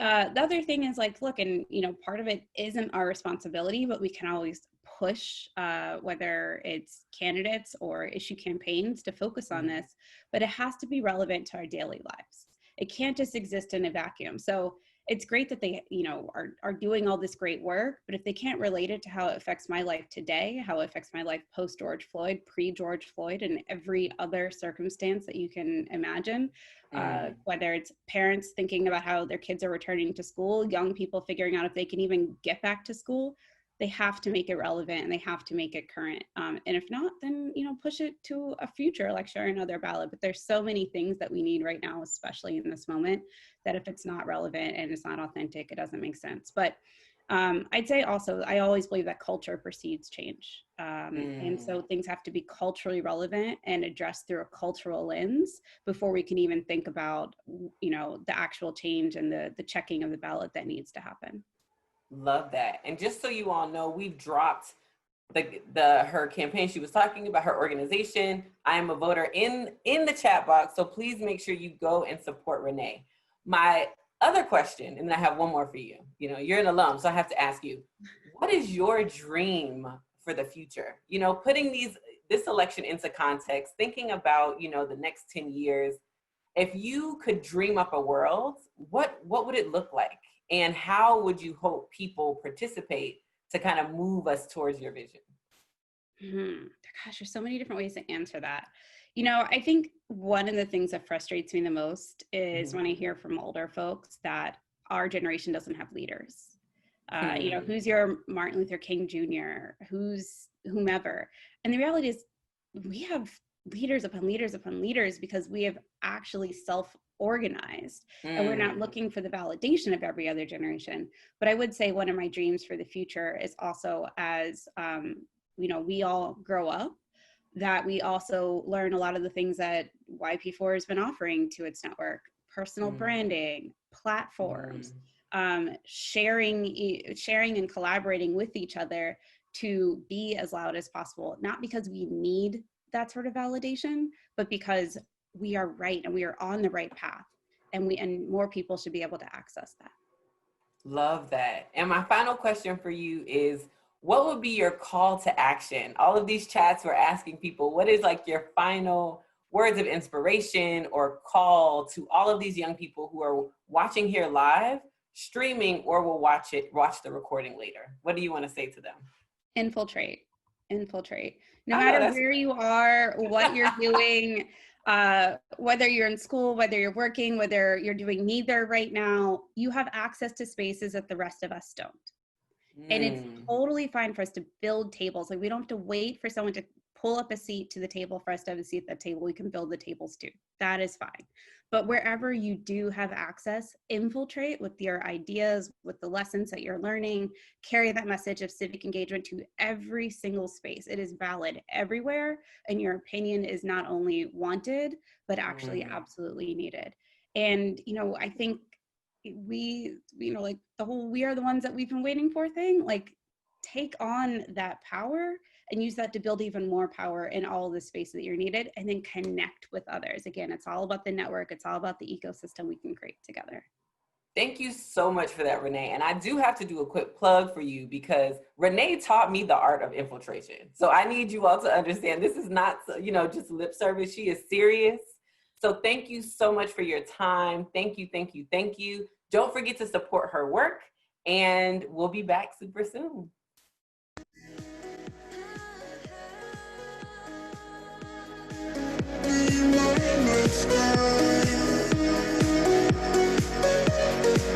You'll always be my night sky. You're the night sky hiding behind dark gray clouds. I can't figure you out now. I see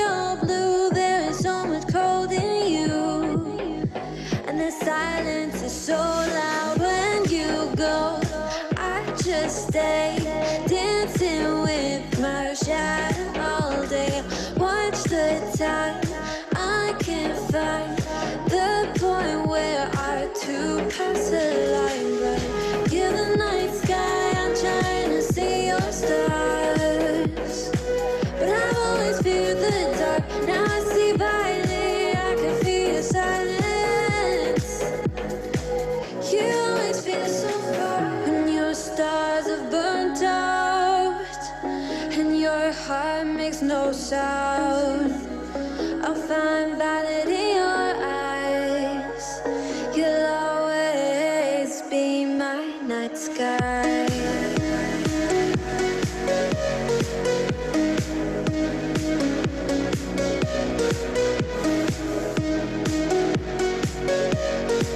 You'll always be my night sky.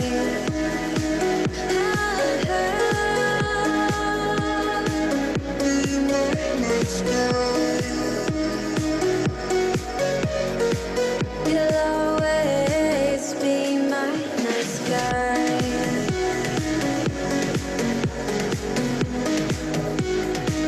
Be my night sky. You'll always be my night sky. I get lost inside my thoughts, and when I start to think, oh, the Tahoe closest starts to end up on the brink. I tried so hard, but all these scars, they cut so deep, I bleed. I fell so fast from heaven, it's like someone clipped my wings. Now I'm falling, and I can't see the ground. Can we stop this gravity? It keeps bringing me down. I can't breathe, and I don't wanna die. Can we stop this gravity? 'Cause I wanna say goodbye.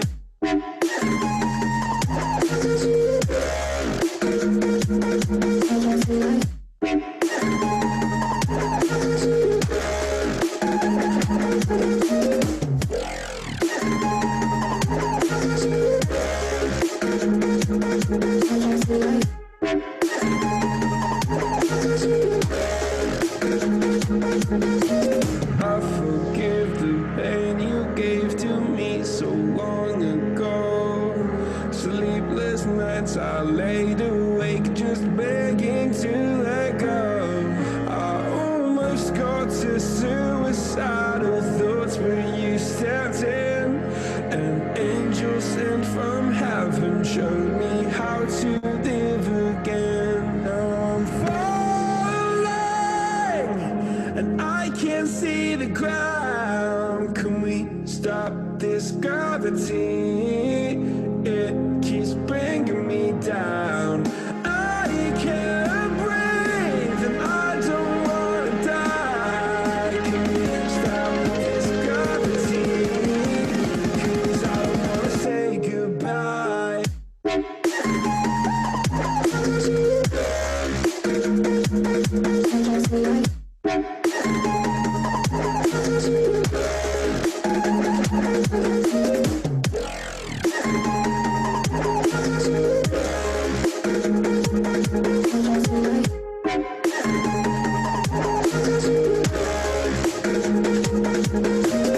My love, I'm gone. I need to be strong. The darkness had tried to swallow me.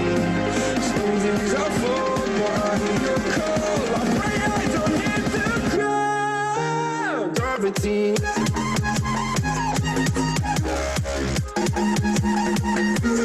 Gravity.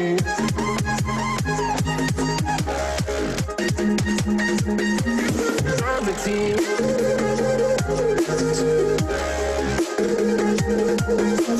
Gravity.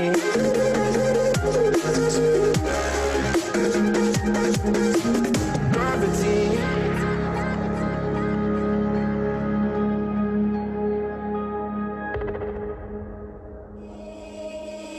Baby, wait, I know that you're afraid, but it'll be okay if you just stay with me, and we can run from here, and we can disappear, and they won't find us where we are going, dear. So baby, hold on to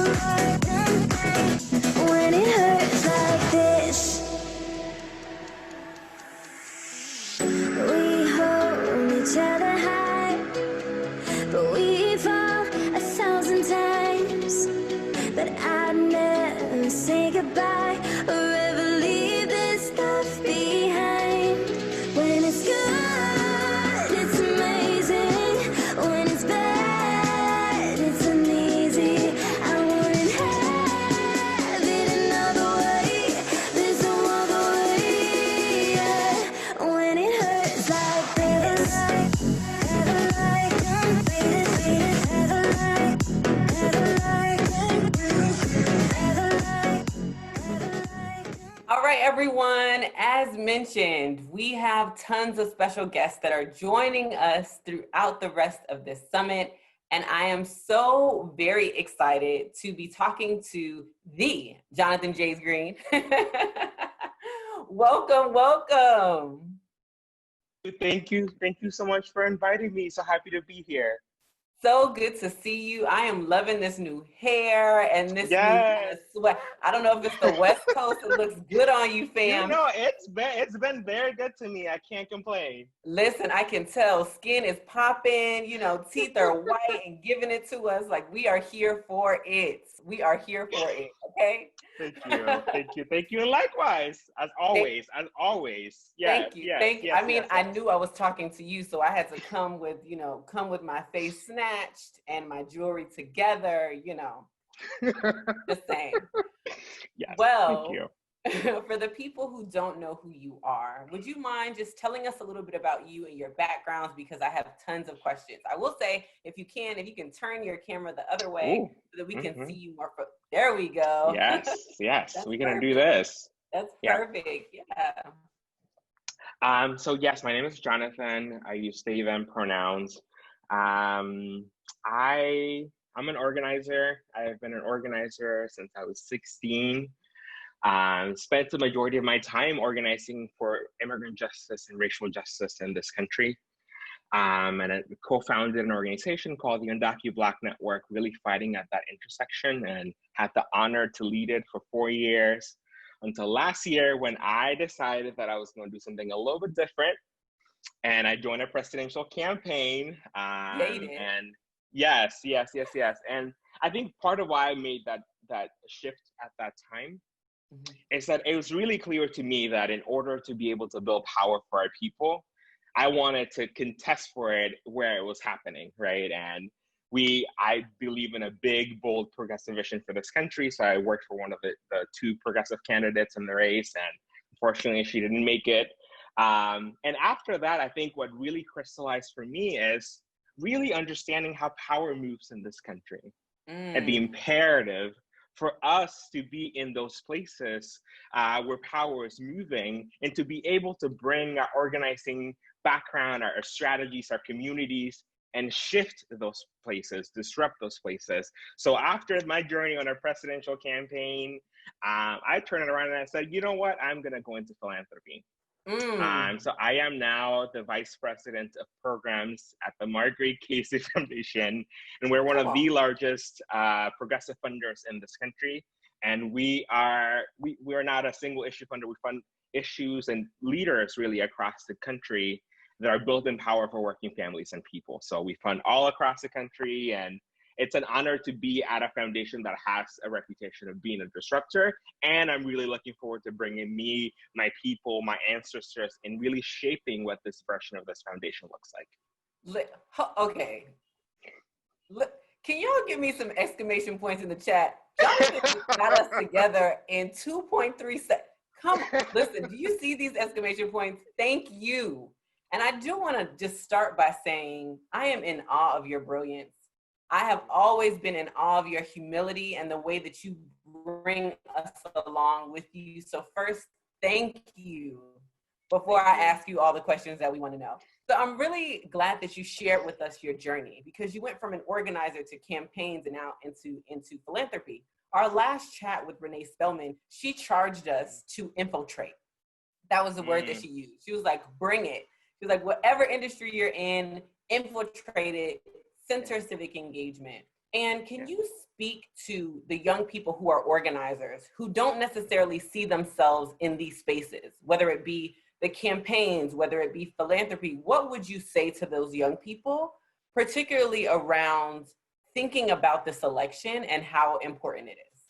Yeah, I think for me, as I made the shift through this journey, of course, like everyone else from our communities, I have a lot of imposter syndrome, questioning whether or not I belong, whether or not my qualifications match up to what people expect me to have, right?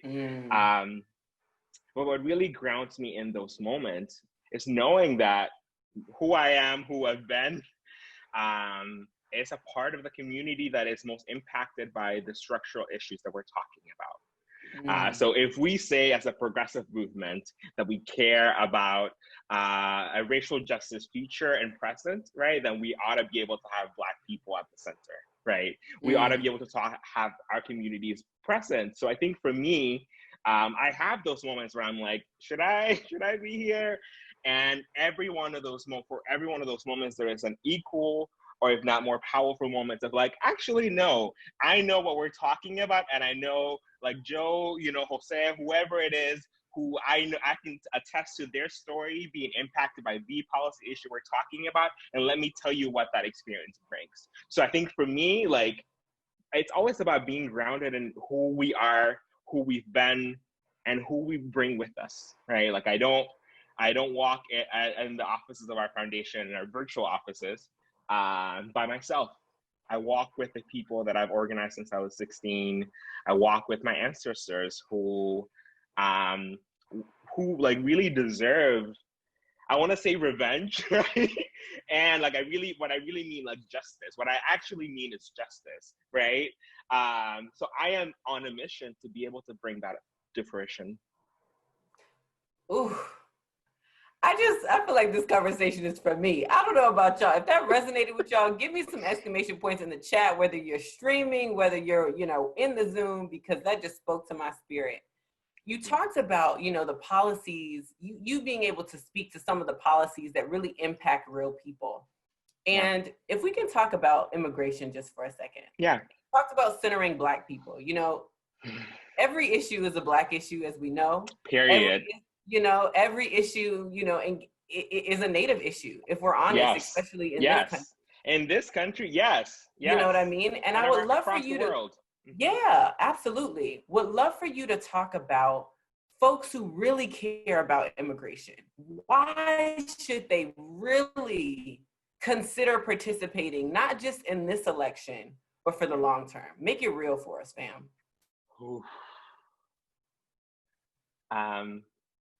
One of the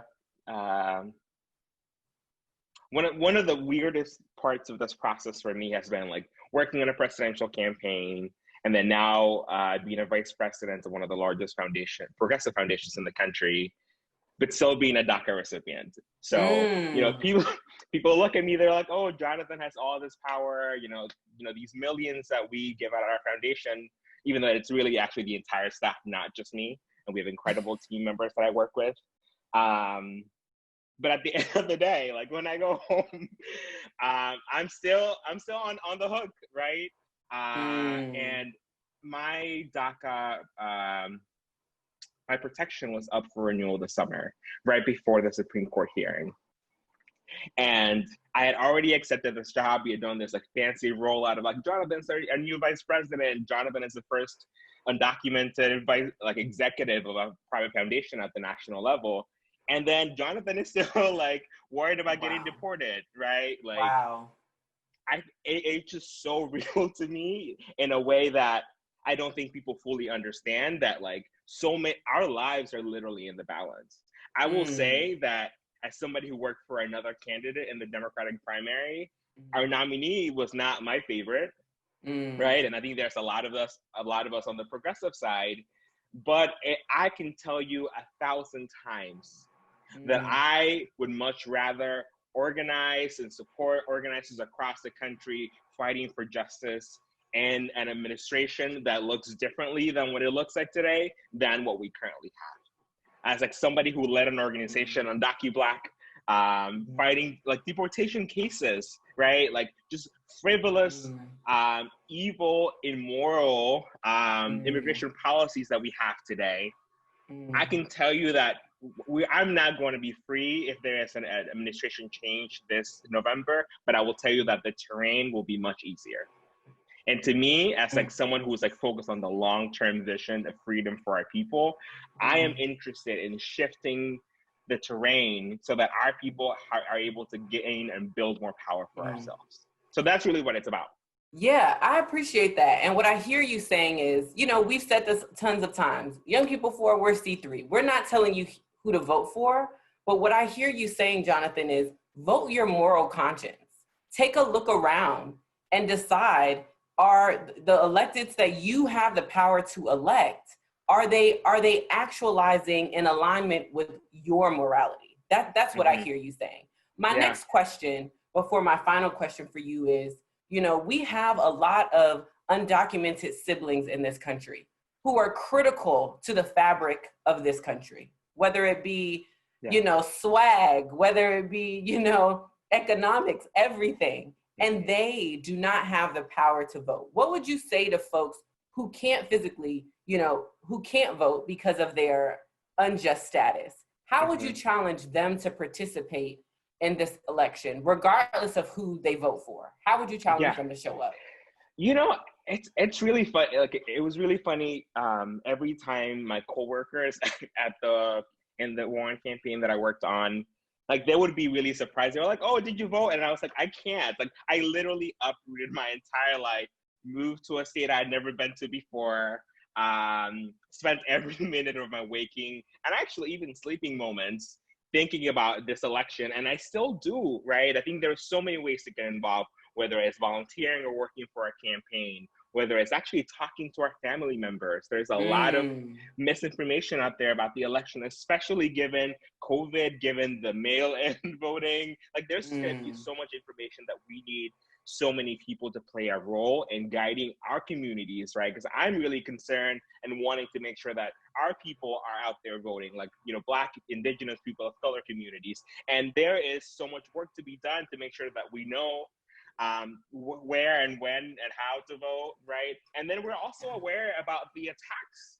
on our people's ability to vote. We've got to talk about voter suppression. We can't just talk about disaffected voters, right? So I think there's so many options and rooms for people to play in. To me, it's really more about people being clear, like, what are the spheres of influence that they're able to touch, and how are they playing that role? Love that. And finally, because I know we only asked you for 10 minutes, thank you for giving us just a little more, you know, just a little bit, because you're family. What would be your charge to all of these young people that we are organizing, talking to, trying to, you know, build solidarity with? What would be your final charge to them as they are getting ready to show up to the polls in whatever way that means for them? I think for me, the thing that I've been telling myself, so I'm going to share that with all of you, is stop asking for permission to lead. As like somebody who comes from like an identity and a community that's like oppressed in this country, I think there are so many ways in which we internalize all the things that have been said about our ability to lead. Come on. There's so many ways that we participate in denigrating our own leadership in these spaces. So what I've been telling myself, you know, I got to speak to me first, and then I'm saying it to everyone else, is that this is the moment to own our power. This country, this world, the possibilities of what freedom and liberation can look like is ours, and it is to be shaped by our imagination. So it is all of our responsibility to stop asking for permission to lead and just do it. Do it in a way that is responsible, do it that it is in a way in partnership with community, but lead, because mediocre folks all up and down this country are just doing whatever the heck they want, okay? And our people are paying the price. Our people are dying. Our people are being harassed in the streets. Our people are being left out of economic opportunity. Our people are losing their jobs. 40 million Americans are losing their jobs. So this is our time to lead. So stop asking for permission to do so. Ashe. Thank you. Oh my God, this was a blessing for me. Thank you, thank you, thank you. Put some exclamation points in the chat to just thank Jonathan for their time. Thank you, thank you, thank you. And we hope to see you soon. Yes, talk to you soon. Yes, yes. Bye. All right, everyone. I hope that touched your spirit and really energized you as much as it did for me. In a couple of moments, we'll be coming right back with our next workshop that's going to pop up on the screen shortly. The next one is Introduction to Policy. You know, Jonathan challenged us to just lead, But a part of leading in this country is understanding policy, right? How can we shape it in a way that aligns with our vision, our imagination for our communities, for our family, for our country, and for this world? So excited to see you all back here in 15 minutes. Bye, y'all. Welcome back, everyone. We are so excited to introduce our next workshop of the day, an introduction to policy led by the wonderful Katie Kirchner from the Roosevelt Network. Welcome, Katie. For those of you who are just joining us, we do have closed captioning available. We are dropping the link in the chat now. Please join me in welcoming the wonderful Katie Kirchner from the Roosevelt Network. Please join me in welcoming her. Katie, take it away. Hi, everyone. Thank you, Andrea. So this is going to be pretty interactive if you're there and are a panelist. I know that, or aren't a panelist, I know that you're not going to be able to see each other's chats or anything, but I'm going to give a bunch of different moments for folks to drop things in the chat, or I know that this is streaming elsewhere. So please just sort of throw up comments, questions, thoughts. There's lots of sort of breakout pauses, which works differently online, but we're going to try our best. Thank you so much, YP4, for having me. I'm really excited to be here and to be part of this. Like Andrea said, this is intro to policy. And I just sort of want to kick it off by saying that, you know, all of us, all of you are working to create a different future. And changing policy is one avenue to do that. And it means that we're changing the rules that guide our social and economic realities. And in particular, we want to make sure that the rules are written to protect and uplift all of our communities in ways that they aren't right now. And there are some people who are sports fans who get this sports metaphor. Right now, this moment sort of requires thinking about both an offensive and a defensive strategy. One, there are really immediate threats that are facing a lot of communities. That was true pre-pandemic, and it's especially true now as we're all facing the COVID crisis. And there's lots of things happening all across the country, led by probably many of you, that are protecting and defending and uplifting people and responding to the moment and how to make sure we immediately keep people safe. Policy is sort of an offensive strategy, if you will, that thinks about the future and says, what would it be if the world looked different, and how do we get there? What does it take? What are the rules that we need to put in place that would make our world a different one? And you know, another way that's not a sports metaphor to think about that is policy, I think, can be thought of as very technocratic or technical, or like something that like only people in Washington, D.C. on the Hill do. But one of the Roosevelt Network students in particular always pushes me to think about policy as this really sort of artistic and creative endeavor. We have to imagine what, you know, 5 years from now, 10 years from now, 30 years from now, we want our world to look like. We have to be able to imagine that and then work backwards and think about how do we help build it? How do we write the rules or rewrite the rules to get there? And that's what policy is, and that's what we're going to start doing today together. The other thing that's really important just to say is that the Roosevelt Network believes that it's not just about rewriting the rules, but it's also about changing who writes them. We work with young folks, college students all across the country, and doing just that in their local communities, their campuses, their cities, their states, what have you. And we want to make sure that it is our generation, and in particular, people who haven't been empowered to be rule makers in the past, really defining the rules for ourselves and for our communities. And so we're going to talk a little bit this session about what that looks like. And to do that, we're going to start with values. And this is one of those moments where I would love for you to drop some stuff in the chat for me. And I'm just sort of curious, if all of you had to define what value meant, what would the definition of a value be? And I'll read them out when folks put them in the chat. I'll be able to see all of them.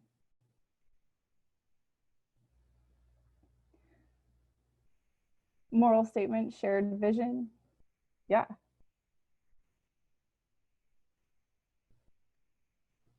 A principle that you follow and you use to guide your decisions. Yeah. Rules. Yeah. A system used to define the importance of a thing or idea. These are all perfect. Exactly. A value is sort of a code of behavior or a personal judgment of what's important.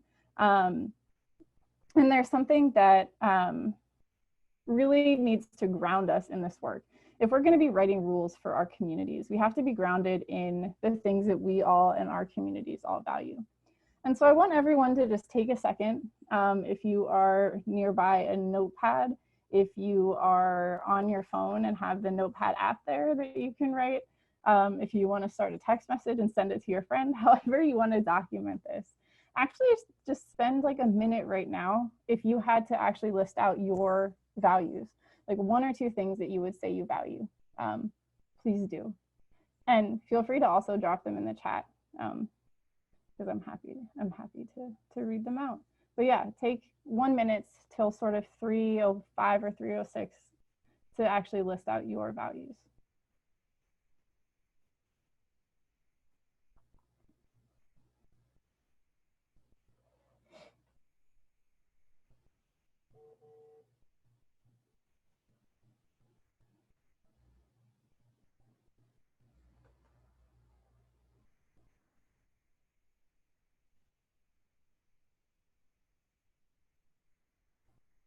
I should have had some music ready to go or something, because now I'm just sitting looking at my own face, but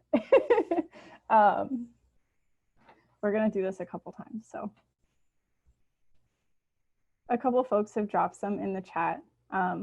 Collectivity, responsibility, friendship, honesty, empathy, equity. Yeah.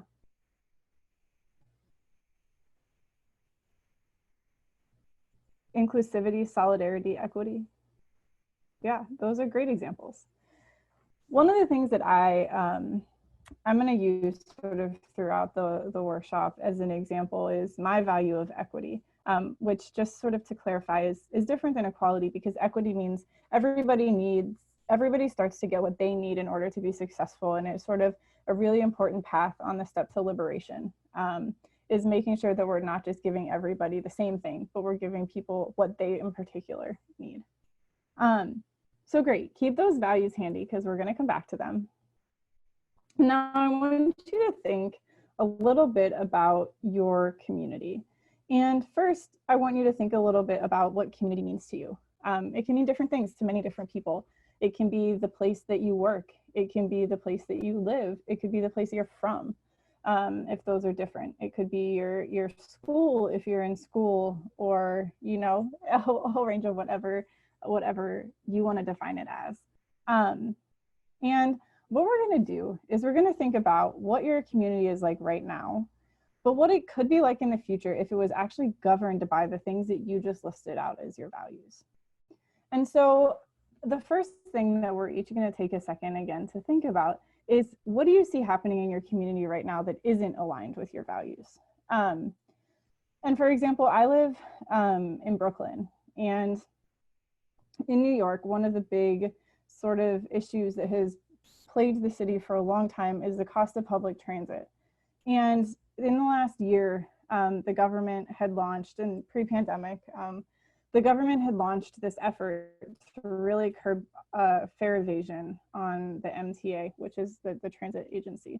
And basically, they were saying that, you know,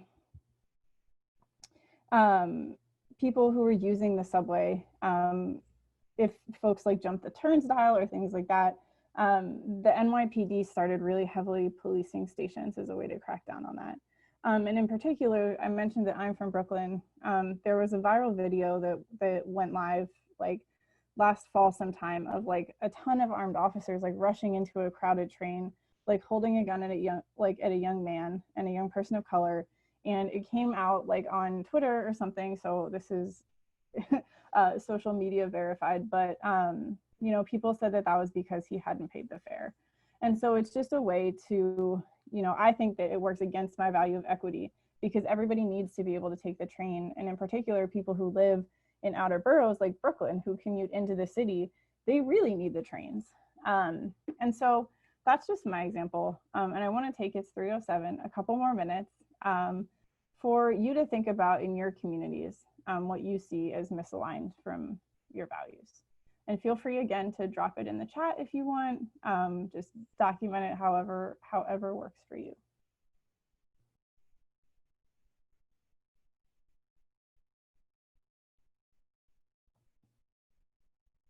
Somebody put gentrification in the chat. Totally, that's happening in way too many places.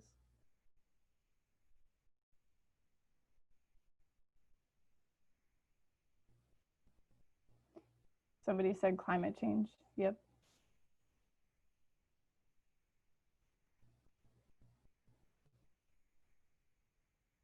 Privatized healthcare. Yep.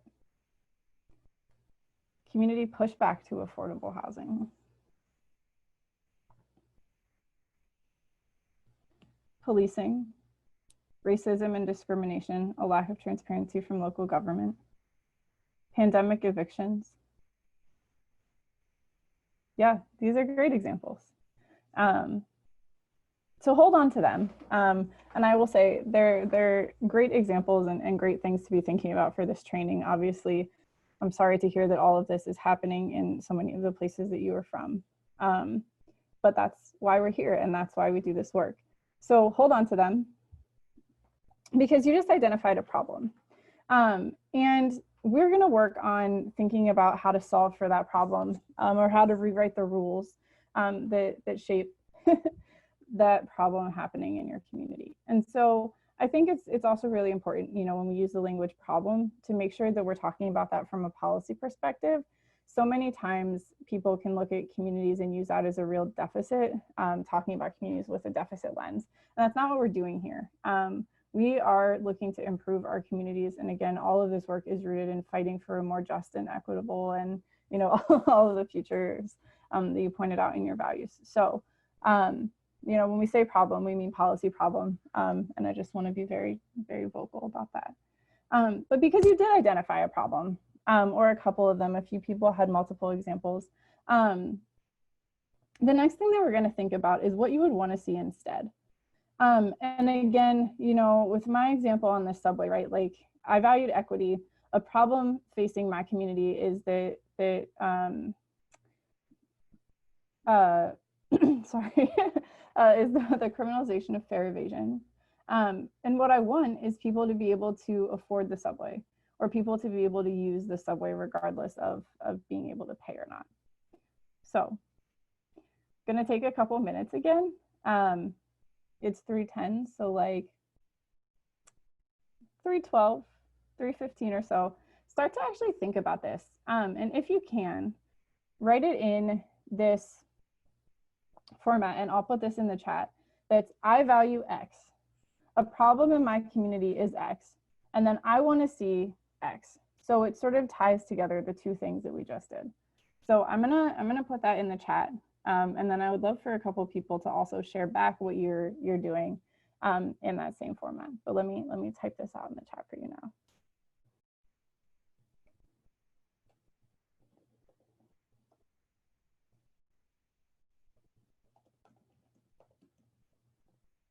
Oops, I sent it to only the panel.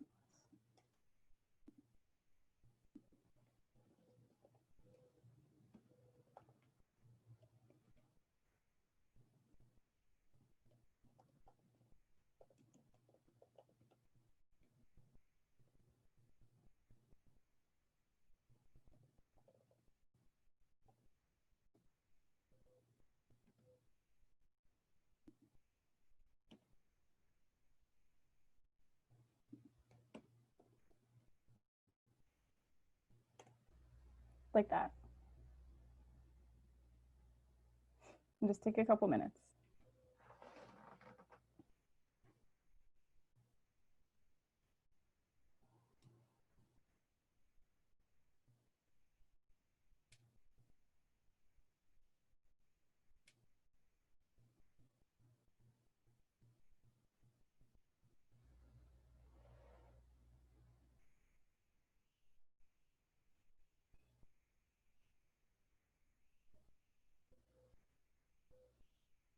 We got our first example that I'll start to read as you're still thinking about yours. But it's, I value solidarity.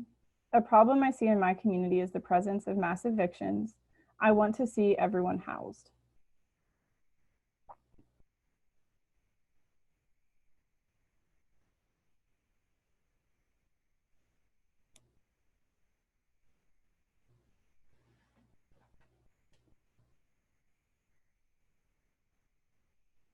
A very similar one. I value access. A problem in my community is lack of affordable housing. I want to see everyone have access to a home. I would love for as many folks as possible to share what you're working on for this one. So I'm going to just hold this here for a little bit as people have a chance to submit.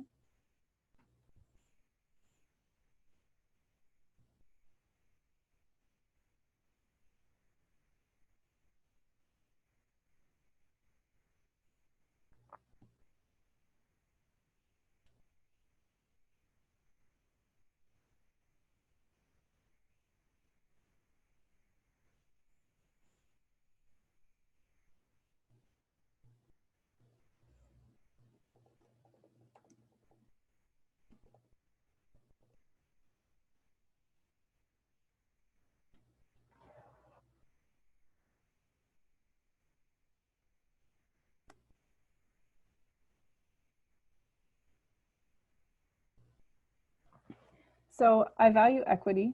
A problem in my community is discrimination against low-income students and students of color in schools. I want to see all students receive the supports and resources they need to thrive in school and the ability to feel safe in a place where they're supposed to be learning. I value respect.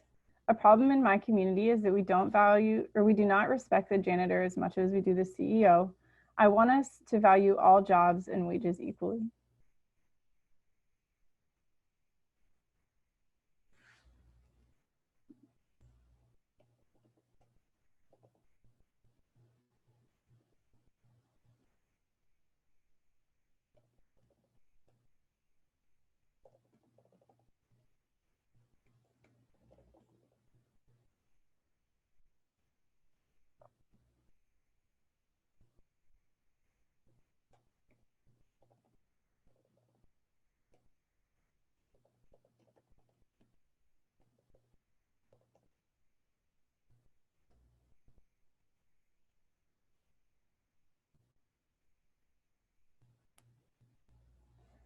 I value accessibility. A problem in my community is schools don't have the materials to support disabled students, so they have to be bused out to other school districts. I want to see those materials available in our local schools.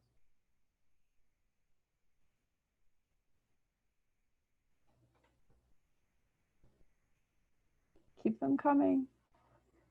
I would love to get just a couple more that we can use as examples.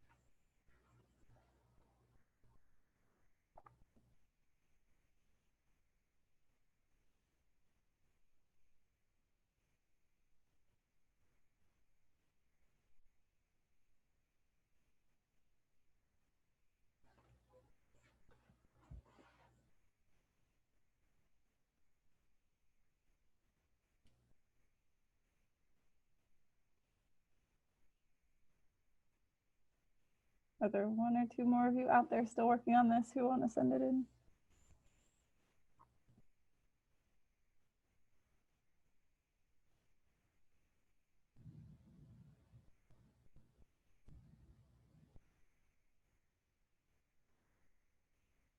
We got another one. So I value communication. The problem in my community is the gap between community and city officials. I want to see the two parties working together and making good long-term impact. Cool.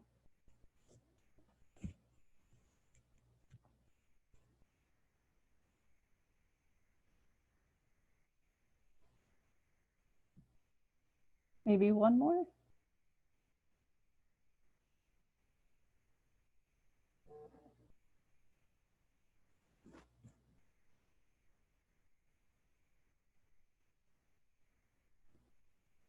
Okay.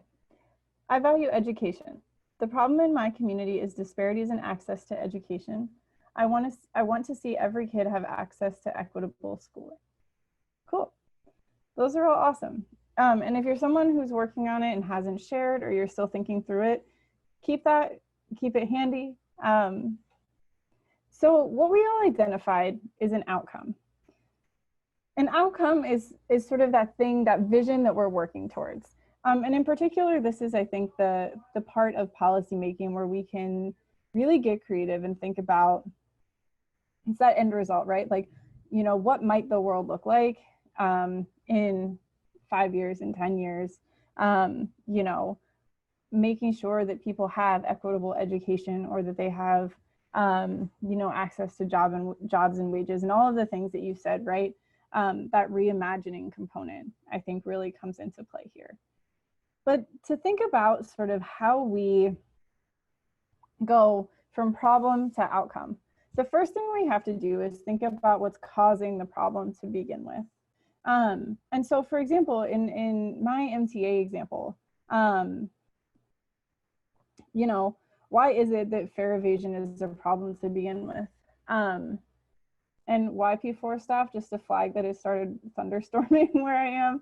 So if by any chance at this point I just drop off, please know that it is thunderstorm related power outages, and I will be back on as soon as I can be. Fingers crossed that that doesn't happen though.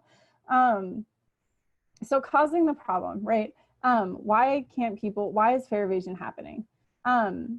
Until recently in New York City, there weren't reduced fare options for the subway for low-income New Yorkers, and there still actually aren't for certain students. It's based on proximity to school. There are particular programs in place for college students, although in the pandemic era, there's been a lot of talk about cutting some of those. So it's really hard for people to afford the subway. And, you know, one trip, just a one-way fare in New York City, is $2.75, and added on to that is $1 if you need a new card. And that's expensive to just go back and forth to work every single day, or to run an errand. That's a lot of money. And so my favorite sort of anecdote about this is the first time I ever delivered this training, and I used this example, I wrote it a couple of days before I went to present it. And I got to the students that I was presenting it to, and I like said a number about how much the subway costs, and they all interrupted me, and they were like, "That's not how much it costs anymore." And like in the literal 2 or 3 days between when I wrote the training and when I gave it, the city had increased the fare of the subway, which is sort of a trend in time. We've seen increased fares happening over and over. And so in that same way, I want you to think about what's causing the problem for your community. Again, we're going to take a couple of minutes in a breakout here to like really give you time to think. But, you know, looking back sort of through the chat at some of the examples, right? Like why don't schools in your district have the materials they need to support disabled students or students with disabilities, right? Why don't people in the community value janitorial work the same way that they do work from a CEO? All of those kinds of things, right? And sort of start to think about that cause if you can. And again, I would love for folks to share this in the Slack channel or in the chat channel. I'm getting all of my digital tools mixed up.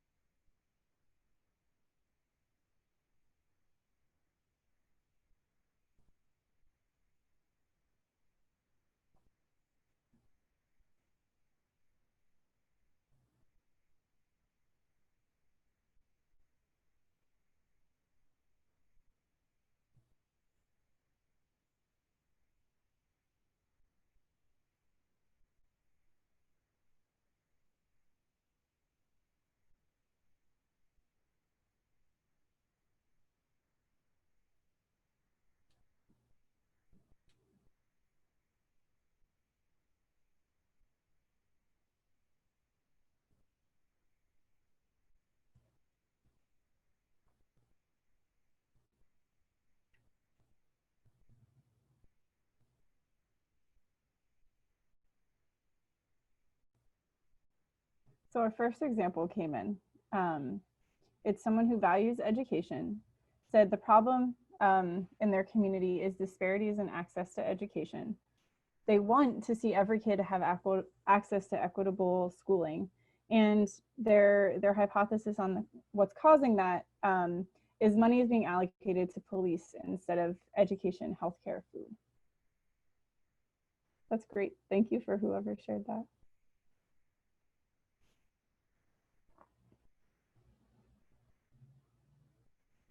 Another person threw up, the lack of equity in my community's education system is rooted in racism and classism. It's perpetuated by administration and government being unwilling to admit that those problems are present and pervasive. Yep. Thank you for sharing.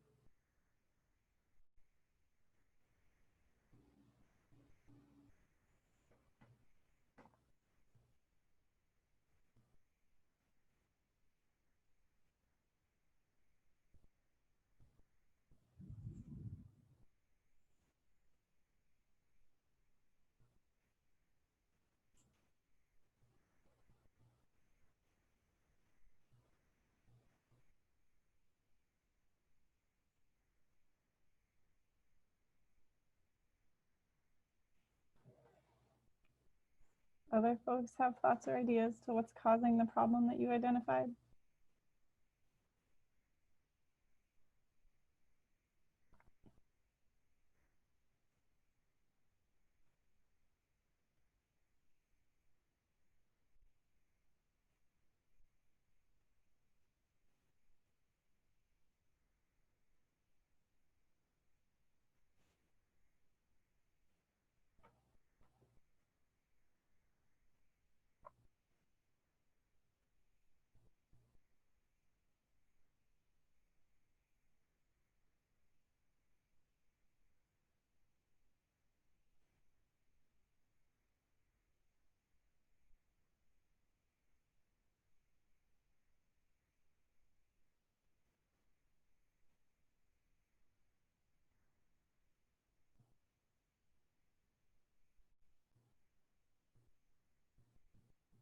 I'm going to hold us here for a few more examples.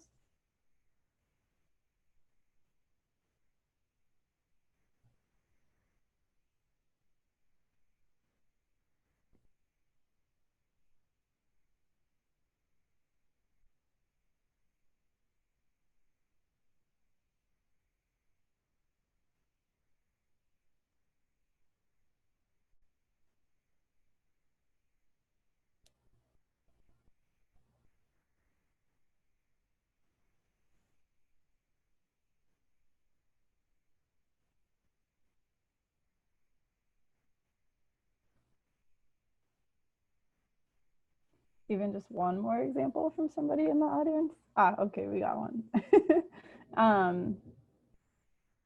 So I believe that this is the example that we've heard from earlier around housing, wanting to make sure that folks were housed. With the current pandemic and mass unemployment, people are unable to make rent payments. When evictions are delayed so rent isn't actually canceled, then the sum due just grows and grows. Yeah. Yeah. Maybe one more. Thank you all for bearing with the digital interactiveness of this session.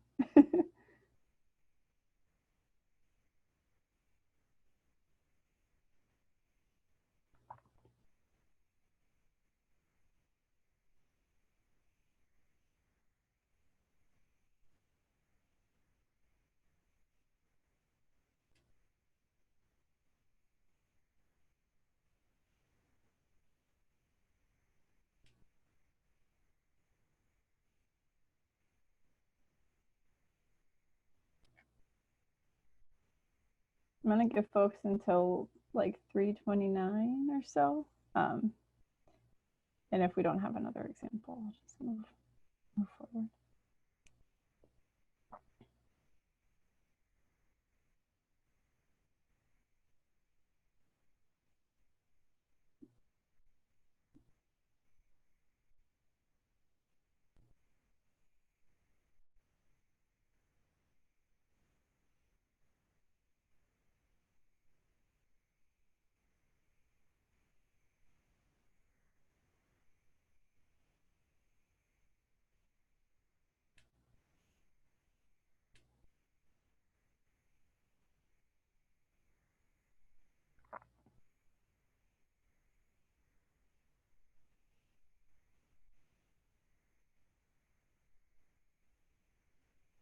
Okay. Well, so all of you just identified a rule. And I'm going to use that last example, the housing example, to talk about how. So another word for rule is policy. And I think that's important to put out there now. Policies define the world that we live in. Rules define the world that we live in. And they can be written or unwritten, but they define the realities for all of us. They're sort of like the framework in which we all operate. And per the last suggestion in the chat here that talked about how right now during the pandemic, rents aren't actually being canceled. They're just being put on hold, right? Like evictions have been frozen in a lot of places. But it's not like rent has been forgiven, rent has been postponed. And that's a choice, right? That's something that decision makers have said, this is what's gonna happen. We're gonna make sure that people can't get currently kicked out of their house, but we're not gonna go so far as to say everybody should just be able to stay in their house and not have this giant bill collecting behind them at the end of all of this, right? And again, I think that it's really important to point out that's a choice. People are making that. And that happens all the time, all across the country, right? Per my example, in New York City, it's a choice to put the NYPD in police stations, right? There are people who are making that choice every single day, and it impacts the lives of all New Yorkers. Similarly, it's a choice, it's a decision, it's a rule. To have the MTA one swipe cost $2.75, right? Those are all decisions that people make every single day, and they define what it's like for all of us every single day to be living in this country, in the city, in whatever communities you've defined for yourselves. And so, you know, when we think about how we change the system, when we think about how we reimagine what the world could look like, we're talking about changing the rules. We're talking about making a different choice. And we're also talking, at Roosevelt, we think a lot about this. It's how do we make sure we change who has the power to make those choices for our communities? And so that is why, that's why I do the work that I do. My job, I come to work every day to support young folks and students all across the country who are saying, actually, I want to define the world that I'm gonna live in the future. I don't want to inherit the like consequences of decisions that people are making today that are not rooted in the things that I value, equity, justice, all of the things that you put in the chat. And, you know, our folks work all across the country to build a different future, to build a different reality, and to have different choices in place for their communities. And so what we say at Roosevelt is that we're gonna rewrite the rules, and we're gonna change who writes the rules. Those are our taglines. And you know, we believe that policy should do a couple of different things. It should invest in the public good. It should uplift and protect communities. And it should center the voices of people in local communities, especially folks who have historically been denied political power or the decision-making power for themselves. And so I think it's really important just to sort of reiterate over and over again that when we write the rules for our communities, we define their futures. And that's why, you know, I'm so excited to come to work every day. That's why I believe so wholeheartedly in the power of policy and policy making as one of the things that we can use to fight for justice and a better future. And so I'm just going to say it again because I think it's so important, right? That when we write the rules for our communities, we define their futures. And so to sort of loop back to what, you know, all of the examples that we've been using and that we've been talking about, right? To tackle the thing that you have identified for your community, the problem you identified for your community, we have to change or enact or rewrite or abolish maybe a policy. Or we need to make a different choice, right? We need to push decision makers to make a different choice. And so the way that we sort of structured this workshop is, you know, that we went from problem to outcome, and then the sort of thing that's missing is the how, and the how is policy. And at Roosevelt, you know, we focus on campus, local, and state level policy. But I wanted to just sort of spend a couple of minutes here talking about sort of different scales of change. You know, we work with college students, undergraduate college students all across the country primarily. Though we have many years of Roosevelt alumni who we also work with, Andrea being one. But we support students doing work at the campus level to rewrite the rules. And so that, for an example, might look like pushing your university to remove questions about criminal records from applications. Sort of ban the box, if folks know that campaign at the university level. We also have plenty of students who work at the local level, and if you attended any of YP4's programming over the summer, I apologize if I'm reiterating anything that you learned in those different sets of trainings. But at the local level, it's, you know, thinking about working at the city or town level to change ordinances or things about how those localities work. And an example of student work from our network here is, you know, we have someone who's working to expand public bathroom access in New York City. You know, then there's state level work, you know, and I think it's helpful to say that none of this work happens by yourself, and policy making is part of movement building, that you have to have enough political power behind the idea and the policy idea that you have to really get that enacted and to be able to, like, you know, sort of force the change that you want to see. But at the state level in particular, it is really important to work in coalitions. And, you know, an example of work that our students have done there is that we had a group of folks from, again, New York State. I'm apparently very biased in the example that I'm giving to the place that I live. But we had Roosevelters who worked with this coalition that had existed for a long time that was looking at how to address wrongful conviction numbers in New York State.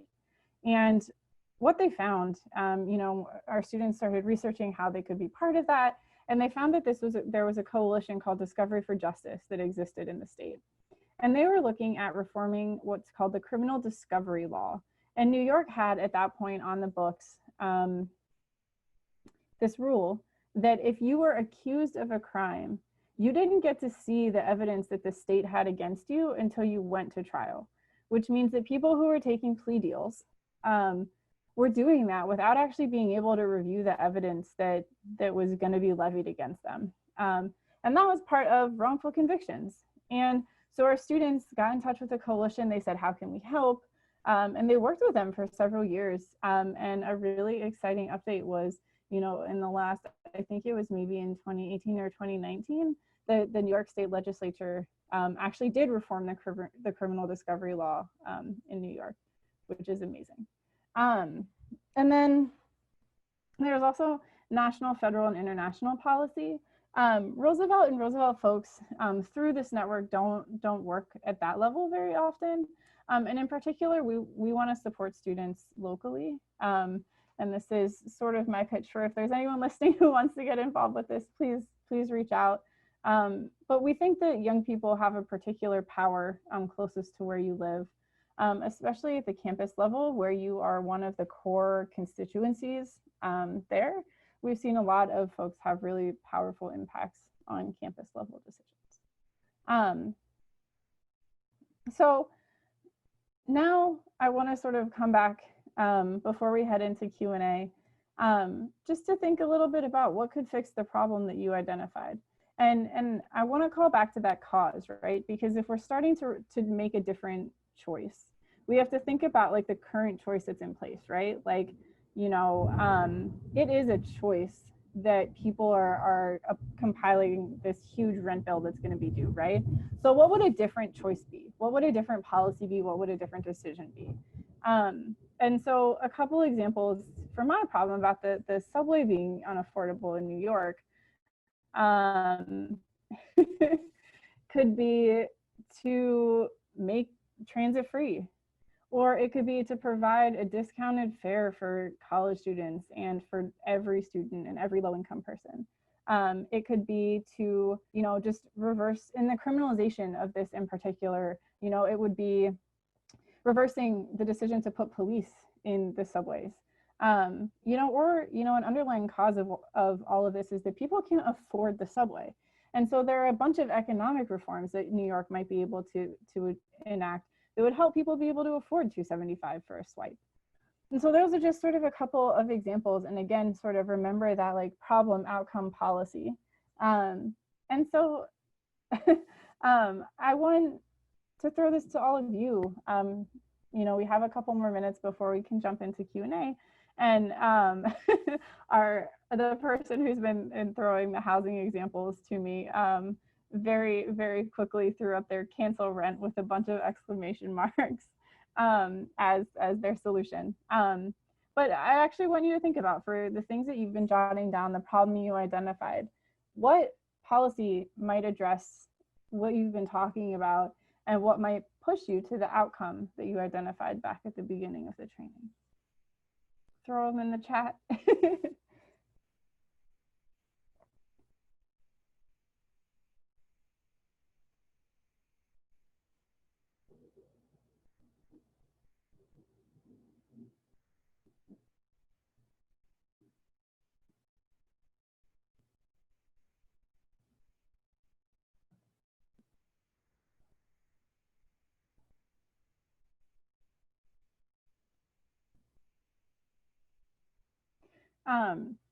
Somebody asked what the question was, so I'm going to read it again.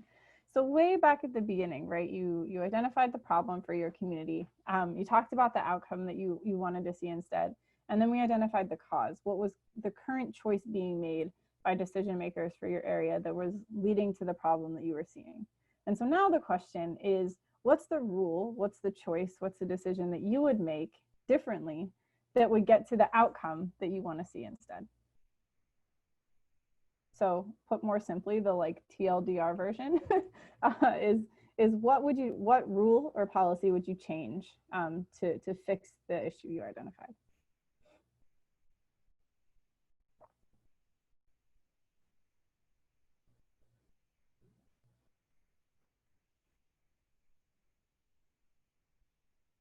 And somebody said taking police out of school or giving students free lunch and healthcare. Totally.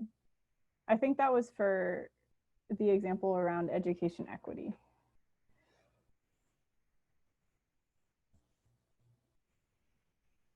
I'm gonna wait a couple minutes.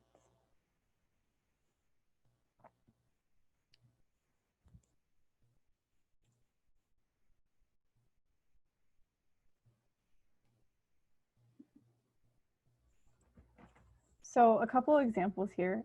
Somebody threw up participatory budgeting. Put in place democratic systems so that protesters can get a say in the structure of their community budgets. Another person said a way to tackle climate change at the local level could be you know, really investing in public transit to reduce the limit of carbon emissions in an area.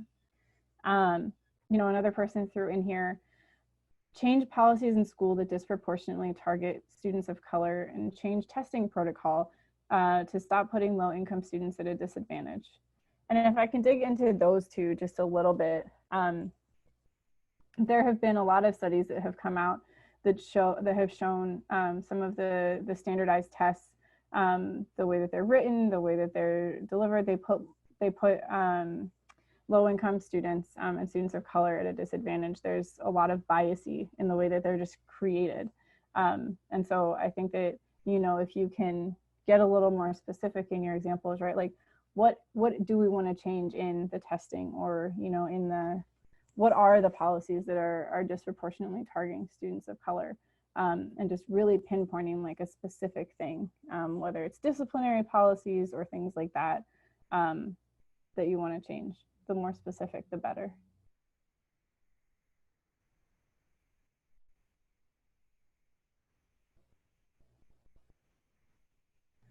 Oh, and somebody else said reinvesting from a general fund. And I'm sorry, I don't remember what you had defined as community for your example. So I don't know what it's the general fund of. You can throw it to me in the chat and I can read it out. But to support community housing and non-police enforcement services for the surrounding community care.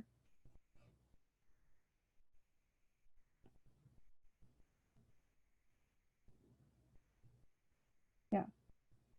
Anybody else want to throw in like 1 or 2 examples here?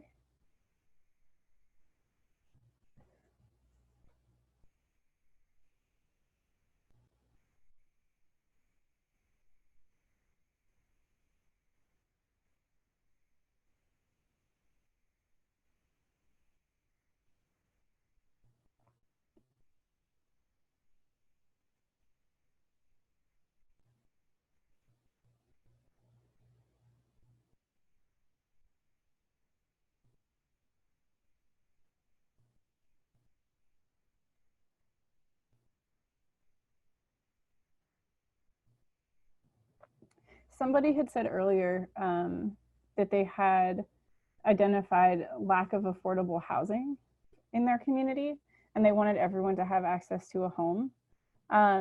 Sometimes zoning laws play a part in that.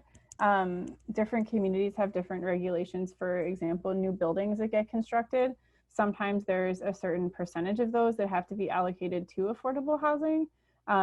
That's definitely a way to think about addressing how to get more affordable housing in a particular place. If there's anyone who works on housing policy and has other examples for that, feel free to throw that in a chat too. But city zoning, things like that, are all really important policies to think about. I'll wait just like another minute or 2 here if folks have other things to offer up in the chat.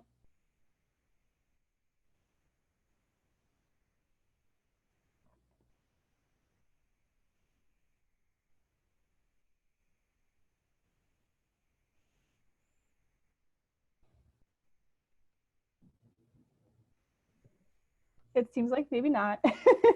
So the last thing that I'll just say before we switch into Q&A if folks have questions, is just that at Roosevelt, we think about policy as, again, like one tool in the bucket of how change happens. And that is our particular value add to the progressive movement and the student movement, is to really be training like young progressive policymakers. And we have a framework that we use for how to get from the place where we all are today, right, where we've identified a problem and we have an idea of what a solution might be to that problem. From there, we call this our ideas organizing framework. You start with identifying the problem and having a hypothesis about what might fix it. And then you have to go and build agency. I said this before, but we don't solve problems by ourselves. And so that involves formal research, right? If you're going to be writing a policy, you have to know how to do some technical research often. But it also, equally importantly, means building coalitions with people in the community. It means making sure that, you know, if you're a college student and you're writing a local level policy, that you're getting off campus and being part of local movements in that town. It means that if you are writing a policy about a community that you personally aren't part of, that you make sure you bring those people to the table. Metaphor has some pros and cons, but that you are building a space that empowers those people to like really be part of the solution that you are crafting. And so that's why we call it building agency, because we felt like researching just wasn't encompassing enough of like what that step actually looks like. And it's only after that you should really start to design a policy. You don't want to be the person who like spends, you know, weeks like designing what you think is going to be a perfect policy to go talk to one person and have them be like, well, actually, that's not the reality for us at all. Or have you thought about X, Y, or Z impact of the rule that you're proposing? And then you have to go back to the table, right? It's important that before you finalize the solution that you want to push for, that you have built your coalition of organizers and policymakers beforehand.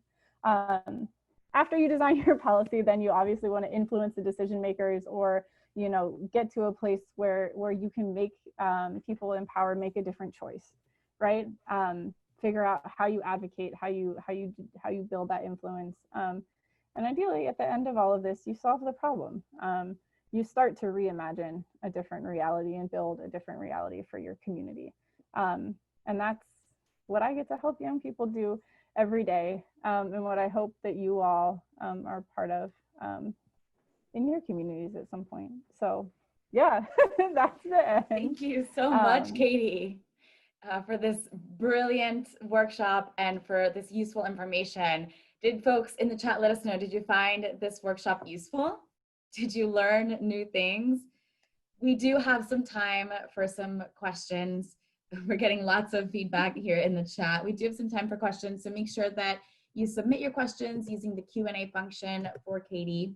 This is your chance. We do have some questions that folks have already submitted. And the first one is related to something that you were just saying, Katie, about building coalitions. And this question is from another Katie that says, how can we effectively incorporate the feedback of a coalition when writing policy?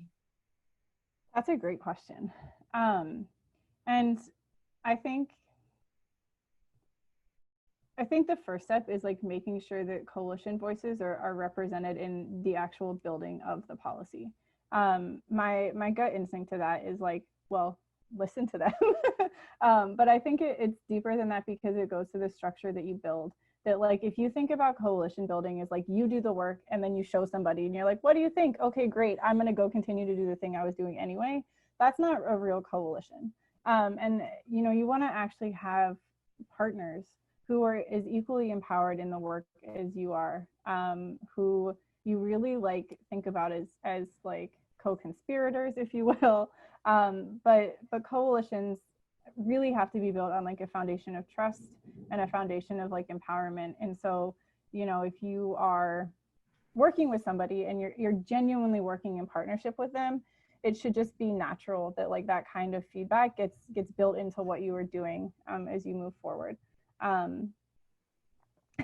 don't know if that's helpful, but I really think that like coalition and allyship and working in solidarity and genuinely doing all of that will naturally lead to making sure that all of the coalition voices' perspectives are built into the solution that you're working on. Yes, that is so important. Thank you so much for that. And so my next question is, we know that there are a lot of folks that don't necessarily see the importance of policy, and their eyes kind of glaze over whenever they hear the word policy. And so for folks that don't have access to a workshop like this that really does a brilliant job of breaking it down. I remember when I first did this workshop almost 7 years ago, it was really an eye-opener for me.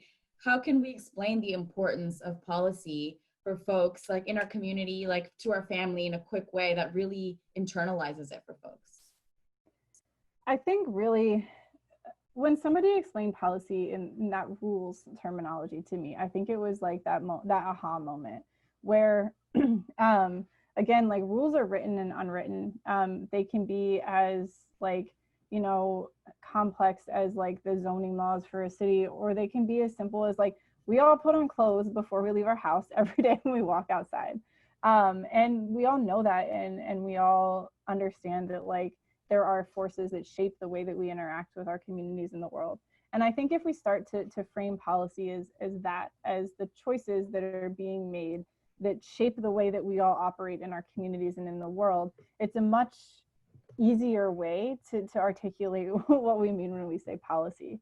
And I think like more and more also thinking about policy as the how we get to this future that we all want to imagine. Thinking about it again, like not as this like technocratic thing that people in suits do on the Hill, but as the how piece of how we build towards a different future for our communities, and that being sort of leaning into that creative element of it, the reimagining part, and really thinking about it as that tool.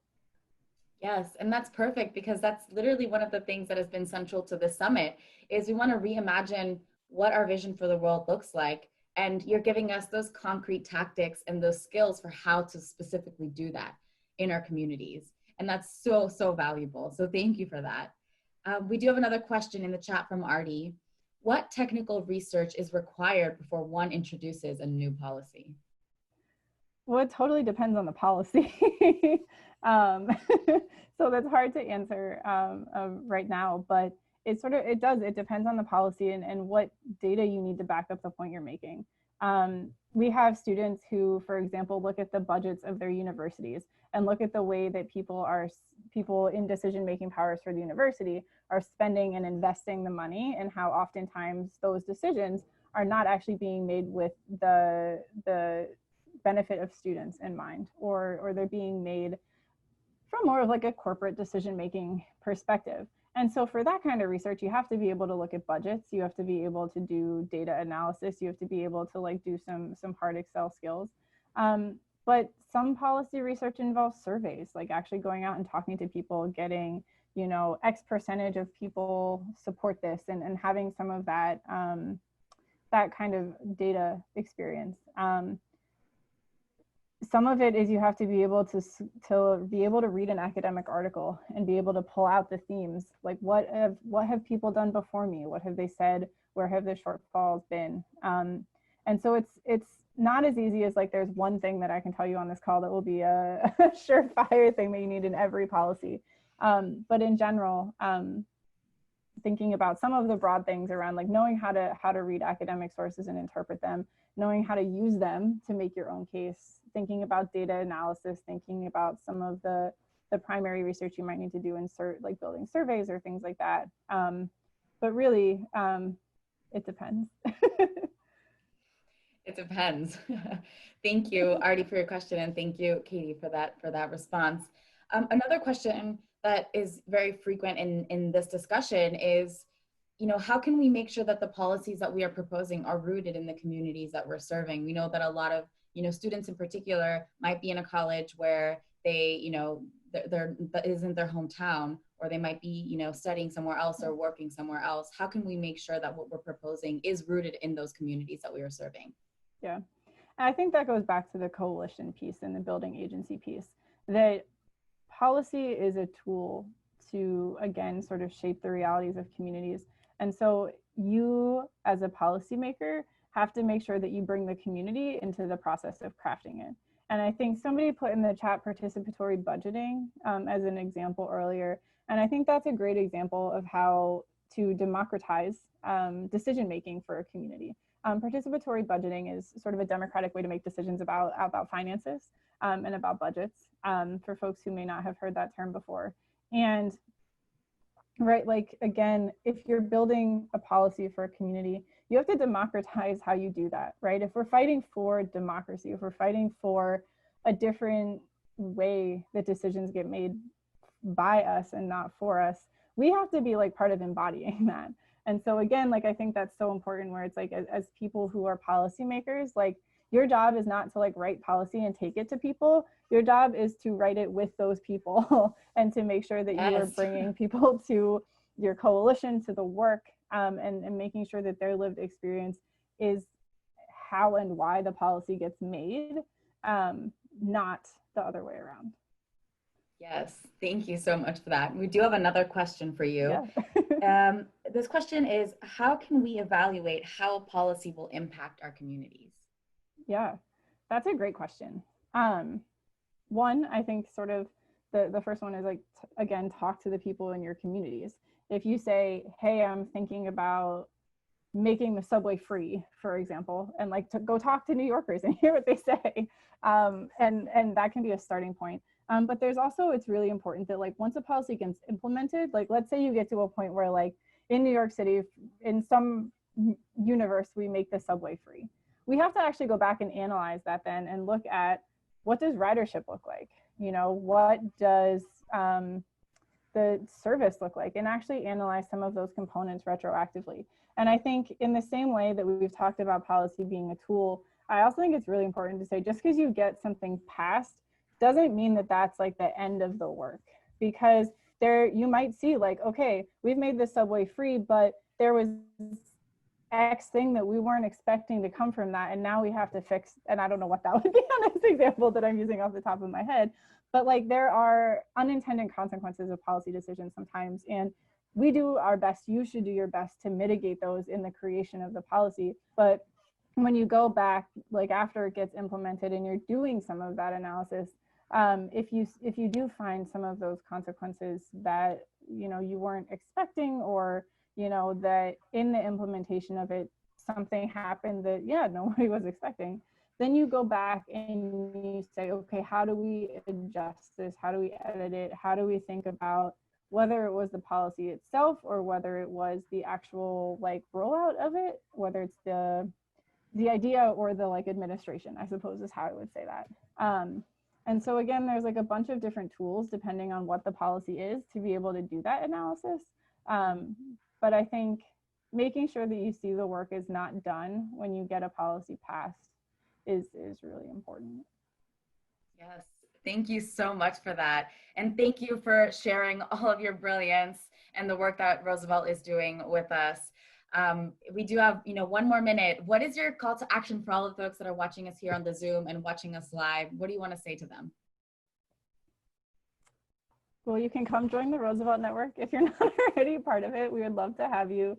But also just think about how to make sure that people start to understand what policy is, demystify it for people. Because I think, if we continue to think about it as a society as this like, again, like this thing that only people and students do in DC, it prevents us from building the coalition and the like basic policymakers that we can and should have. And so, start to demystify it, be a policymaker yourself, and really just be part of changing who writes the rules and what those rules are for all of your communities. Yes, be part of writing the rules and who writes the rules. Thank you so much, Katie. Let's give Katie and the Roosevelt Network a round of virtual applause in the chat. Thank you. We're getting lots of love and lots of thank yous in the chat. Thank you so much, Katie. Thank you for having me.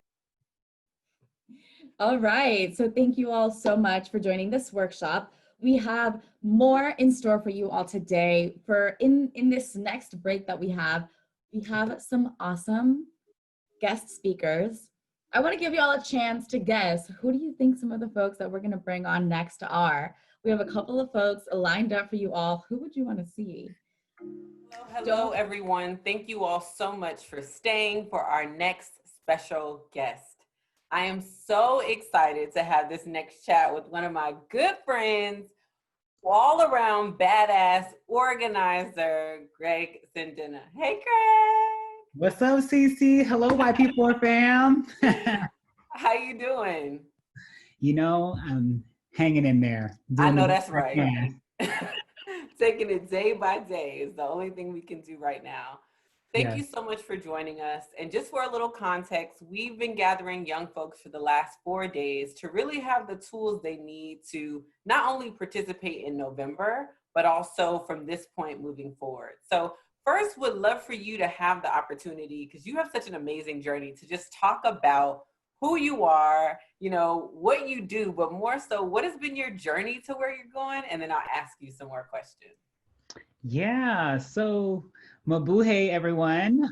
My name is Gregory Sendana. My pronouns are he, him, his, or sha, which sha is a gender-neutral pronoun in Tagalog, which is one of the languages of the Philippines. And I got into organizing as a student and working on education justice with the United States Student Association, which is how I actually got to meet CC and how we got to be comrades in this work, or movement mates, what I like to say. And it was also USSA where I was also understood the importance of my identity and like what it meant to come into my full self and to bring my full self in all the spaces that I was in. And that act in of itself was an act of resilience and resistance. And so our people, and particularly people of color, have been resisting and resilient since the beginning of time. And so I just wanted to name that, especially as we are in midst of a pandemic and in midst of the largest uprisings in the United States right now, that we are our ancestors and transcestors' wildest dreams. So I just want to affirm that. It was also USSA that I also learned about labor organizing and the importance of collective power and the understanding of collective power, and what does that mean to be in community and to think about the broader community when we're organizing, and like what it means to hold power and be in power with folks, and how we ran campaigns in that context and framework. And it was that strong foundation that led me to move to DC, ended up being elected vice president and then president of USSA. Ended up, after serving my term there, I ended up being the youngest ever and first openly gay executive director of the Asian Pacific American Labor Alliance. Served there almost 10 years and started my own consulting firm. I said there's not enough people that look like us as consultants. And when I say us, I literally mean myself, Greg, and UCC and folks that we are in community with. And so myself and a sister of mine, you also know, Carmen Berkeley, co-founded Consulting, and I took it on full time in 2017, which has been an amazing journey. And yeah.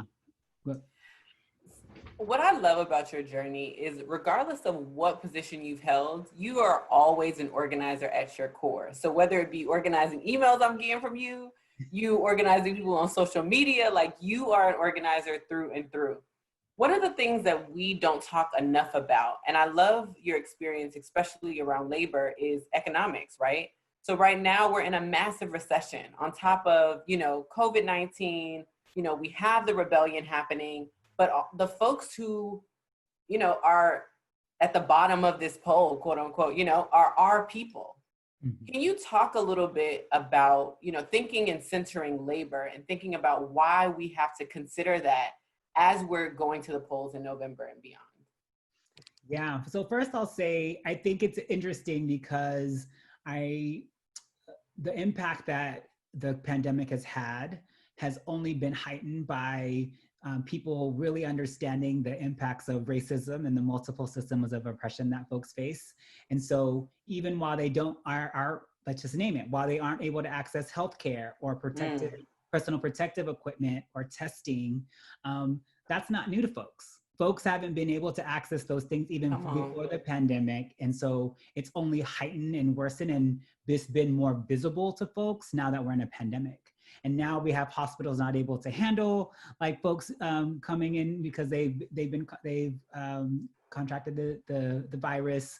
And so I just wanted to name that too, because I think that then impacts the ability for people to work. And many of the people who are also being impacted are quote unquote essential workers, right? People of color, women of color in particular, who feel like they have to still go to work, even despite being at risk, because that's what they need to do to put food on the table and clothes on the backs and a roof over heads of folks.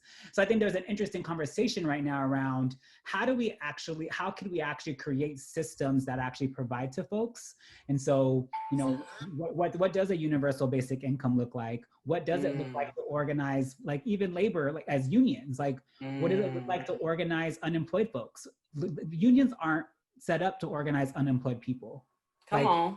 They only set up to organize people who are actually in particular sectors, and even some of these newer sectors, they're having a hard time building with. And so it's a challenge, but also an opportunity in how we're actually thinking about organizing. And I'll just say this as it relates to the election, because I know that was part of your question, is that there's also a reckoning around democracy and what democracy looks like in this country. Speak on it, friend, please. And while I recognize that young people in particular aren't the most excited about the presumptive nominee for the Democratic Party, everybody knows who I'm talking about, but there's also a real conversation around, as someone who's in community who cares about undocumented folks, who cares about people who are incarcerated, who cares about kids getting locked up in cages, the choices. For me, this election cycle is about who are we trying to hold accountable, and who are we going to, who is going to be the best organizing, who's going to provide the best organizing ground. None of these folks are saviors, and we know that elected officials aren't our saviors. But as organizers, we have to remind folks that this is the current system that we're in, and who is the one that we're going to be wanting to organize around. And Trump has caused a lot of harm on our communities. So I'll just name that's how we should think about the option, since we are a 501c3 entity right now. Yes, we're definitely a C3 entity. But I think what I hear you saying is, and as you all know, we've said it over and over, we're not here to tell you who to vote for or how to vote, but we're more so challenging you to consider voting in a way that aligns with things that you care about. And that's what I hear from you, Greg. If you care about, undocumented folks, if you care about having access, if you care about these different things, that should inform the way that you participate. So speaking of participation, you're an organizer through and through. Regardless of what industry you're working in, I've seen you mobilize people, okay? I'm one of the people that you be mobilizing. Can you give some of these young folks just some tips and tricks if they're trying to figure out, where do I start? Like I, am gonna participate. I definitely know that I wanna vote, but I want to organize people, whether it be in my family or in my community or in the organizations that I'm in. What tips and tricks would you give them as a starting point? Yeah, so the one tip that I tell everyone is that it's important to be humble, and that the way I say it is, I'm a lifelong student. I may not be in the traditional four walls of a classroom, and granted, nowadays many students aren't necessarily in the traditional setting of four-wall classroom, but if you humble yourself and you feel like you can learn and gain something from everyone you interact with or talk to, like that in and of itself will be a game changer in how you're able to organize. As I think about, even for me, my family, who I talk about, what does it mean to address anti-Blackness in Asian communities? What does it mean to unlearn and to decolonize our minds, and the education that we have is really like, I see it as like, every time I talk to someone, they'll either help me sharpen and help me believe even more firmly that I believe in what I believe in, or they will help me better understand, okay, well, actually, maybe I could think about this differently, or maybe I should have a different kind of offering. So that's one. Two, the other thing that I would say is, not everything has to happen online. And like, well, talk about that a little bit. Yes. And what I mean is like, I've been seeing a lot more call out culture and cancel culture that's happening in social media. And while I appreciate the sentiment of where that comes from folks, like I have to remind people is, well, now people call organizing relational, but organizing for me has never been not relational. Like if you're not building genuine, honest, real, authentic relationships, it's likely that you're not organizing. And that's whoever you're trying to organize or be in community with. And so when people start doing the call out and cancel culture online, like there's a level that I ask, like, well, what's your relationship with these folks? How have you been in community with them outside of Twitter or Instagram or Facebook? What have your other conversations been? Because I think that we have to be mindful that people also see that. So it's not just about who we're interacting with, but it's also about this broader audience. And in some cases, we don't even know who's there. And so there's a balance and a decision that we have to make, not only as organizers, but as people who have feelings and who care about issues, that is this a moment or opportunity for us to maybe reach out to them? Maybe there's a mutual friend, or maybe they know someone that knows somebody. Can I communicate with them to try to reach out to them? So my point here is, there are other strategies and other approaches to handling conflict, putting the things that you disagree with or maybe aren't aligned with folks out there. That doesn't have to cause harm, or doesn't have to show or prove to folks that that's the only way to do it. I hear that wholeheartedly, because I think about, the action of voting in itself is collective. It's centering collectivism, because yes, your vote does count, but it's only magnified with other folks' votes. So to your point about needing people and needing those relationships, when we think about electoral wins, we can't do that in a silo by ourselves. So when we call out people, are we calling them out to move them, somewhere? Or are we calling them out to dispose of them? So that really resonated with me. I really appreciate that. My next question for you is, thinking about the communities that we come from. In one of our earlier panels on Tuesday, we talked about disenchanted voters. So disenchanted voters are historically, to your point, the democracy in this country wasn't created with us in mind, right? And then talking about the juxtaposition of disenfranchised, and how our communities sit at the intersection of both of those. Like, it wasn't made for us, and now you're in modern day and, historically, you have all of these barriers to our participation. Thinking about that, what would you say to folks who are rightfully disenchanted about this election and participating in this democracy? What would your words of wisdom be to them? Yeah, so what I would say is that we are in a unique political moment. as I alluded to earlier with the Black Lives Matter and the movement for Black Lives, this is now the largest uprising in U.S. history. People are being politicized in new and different ways because of the pandemic through those uprisings. And I think that there's an opportunity to really reimagine what this new democracy could look like. And I think that the reality is we need to get through this election. And so part of my hope and dream is that we're able to use this election as a tactic and not see it as the end goal. Because part of my reminder to folks is, it won't, the work will really just get started at election day. Like while we vote and while we turn out all our folks to vote, the real work happens the day after and the day after and the day after. And so how are we setting ourselves up to organize who's in the White House or the administration, no matter who it is, but also how are we setting up ourselves for 2022 and for the Senate races? And how are we building pipelines so that we could actually have folks running at the school board and the local and municipal level? And so it for me is really about like reminding people that this is only one tactic and only one part of our larger strategy, and that part of inspiring folks to vote is also inspiring them to also join us in the reimagining, in the visioning, in the dreaming of what inclusive, equitable, a reflective democracy could look like. And I think if we actually find a way to use the energy of the movement, the energy of these uprisings, and bring folks to the polls, that can then catapult us into an organizing landscape that will allow us to even do those broader systemic and transformative changes that we're looking for. Love that. And you use my favorite word, imagine, reimagine, dream. So my final question for you is, what is your dream? When you wake up on November 4th, I'm thinking short-term dream. What is how do you want to feel? And I use it as a charge to, inspire the rest, all of these young folks who are watching now to kind of see themselves in your vision.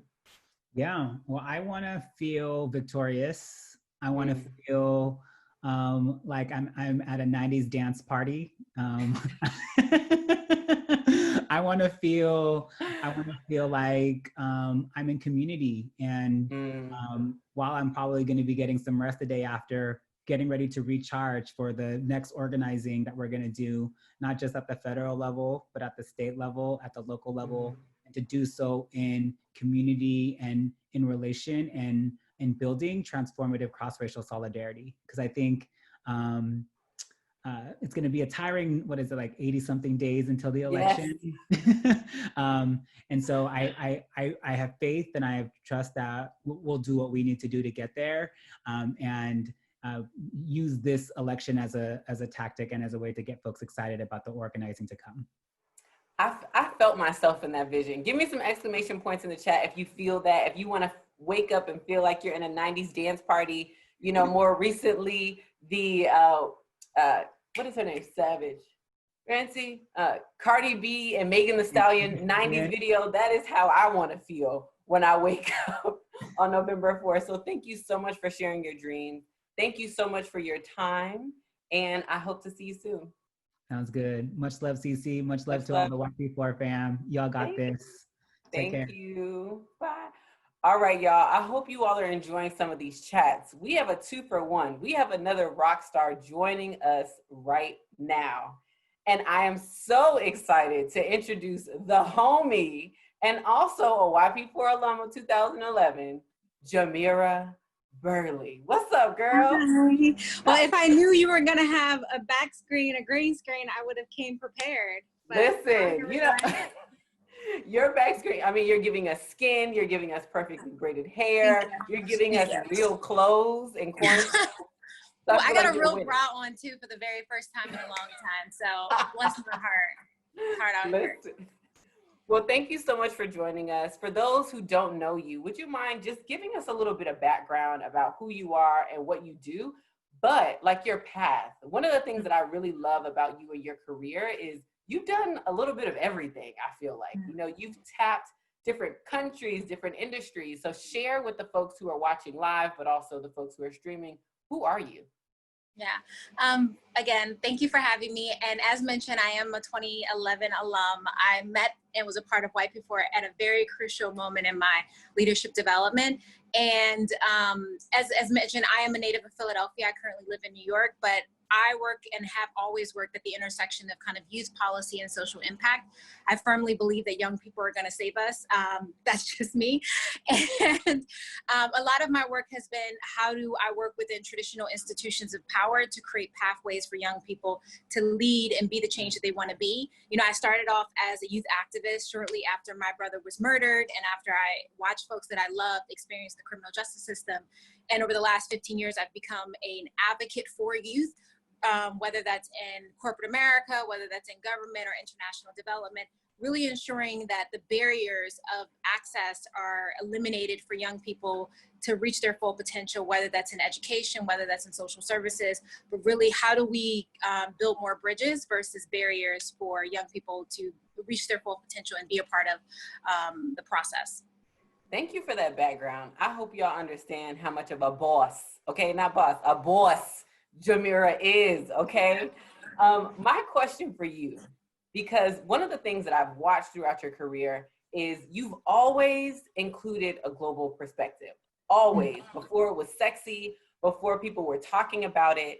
And one of the things that we tried to do last month, we had a civic engagement training series where we broke down local government, state government, federal government, and then added international governance to show how all of these things connect and that we're not in a silo, we are a part of a global community.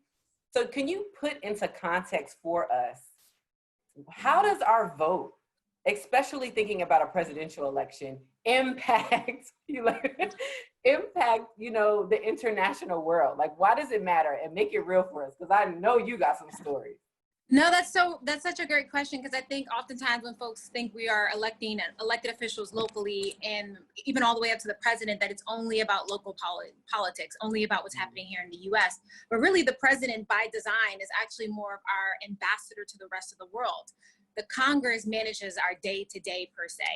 And I've always looked at the international community and even just like how domestic policy relates to global policy. I think it was shortly after I read the autobiography of Malcolm X and him talking about the diaspora, right? And how the issues impacting Black folks look very similar around the world. And oftentimes it's actually based on colonial lies and white supremacy that is ruled by either what's happening in Europe or what's happening here in the US. And so I've always been curious about what are the decisions that we're making here in the US that is actually impacting folks around the world.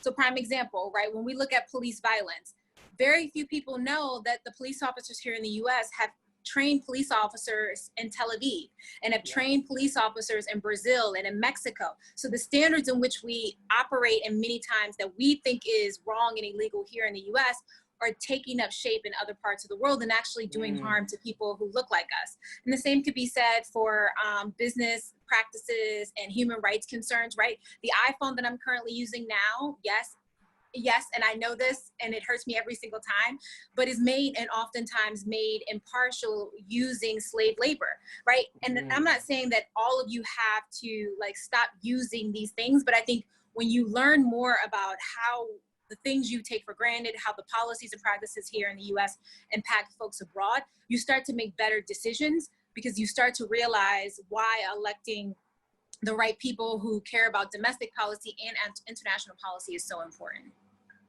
Thank you for that and making it real. And I think you're right. You know, we try here at Young People Forward to help folks see, you know, how we're a part of this. We're a part of all of these problems that we think are, you know, oh, they're just over there. How because of colonialism and because of our quote unquote, you know, influence, we do inform a lot of the problems that we see around the world.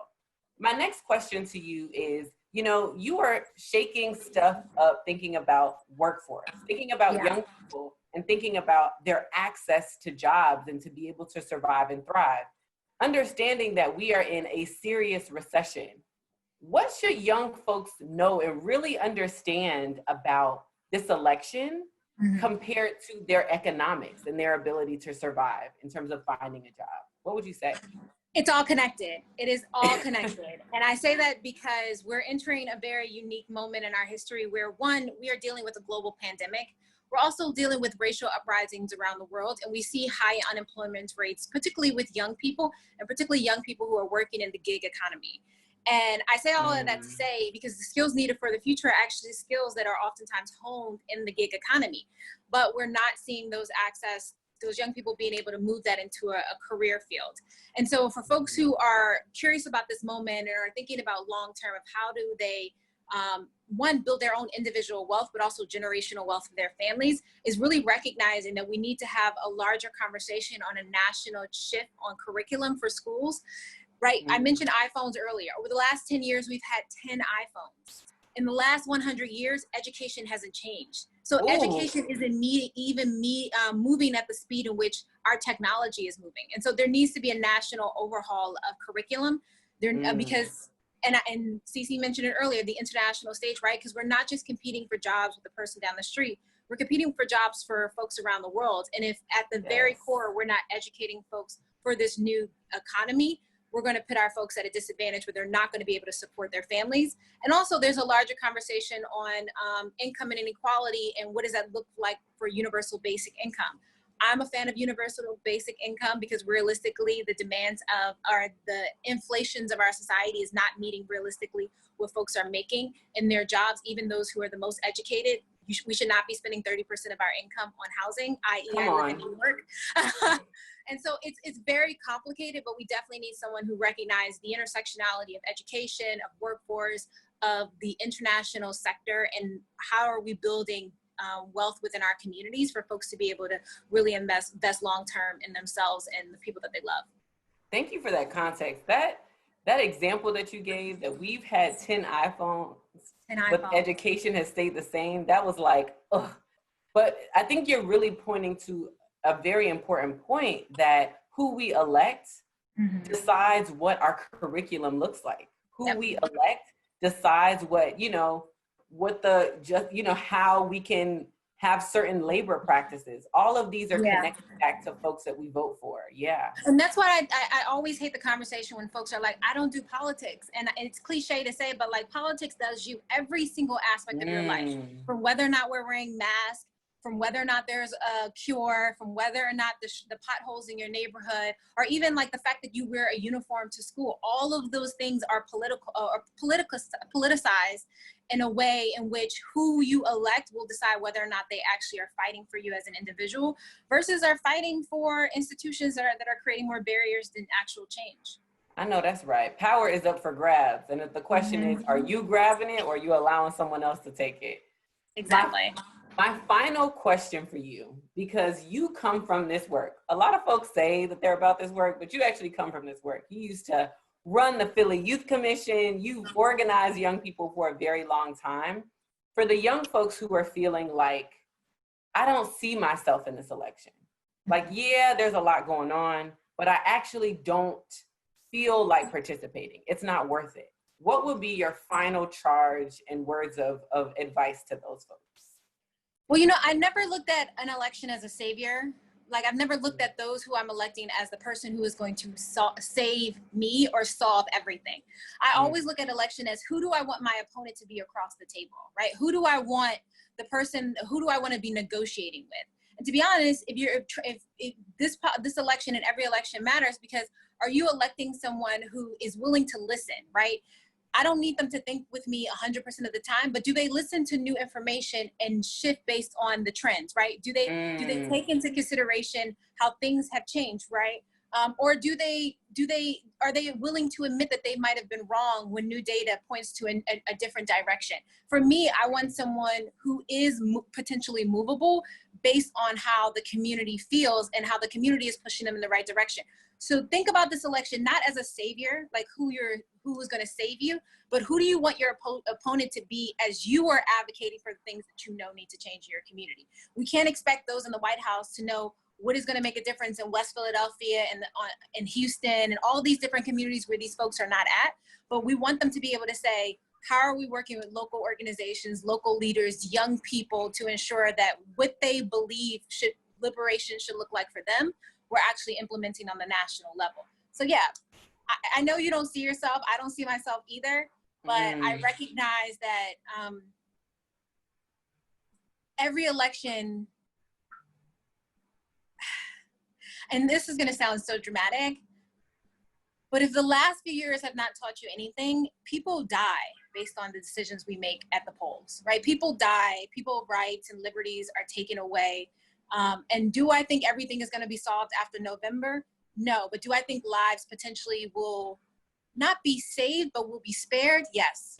And I think the question you should ask yourself is how the decisions we're making going to either enable for that to happen or are going to allow us to continue to operate under a sense of fear and a sense of we're not moving anything.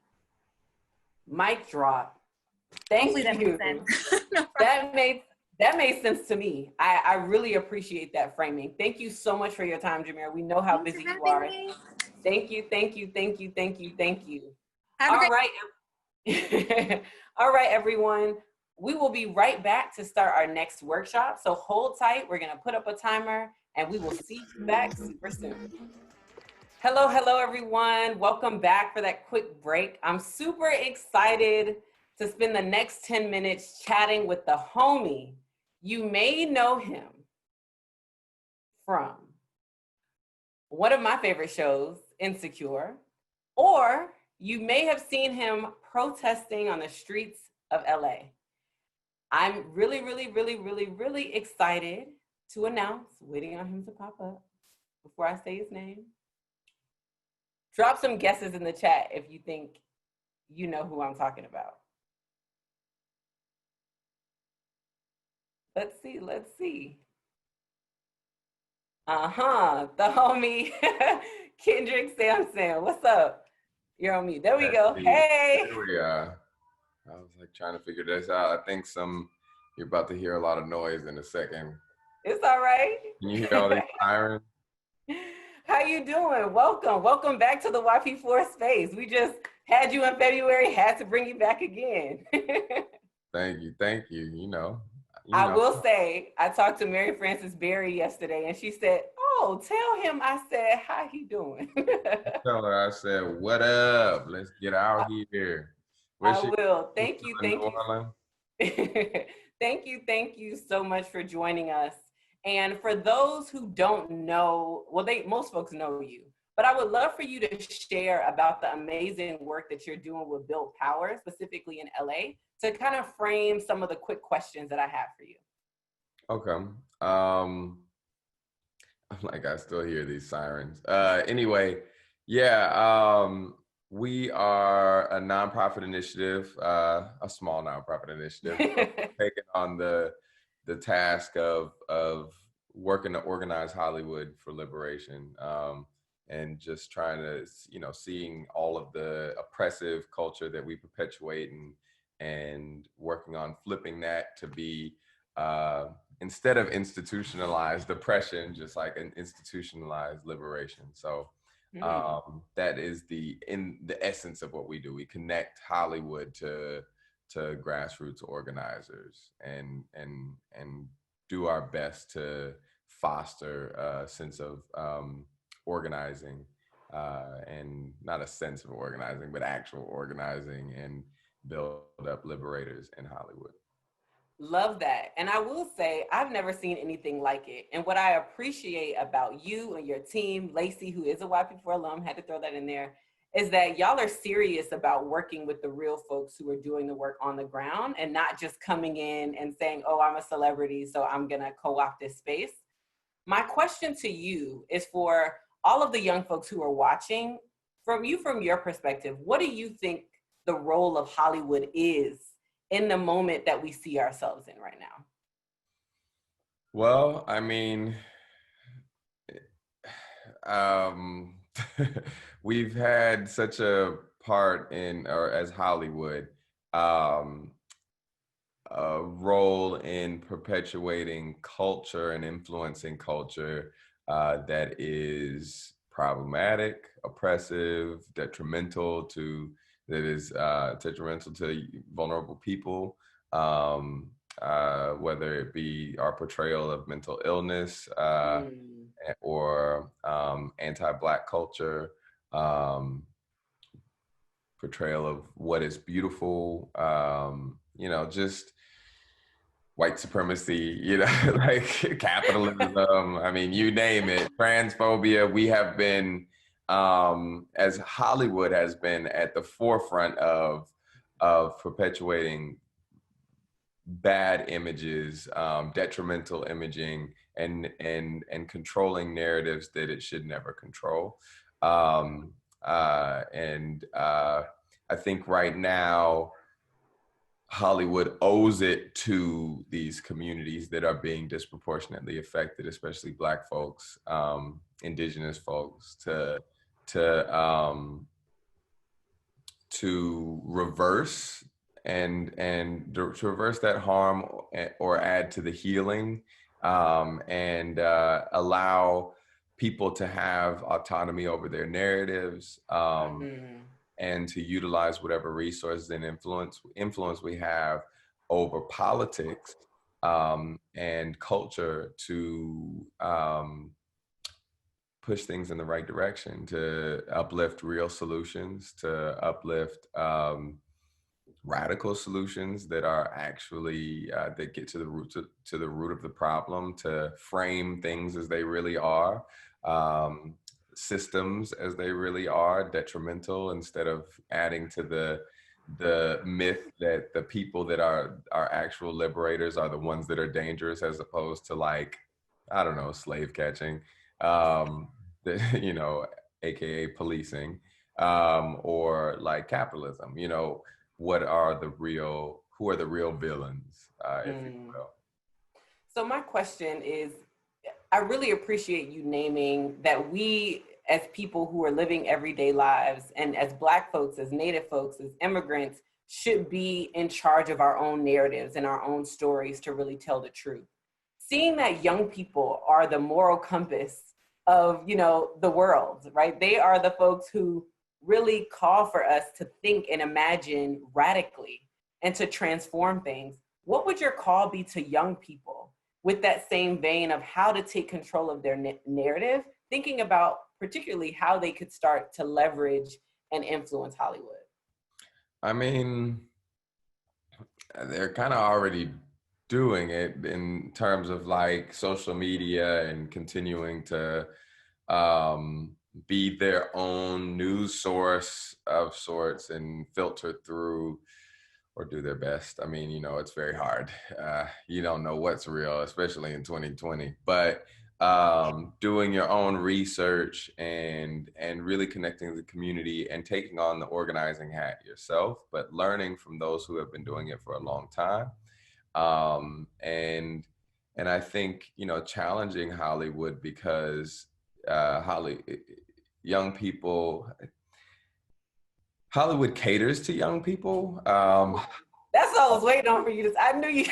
Well, you know, some outlets, right? You know, depending on the outlet, but young people are either, depending on how old they are, getting their parents to buy things or buying things themselves, and so they have a lot of purchasing power and power over culture. Young people, I mean, old people like myself, just trying to catch up, you know, and older people are even more so trying to catch up and encourage, and y'all are taking over, you know, the world. Like, you're the future. Like, everybody, we gonna die, you know, like, and who's gonna be left? Young people. It's also the largest population of people. As you go up in age, there are less people because people die. And so you have a lot of influence, and a lot of power, and also no allegiance to, you know, there's a very frustrating process with people the older you get, that you have these relationships that you're trying to maintain, and that a lot of older people have allegiance to those relationships, whether it's like, oh, you don't know how long you know, just to be straight up, a lot of people that I run into are like, oh, you don't know how long I've worked to build this relationship with the mayor's office, and I'm like, the mayor's office is the one proposing these budgets for these police that are super problematic. Or, you know, you don't know how long it took me to get in this C-suite position, or which is very rare, but or proximity to the CEO, or you know, I might be up for the board next week, or, you know, and because of those that proximity to power, to whiteness, or whatever it will be, they are more reluctant to utilize their position to influence in the right direction and do what they know is necessary for liberation.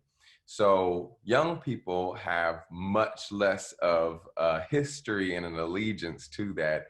And just like all movements that have come out, usually are led by young people. You know, you have to think about how old Martin Luther King was when he started, how old Malcolm X was, how old Ida B. Wells and Claudette Colvin, and like all of these people were young. Super young, like embarrassingly young for me, because I'm like, I ain't starting till late. But like they were, you know, in their 20s, 19, like they were young, very young. 16, and so, you know, it is imperative that, you know, you're involved in this work, and that you you can see the solutions and the things, and the things that we don't necessarily see. You can see problems within education and schooling from firsthand experience that we didn't necessarily experience, or like with social media and what surveillance problems are coming out of that, or what, you know, all that type of stuff. You can see the new wave of oppression that is coming through technology a bit better than those who are not using that technology. Know the right name for the technology. Don't know the right name, get it wrong. So that is something that we have to pay a lot of attention to as we abolish policing, for example. The next wave is supposed to be like e-carceration or surveillance. And so what does that look like? So there's a lot of I think advantages to being a young organizer right now. I appreciate that. You know, we talk a lot about, you know, we're back in 2016. You know, we know it's a presidential election. There's a lot of stuff at stake. And the data point that we talk about a lot of young people for, especially throughout this summit, was in 2016, the number one reason why folks 18 to 35 said that they didn't vote was because they didn't like the candidates. And I would argue that a lot of folks feel the exact same way. And my question to you is, outside of the candidates, right? What do you feel is at stake for you, your family, and the folks that you love? In other words, why are you choosing to show up in 2020 and beyond? So, you know, things like defunding the police, like, you know, are you know, decisions that are made by city council, mayor's office, sheriffs. You know, you elect the sheriff, unfortunately, and fortunately, because you can strategize around it, right? DAs, and board of supervisors, county positions. Many people decide these budgets. So it's really important to pay attention to that. Senators and all these local positions, school boards and such. When you're talking about school policing, you know, you have to think about, you know, school boards and those board of supervisors and such. So and it's different in every city, so you really have to pay attention. Similar but different, and sometimes the budgeting system works differently. I know in Houston, there's like a commissioner's court that decides a lot of the budget, and judge seats are very important. And so in there, like Houston, I mean, Texas, for example, is, you know, no one thought that we'd be looking at Texas, but Texas has a chance to flip, you know, and actually very controversial states have a chance to flip. Florida, Georgia, but Texas in particular can and has some during this past primary had some very really interesting wins that could lead to that outcome. So, you know, there are things, the way I'm looking at it right now, because it is a very frustrating year and a very frustrating election season. All election seasons are very frustrating and bring out the worst in people. But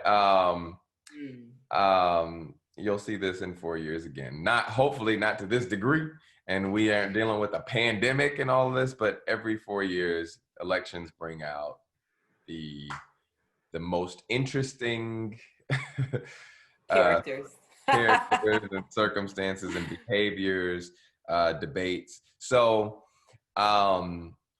this year, what I'm really paying attention to, and what I think we should all pay attention to,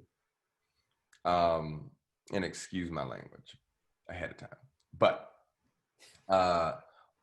my goal is to get enough of us out there to the polls, to overwhelm the polls, to scare the shit out of Republicans and Democrats, to make sure that they know our power and that we will utilize it for or against, to make sure that it's always utilized for the people, the most vulnerable, and for a liberation tool, that it ain't about the candidate, that it's about you being used as a tool for liberation.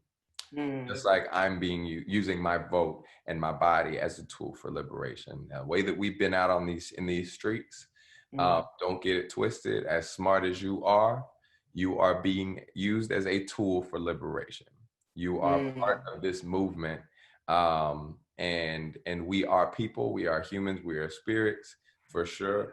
But in that moment, in that capacity, we are tools for liberation. We are supposed to be there to allow, absent of ego, allow the movement to move us in the right direction and to be led in the right direction, to follow those leaders and our ancestors and those spirits that are pushing us in that direction and telling us where we are most effective in the liberation movement.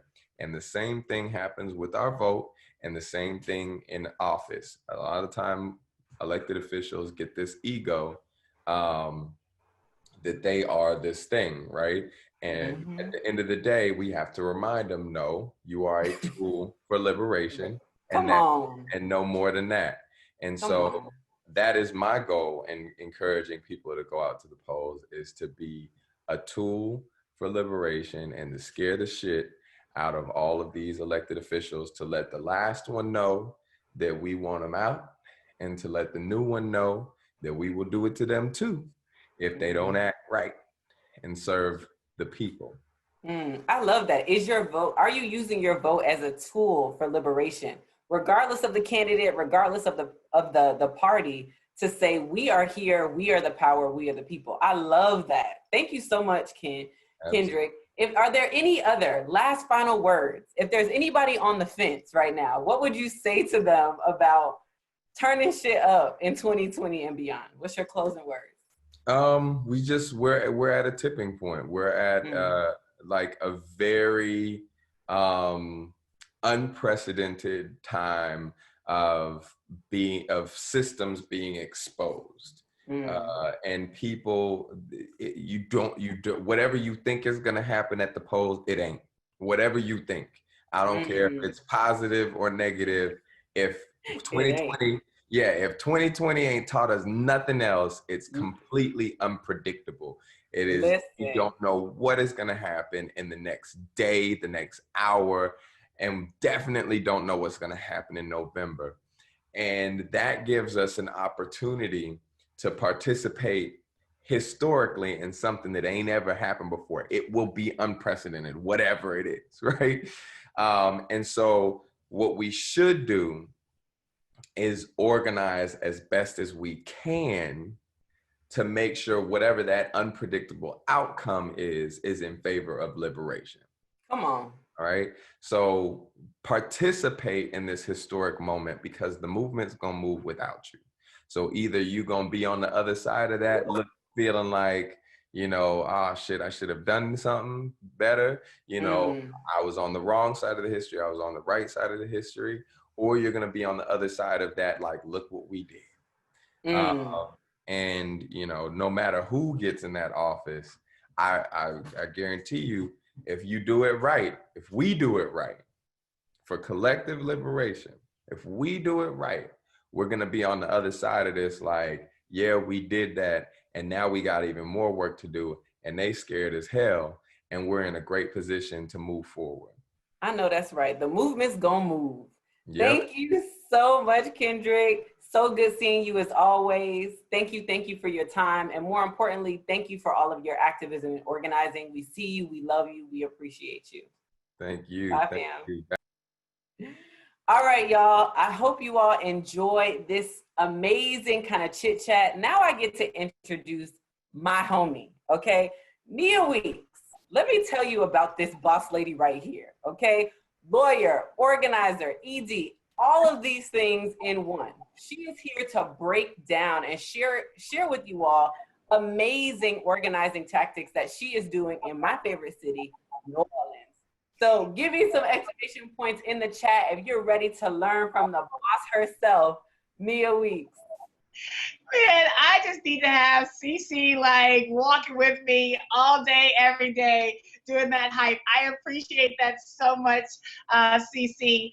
I am actually so grateful, so excited to be here with you guys. One thing that I believe very strongly, that there is not a movement that has happened in history that was not centered and pushed and activated by young people.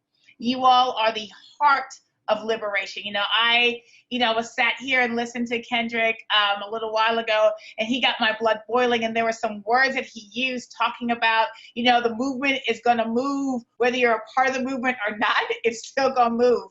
And the reality is that you all, young people, the people that are at the cornerstone of who we are as we're building a world that we want to see, it's young people. And so it's just a privilege that I'm able to be here to speak to you all. It's a privilege to be a part of your circle and your world. Thank you so much for inviting me in. As Cece said, my name is Nia Weeks. I am here in New Orleans, Louisiana. I am the founder and executive director of Citizen She and Citizen She United.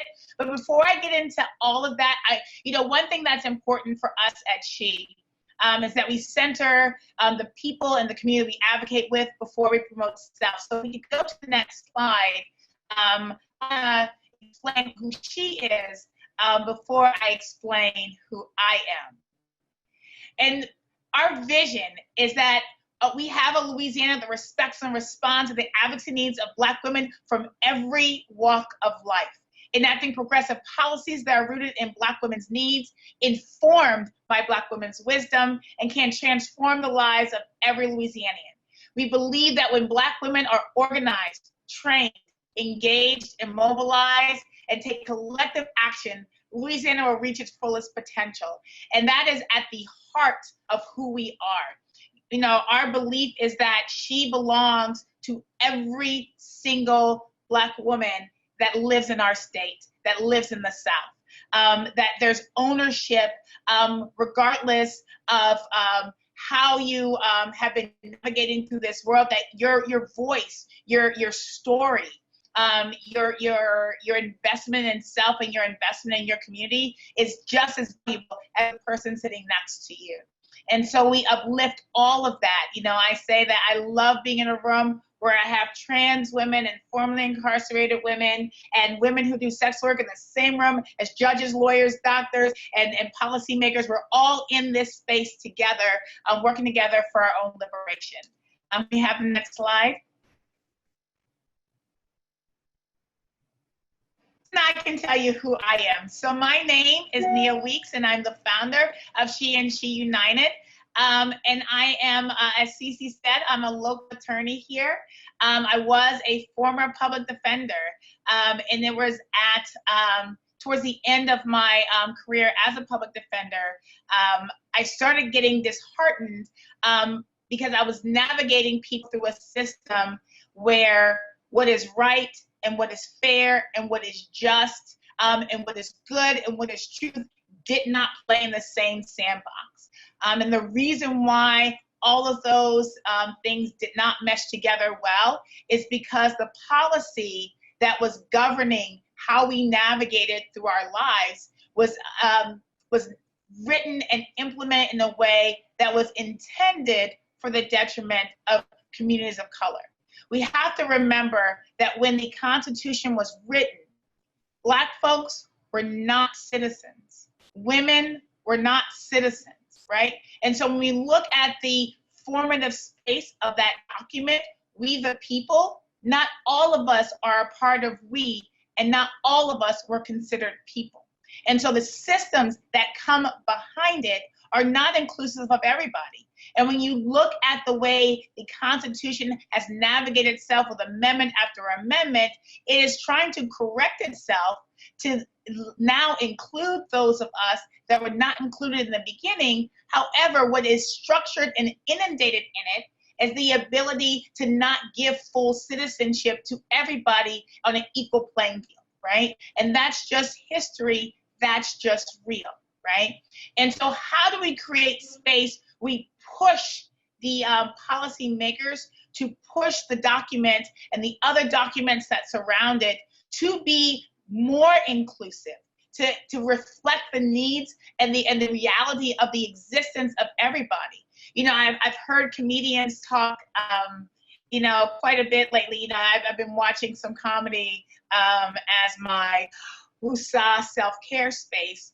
And, you know, there have been comedians that, you know, have said, you know, all we're trying to do is, you know, equal rights, civil rights, not anything huge, big, just like literally just treat people civilly, treat people equally. And that is a fight. And it's crazy that we're in a fight to just be treated equal and civil. But when you think about the document that governs all of us, it was not considering us as equal or civil in its framework. And so it was with that ideology that I left public defense and decided to navigate towards doing policy work. And I was really grateful. My first job in policy space was with an amazing organization here in New Orleans. At the time was 27 years old, now 30 years old, led and founded by Black queer women here in the city, essentially navigating with the idea of how do we stop Black women from dying from HIV and AIDS? Like that was the simple premise, right? And thinking creatively and outside the box. You know, the structure was there, the CDC had guidelines, but those guidelines did not include Black women, did not include Black women that were sex workers, did not include trans women, did not include trans women that were sex workers. And so how do we save these people's lives, you know, with the tools that we have? We can't. We got to think outside the box, right? And go into the developments where people were doing this work and trying to like create a living. How do we go in there? And they went in there and they taught the sex workers how to cup condoms in their cheek, right? So they can make sure that the person had the condom on. They taught them how to do, they did safe needle exchange, right? For people who were, you know, who had addiction and were utilizing needles. Needle exchange, right? Simple, easy, but at that time, innovative, right? And honestly, they were risking their lives doing that work to save the lives of other people in their community, right? But it was necessary to think outside the box. It was necessary to move in that action. So I was grateful to be a part of that space, to be their inaugural policy director and navigate the work that the women at that time needed. And guided our policy framework through their lens. It was while I was there that we got a grant from Groundswell, amazing organization, to do GOTV work, get out the vote work, and organize Black women in the 4th, 5th, 6th, 7th wards in New Orleans to to become more frequent voters. You know, one thing that is really unfortunate in this state, there are 700,000 Black women available to vote. 500,000+ are actually registered to vote, but only 157,000 are considered frequent voters. So the job of Women with a Vision was to increase the number of Black women that were considered to be frequent voters. And it was in that space that I was thinking, I was like, what does a pathway to power look like? What does it look like instead of asking people to support a candidate that may or may not fall in line with the agenda necessary to provide liberation for that community? What would it look like if the actual people representing the community were those that were empowered to create the policy? And that's where the vision of Citizen She and Citizen She United came from. And we've been navigating in that vein since 2017. Next slide, please. So what is She all about? I actually have a video. I think we can go ahead and play that video, because this gives an explanation of who we are, what we do, and how we navigate, and why our work is important to working in Louisiana.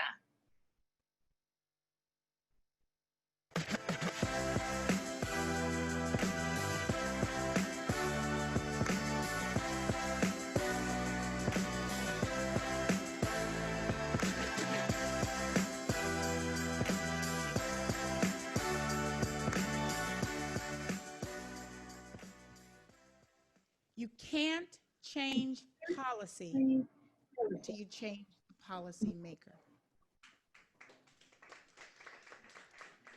I am the mother of 3 daughters, 1 son. And they've been with me in this struggle since I was a domestic violence advocate up until I was a public defender. And one day, while being a public defender, they were off from school and brought the girls to court with me. And I was fighting all day for a mother to go home to her children. And on the way home, my middle daughter turned to me and she said, "Mama, November 2022. And I was like, "Pepe, I'm tired. I don't even know what November 2022 is." She goes, "November 2022 is the first election I will be able to vote in. It will be the first time that I get to tell them they can't do this to us anymore." See, Pepe understands the power of her individual voice, and she knows the power of collective advocacy. Citizen She United is a PAC C4 C3 consortium building an aligned base of Black women. We inform, advocate for, and enact a collective policy agenda. You see, Black women in Louisiana face systemic barriers, and those systemic barriers causes us to be engulfed in harmful practices, and those harmful practices prevent us from building power.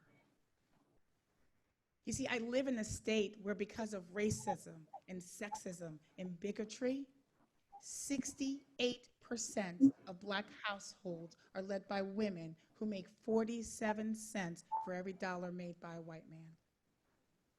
I live in a state where 25% of our incarcerated population are women. 80% of them are mothers. 5% of them go to jail while pregnant. This separation of children from their caregivers entangles these kids and these babies in a criminal system that has a detrimental effect on their mental health and their well-being. So why she? Why she? From formerly incarcerated women to members of the Links, we're building a collective base that crosses class and color and geography. And we are cultivating that base through deep listening and understanding of personal experiences, but weaving that together with shared experiences and letting that lead our policy priorities and programs. You see, she believes that freedom is gained when Black women first set our policy agenda, that we second educate policymakers around our policy agenda. And third, we educate voters to only support policymakers who believe in our policy agenda. If you believe that we deserve better, and I'm talking to the women, if you believe that we can do better, if you believe that we are better, then join us. You can go to our website, take our survey, pledge to vote, and then go vote. Be a part of historic wins for you and your families. You see, our ancestors taught us to raise our fists in solidarity on a pathway to freedom. Tonight, I'm asking you to spread those fingers with me and stretch them out so that we can graze the coattail of the fabric of freedom. Because together, we can win. Thank you. Thank you. We can go to the next slide. And so it's with that ideology, right, that we're building something new. You all are building something new. And you know what that means? That means you can take all the stuff that we know, right? And like, there's some of it that's really good. There's pieces of it that make sense. But the reality is we would have so many people engaged if it was working the way it's supposed to work. If the traditional activities were doing what they're supposed to do, igniting people, making people feel secure about their vote, making people feel comfortable about being civically engaged, making people feeling a part of this whole fabric within it. If that was happening, we wouldn't have to worry so much and do so much work to get people out to vote, to have such low voter turnout, right? And so that means we're in a space where we can take all those things that we know, take the things that are good, but toss so much out the window and build something new. And, you know, one of the things that I have been so lucky about building this organization with and for Black women across the country, across the globe, is that young people, y'all are so doggone brilliant and creative, and you all are engaged in ways that a lot of us that are in our 40s plus, I'm giving my age here, we forgot how to be. We've forgotten like what it means, you know, we were saying earlier, you know, we've gotten comfortable in our job, we've gotten comfortable, you know, doing certain things and things with our families. We're being molded to being comfortable, and we forget. And I am not saying that's right, because it's not right that we forget, right? How to be creative, how to think outside the box. You know, I did a summer camp with young people called Cyber Justice. And I'll talk about it a little later. But, you know, one of the things that I told them was, when we talk about thinking outside the box, that ain't it. I don't want people to think outside the box anymore, because when you think outside the box, you're giving homage to the box. There is no box. The box needs to cease to exist. We need to throw out every constraint, every piece of chain that binds us to a system, that forces us to work for something that equals our detriment. I am very clear, and you know, I have 4 children here, and I am very clear that the world I'm handing them is not the world I want to give them. I don't want them to step into this space that I stepped in. And I am grateful for everybody that came before me that felt the same way. Our parents, our grandparents did not want us to step into the world that they stepped into. And so they created space for us to be able to stand up. You know, years ago, decades ago, I couldn't get on this screen and tell you, I'm proud of you. We couldn't talk about, you know, expansion and liberation and freedom and our Blackness and our, you know, and whatever body, however we present. We couldn't talk about that with fortitude. There are people who marched and worked for that. You know, when we talk about, you know, the work that our predecessors did around voter engagement and civil rights movement, and we talk about that with pride, and we diminish it often to just voting. And we say people lost their lives for your right to vote. And they were clear when they stepped on that pathway that it was possible for them to lose their life, and they were willing to risk their life in order for everybody to have a further path on the path, further steps in the pathway to freedom, right? But there's also this reality that it wasn't just voting. It was our right to live in a home and be safe. It's our right to eat food that's good. It's our right to live and have clean air and clean water. All of that was part of the movement. And all the pieces that we're able to shout and move, it's because other people worked so hard for that to happen. And so when we think about civil rights, when we think about the work of our predecessors, we've got to think far beyond giving homage to them by voting. We give homage to them by working in this movement in any way, shape, or form. If your piece of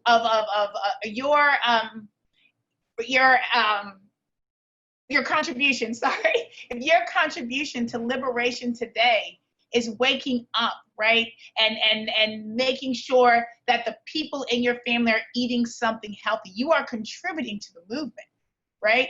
If your ability to and contribution to the movement and the pathway to freedom is you just making sure that the kids on your block are safe, you're contributing to the movement, right? Because all of those pieces are necessary in order for us to get to where we are and to give you all a better space than we inherited, so that when you all are thinking about the young people, when you are sitting here talking to young people about liberation and moving the needle even further towards freedom, right?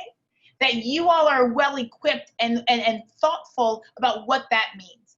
And so I want to give you guys some examples of what we've done when it comes up, when we talk about thinking outside the box. I actually, the pictures that are on screen, one of the things that I was really proud of in our, when we first launched Citizen She, is Congresswoman Ayanna Pressley came to speak at our inaugural event. And there are a lot of things that are really special about that woman and really special about that moment, because she said yes to a organizer that she never met, but just believed in the premise that people are more than what they think they can be. And she gave a speech to the women there that ignited our souls, because she talked to us about smashing that box, right? And what it means to smash that box. And and in that space, the two young girls that are in the picture with me and Congresswoman Pressley are my daughters. And in their brains, they see themselves here, and they see themselves as being part of a movement just by being there and having this woman speak life into them. This other picture is one of my favorite moments of last year. This was actually during Essence Fest. And there was a belief that we actually can't navigate with Black women unless we do some healing work, right? And we do intentional healing work. And we partnered with an organization called No More Martyrs, transformed a coffee shop, a Black-owned coffee shop, into a healing center. And so these Black women that you see are all acupuncturists, they're mental health therapists, they're massage therapists, they're authors, they're Reiki healers, and they gave free massages, Reiki, counseling to anybody that came. We had a brunch, and it was such a beautiful healing space. I will say, everything that Citizen She does is with the intent on building our base, with the intent of increasing the number of Black women that are civically engaged and eventually will turn out to vote. Every single thing we do is with that at the top of our cerebral. However, the way we do it, it don't look traditional. It don't look, it doesn't look the same as a speech given by, by somebody telling people what should be important to them, how they should move, how they should act. It is listening to people and giving people exactly what they want. And the reality is that we have Black women that are not making it, that they're not making it emotionally, they're not making it physically, that they're dying from breast cancer, they're dying from, in Louisiana, Black women have the highest maternal mortality rate in the country. And so how can I ask these people to be civically engaged when they're not even engaged in their own bodies? And so we do this work very intentionally because we have to take care of the whole person and have to make sure that the movement doesn't ignore the pieces that are the reality of the existence of the community that we're advocating with. Next slide, please. So one thing that we have put together, I joined with another, it's funny, somebody, we talk about and we tell a lot of, white people and allies, get your people. We say that all the time, you gotta get your people. Well, I'm a lawyer and I can get my people, right? And so one project that we came up with was this organization that I started with another attorney named Angel Harris, called the Black Women's Lawyer Collective. And the whole idea of the Black Women's Lawyer Collective is to do CLEs, and what CLEs are all attorneys, even after law school, were required to do continual legal education. The CLE stands for continual legal education, and required to do so many hours throughout the year to keep our license fresh. So y'all don't get, a Babbage attorney that don't know nothing, right? That's the idea behind it, right? And so, and real talk, attorneys don't always take these CLEs seriously. They'll, you walk into a room and say, oh, I want to learn something about this. I'll take an hour or two here. I'll take something I want to learn more about maritime law. I'll take an hour or two here, and spend sometimes the hour just on their computers, on their phones, but just showing up body-wise. Angel and I saw this as an opportunity to educate our community. So we have put together a CLE series that at the end of it, allies and mostly white lawyers will walk away with an understanding of what it means to have Black women as clients and colleagues. This is all a part of building that base, because when attorneys are navigating their clients through the criminal justice system, when they're navigating their clients through a civil system that is literally set up for the detriment of them, they have to be well versed in all the issues that these people are navigating with.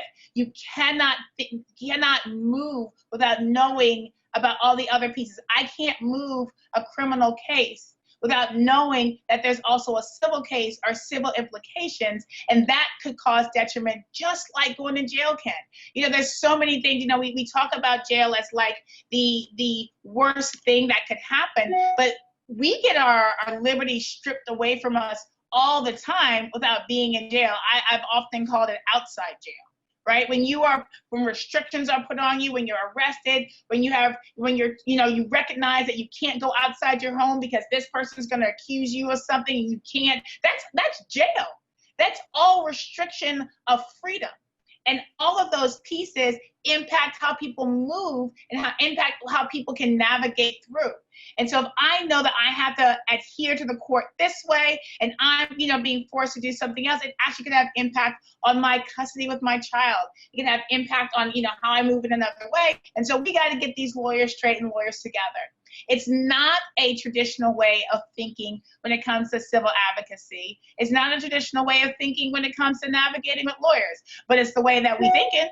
And it's us understanding that it's more and it's bigger than just sitting in a chair and talking to a client, that these are people, these are their lives. And we can't expect people to go to the polls and participate in civic engagement if their lives are being disrupted in this way, and we have the opportunity to impact it in a way that's different. Next slide, please.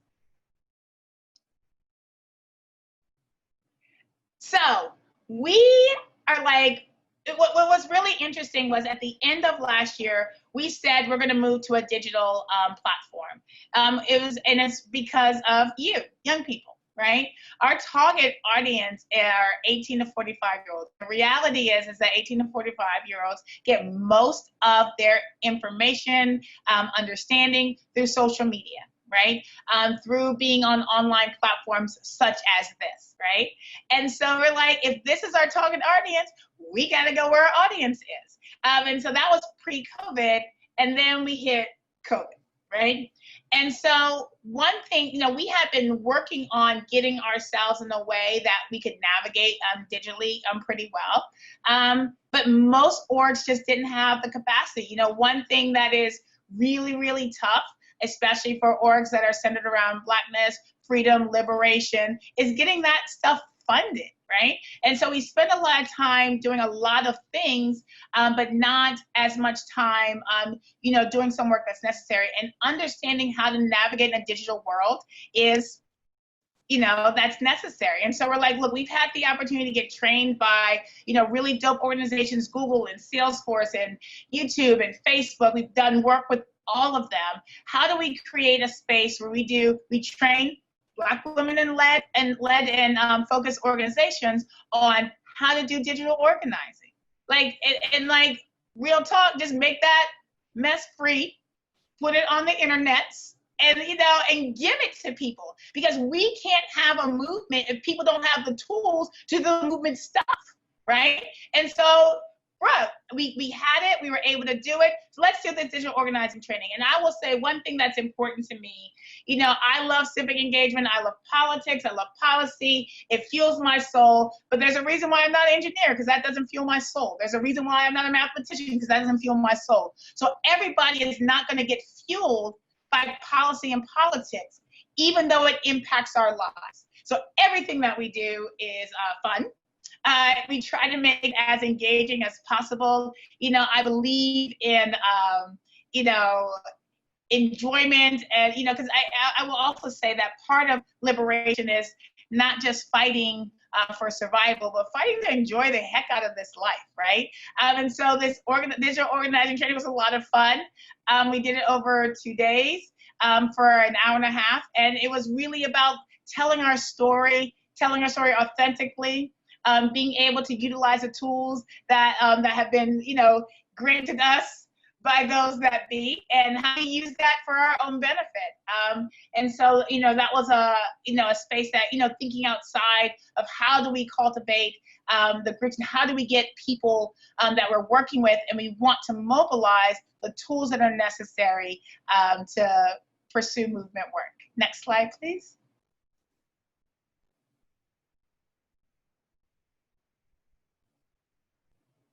So we also did and we're going to be doing another one upcoming, a Black Women Statewide organization meeting. You know, we are not the only organization that's working the way we work.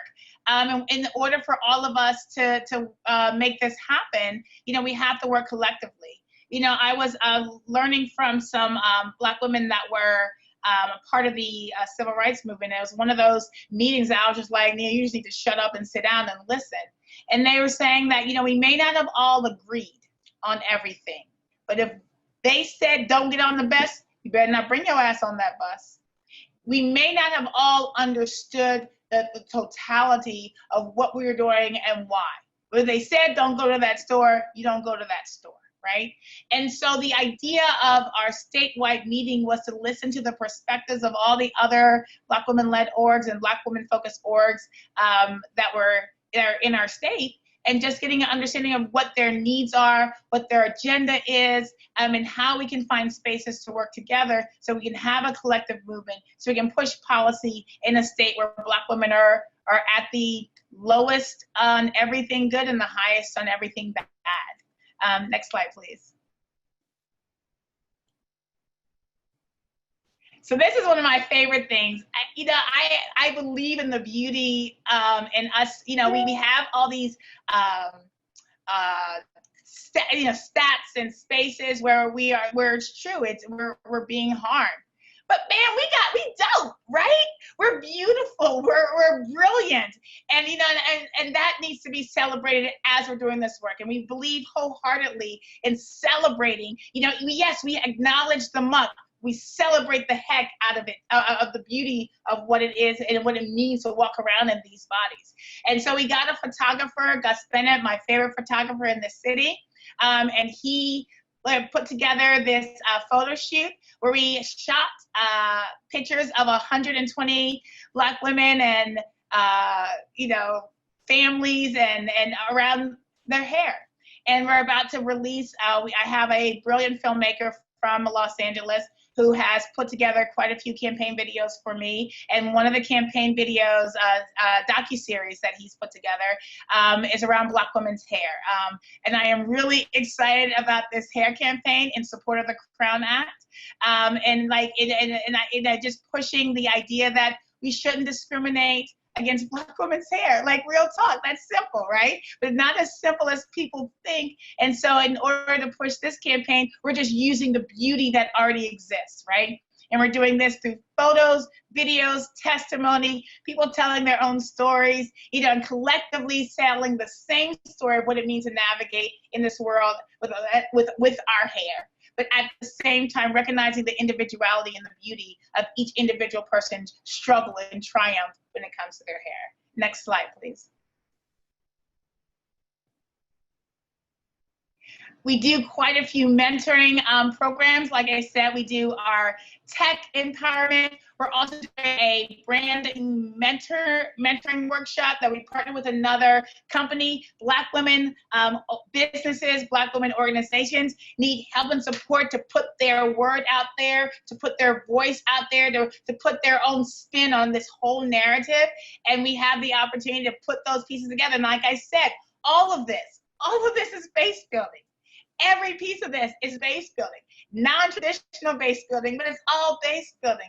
It's all about bringing a collective of informed and active, right, and forceful Black women across the state from all kinds of needs, in all kinds of spaces, all kinds of presentations, all kinds of hue, right? Bring all of us together so that we see each other collectively, but also respect each other's individuality. Next slide, please. And young people. So this, one of the, like I said, there's no movement that is not all about young people. And so this is part of the programming that we did this summer. We did a Let's Talk About Health workshop where we talked about Black women's health and social justice. And then we worked with Southern Poverty Law Center to do a event around the Children's March, which is it's a video that talks about young people's activism during the Civil Rights Movement. And then we did a whole conversation around Black women mentoring Black girls. And then we're also putting together a tea for young girls who are interested in a variety of jobs, and putting them with Black women mentors who navigate with them, who will help them navigate what it means to be in those spaces as, in Black bodies. The reality is that all of these people, because all of these people that are a part of these workshops, a part of these programs that are targeted at our high school and even our middle school participants, it's really important for them to understand all the things that we're building with the women that are adults now, right? The earlier they understand their beauty, the earlier they understand their ability to move, the earlier they're given the tools to be everything, to tell their own narrative, to push back, right? The earlier they're giving the ability to learn how to do digital organizing, the earlier they're able to learn how to put together their own videos of change, their own stories. What does it look like for young people radio? Young people owned radio, right? Young people owned, newspapers, and putting them in a space where they don't have to fit into the constraints that society says is necessary, right? And so we have all of our journalism spaces that we give accolades to, but what if we just didn't care? And we actually wanted to, we say we don't know how to pull the muck, but what if those voices are ours? And the people that we know and the people that we trust, and actually me, that's me right there telling my story. I believe that, right? My friends believe that. My community believes that. And that's the news that's most important about informing me on how I should move and how I should act. And if young people have that, the earlier that young people have that, the more solid they are as they navigate through life, and the more tools that they have to move the way that you all want to move. Next slide, please.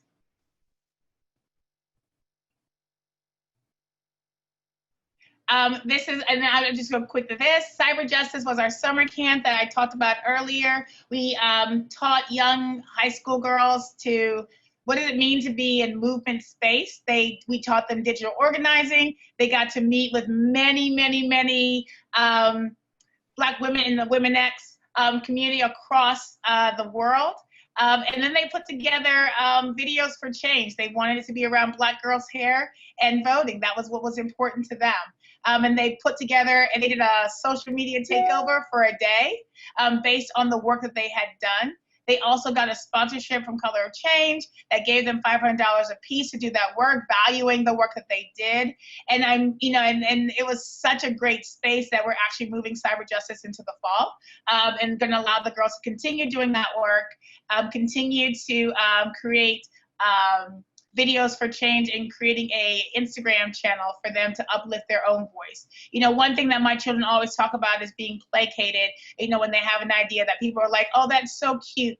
Those kids are doing activism work, and then they move on and keep doing what they've been doing. We're not listening, and we're not listening and they know we're not listening because we're not acting, right? And so this is an opportunity for them to not only just have one space or one, protest to activate, that they are actually continuously in our face. No, bruh, you need to do this. I said this. No, I want my world to look like this. And right now, for whatever reason, y'all got the power. So y'all need to be the ones moving and creating the world that I want to see. And so that's what cyber justice is all about. Next slide, please. And so our voter engagement is the road to 300,000, where we're trying to get 300,000 Black women to be civically engaged. We're so excited about this piece. Our hair campaign is at the center of this. Really excited having these beautiful images of Black women not saying, you need to do this, or you need to move this way, or this is what, should be important to you. Nah, bruh, you at the center of this. This is your movement. This is your road. This is your pathway that you're guiding out. And we have a couple of, and I'm going to go quick because I know we want to do some question and answer at the end. So we can go to the next slide. So yeah, our road to 300,000 is going to be, I am so excited. What's incredible is that I believe in people so much. And the reality is that I believe that we are going to do exactly what we need to do. I'm not disillusioned and thinking that, we're in 2020, things can happen and move away, but I believe that people are going to do what is necessary to be done. People, all of us want goodness. All of us want to live in a space where we are seen and heard and valued. That's important, right? We have different ideas on how to get there. We have different feelings of what it means to be there, right? But we all want that. Right? And I believe wholeheartedly that people who are about justice and goodness and fairness are going to do exactly that, are going to move in a way to propel us to a space where we have freedom. We're closer to freedom. We're closer to goodness. We're closer to being in a better space. I am not happy at all with where we are, but I am grateful that I'm not where my mama was. My mama telling me stories about, the moments when she had to march and the fear that she had when she was marching, and the venom. And then I also recognize I brought my children to at least 10 protests, and maybe only 2 gave me pause about having them there, that they have had the opportunity to lift up their voice in ways that I didn't get to lift up my voice when I was their age. I may be one of those, pie in the sky people. I don't know, but I do believe that people are going to do what they're supposed to do, and I do believe that we are going to make it to our goal of 300,000. We can go to the next slide.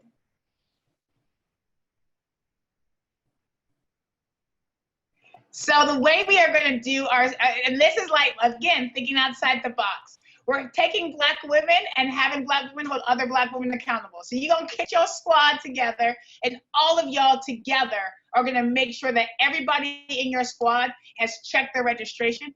Everybody in your squad has an early vote plan, and that everybody in your squad executes that early vote plan.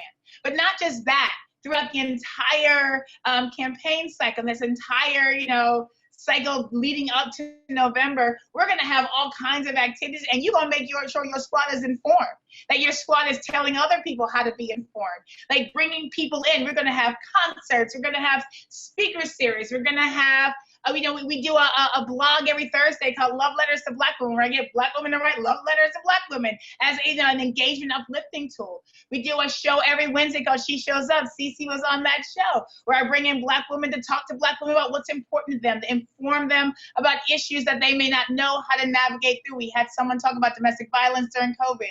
We had someone talk about navigating the PPP during COVID. We bring that on so that people can be as informed as possible.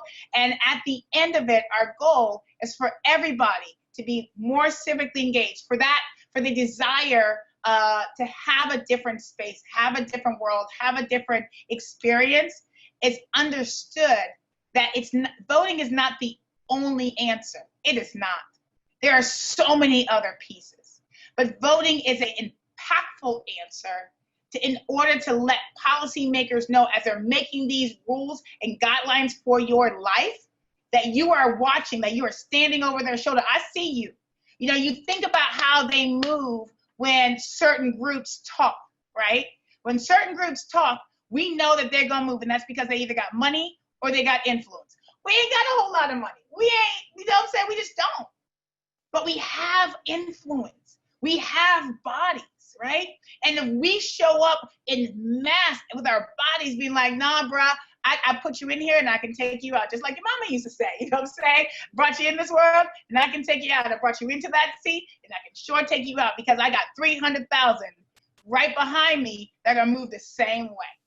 And so that's, and that's the power of moving outside. And when you move in ways that they are not expecting, when you move in ways that they don't see coming, right? They can't strategize around. They can strategize around what currently exists. They can't strategize around what they don't know and what they haven't seen before. And so, I appreciate the speaker before me talking about, we want to scare the shit out of them. We do. Like we do. We want them to be like, oh man, wait, these young people are like serious. Not serious, they're like serious, right? And they will come for us in this way, and they will mobilize and they'll move in ways that we're not even expecting. We're not even prepared for that, and they're ready to go. And so I think we can go right to the Q&A, because I know we're getting on time, and I was gonna show this video, but I think I wanna make sure that we have enough time for Q&A. Yes, thank you so much for this amazing workshop and all of your brilliance that you've shared with us today, Nia. We do have some time for questions. So folks, remember to drop your questions into the Q&A box. We do have a couple of questions already from some folks that have submitted. The first question that we have for you is, what are some of the challenges that you have faced and how did you strategize around them?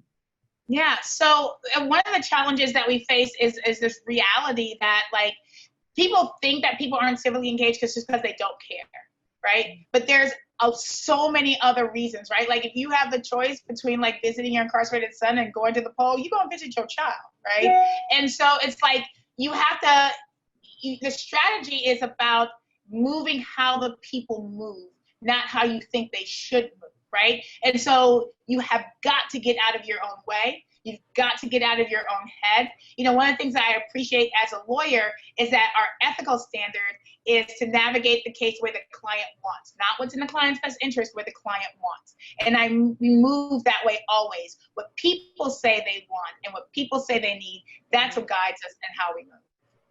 Thank you. Our next question is from Maria. Maria says, thank you for this presentation. I love the idea of centering community as a tool to increase civic engagement. Have you had any struggles with getting people engaged and showing up to events?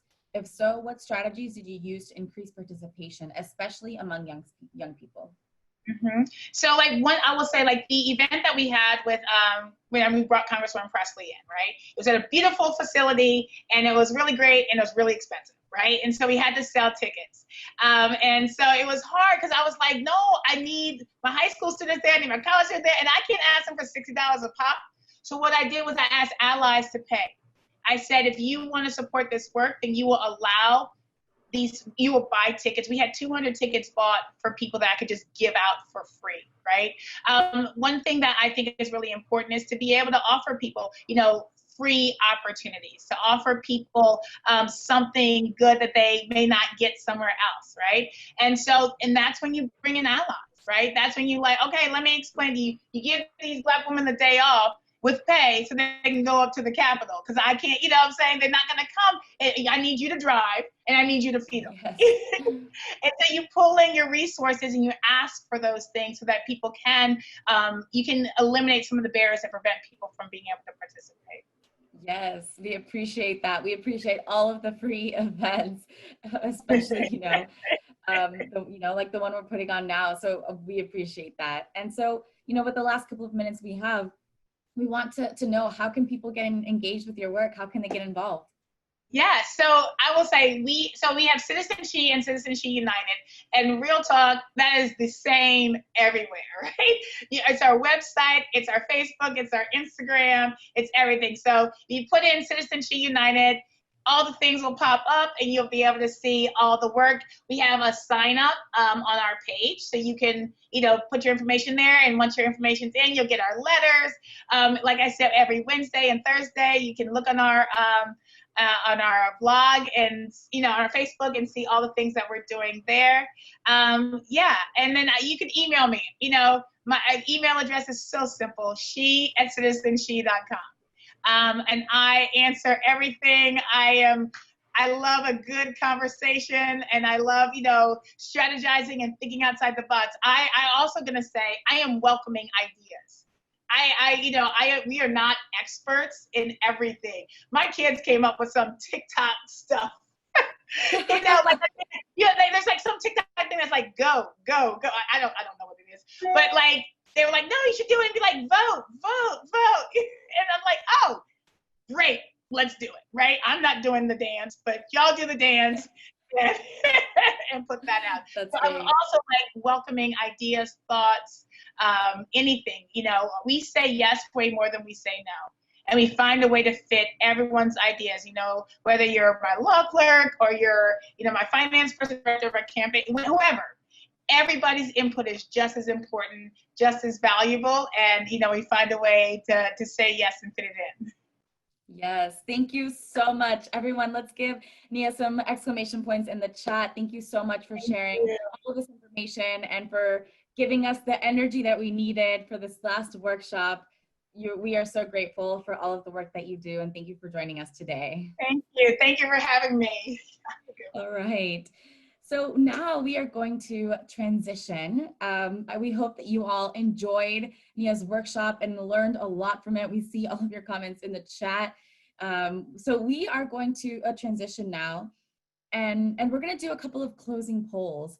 We have another keynote later today that you all are going to love. We have Valencia Gunder, who is an environmental activist in Florida, and you do not want to miss it. But before we do transition, we also will have a DJ. DJ Kara is going to be back to do some tunes with us so that you all are energized and ready for our keynote, our closing keynote. I see some exclamation points in the chat. We are excited for DJ Kara as well.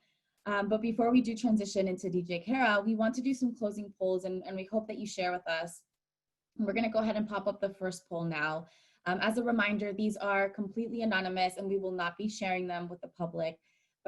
So we just ask that you share with us a little bit. The first one is, after today's programming, do you feel equipped with the tools and skills to mobilize your community ahead of the elections?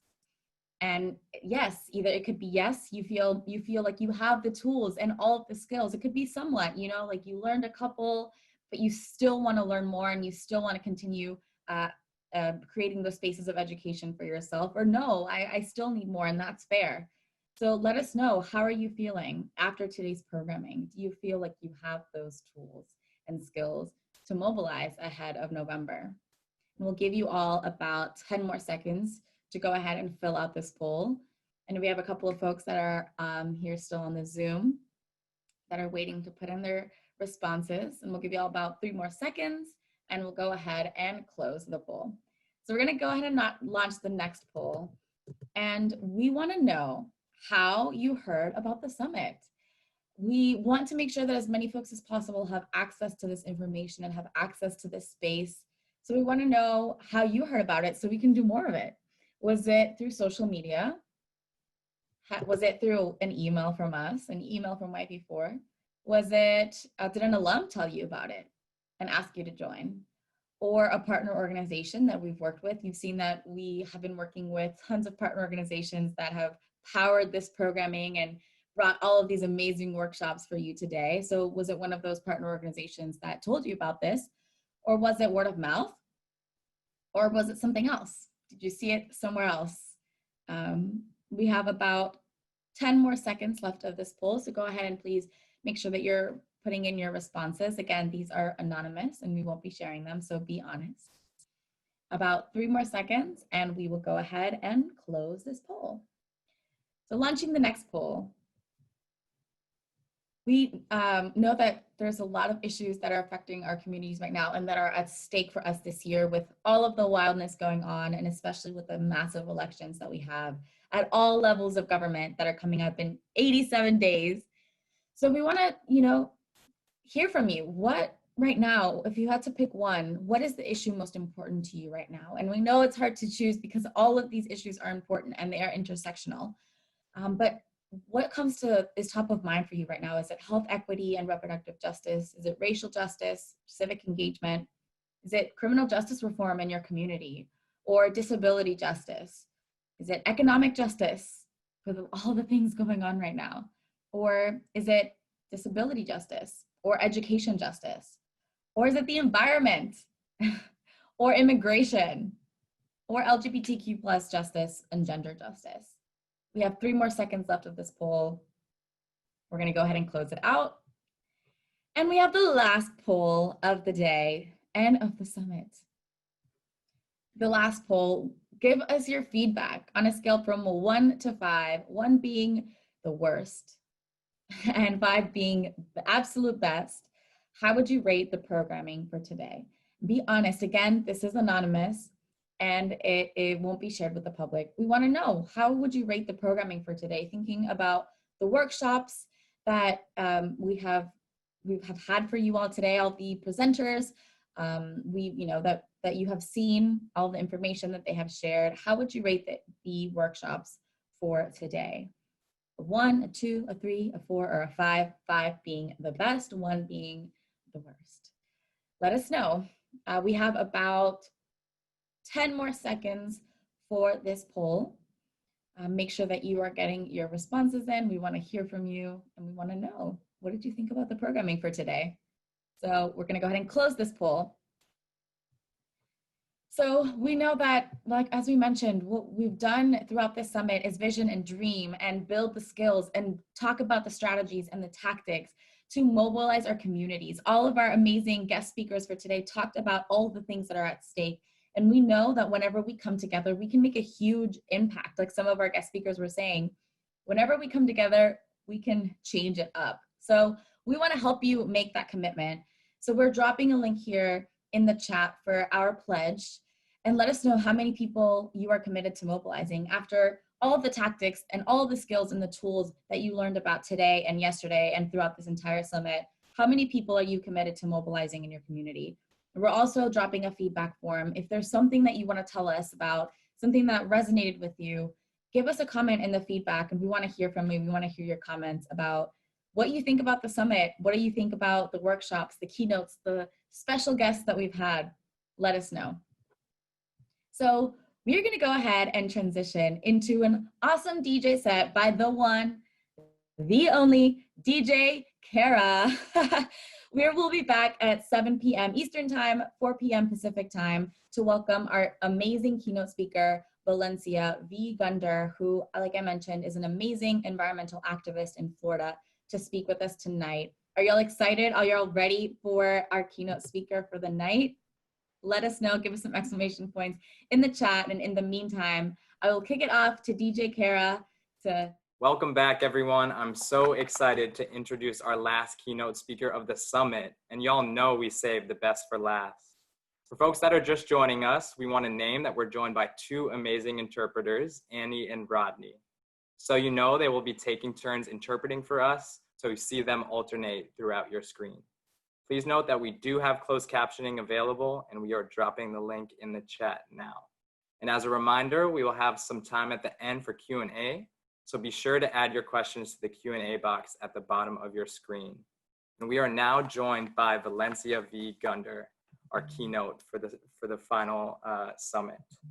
Valencia Gunder, or as most recognize her, V, is an enthusiastic, self-motivated, and driven community leader who's been branded as the modern-day Fannie Lou Hamer. A Miami native, Valencia is the founder and co-director of Smile Trust Incorporated, formerly known as Make the Homeless Smile Miami in Atlanta. She's also the campaign director at the New Florida Majority and co-founder of the Black Collective. Valencia assists many community-based organizations with a variety of strategy around Florida to ensure that community feels the impact in a positive way. Though she is not an environmentalist, Valencia has led conversations around climate awareness in many communities on topics including sea level rise, emergency preparedness, and climate gentrification. She is a part of the steering committee for Greater Miami, 100 Resilient Cities, and has spoken around the country on her work around climate gentrification. She is the founder of the Community Emergency Outreach Center that assists over 23,000 residents after Hurricane Irma. And after Hurricane Dorian, Valencia and the Smile team expanded their emergency response outreach to the Global South with their One Bahamas programs, providing over 3 tons of supplies to the islands of Bahamas in less than a week, building coalition with local Bahamian orgs and assisting Bahamians that were seeking refuge in South Florida. After experiencing the tragedy of losing her goddaughter, Jada Page, to gun violence, Valencia worked through her grief and pulled her community together to fight against the status quo. Receiving the Soros Justice Fellowship, Valencia created a rapid response toolkit, LIFT, to help decrease police and inter-community violence in Miami.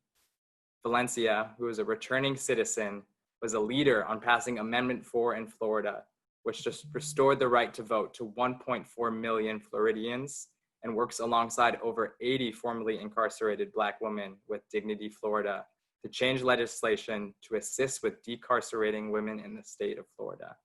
Valencia has been a faithful servant, a faithful advocate fighting alongside the residents of her community to ensure they receive fair and just treatment.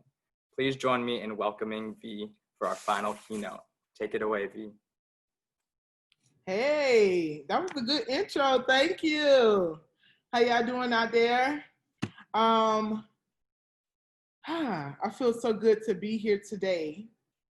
And I am so grateful to YP4 for having me and you all for allowing me to close out your summit as the keynote speaker today.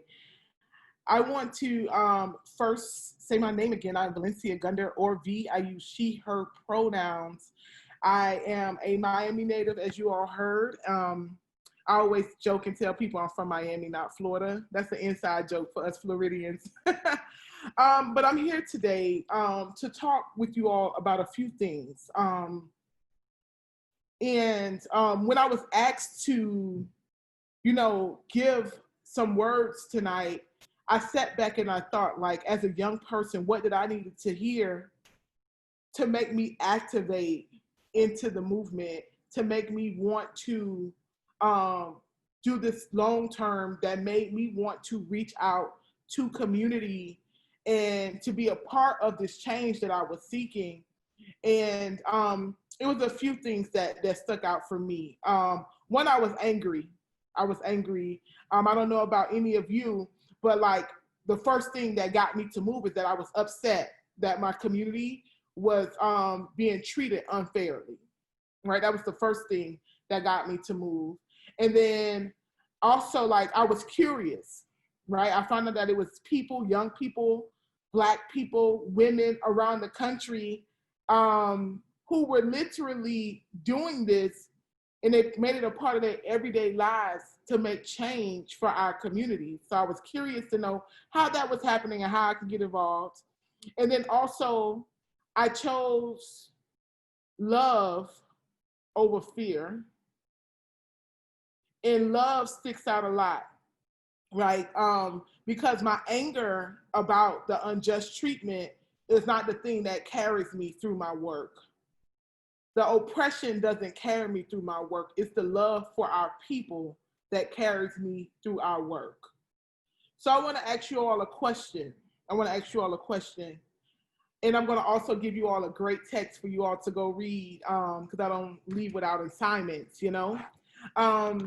I want to know, in your fight, as you have taken your seat to the table in this fight, are you choosing love or fear or anger or hate?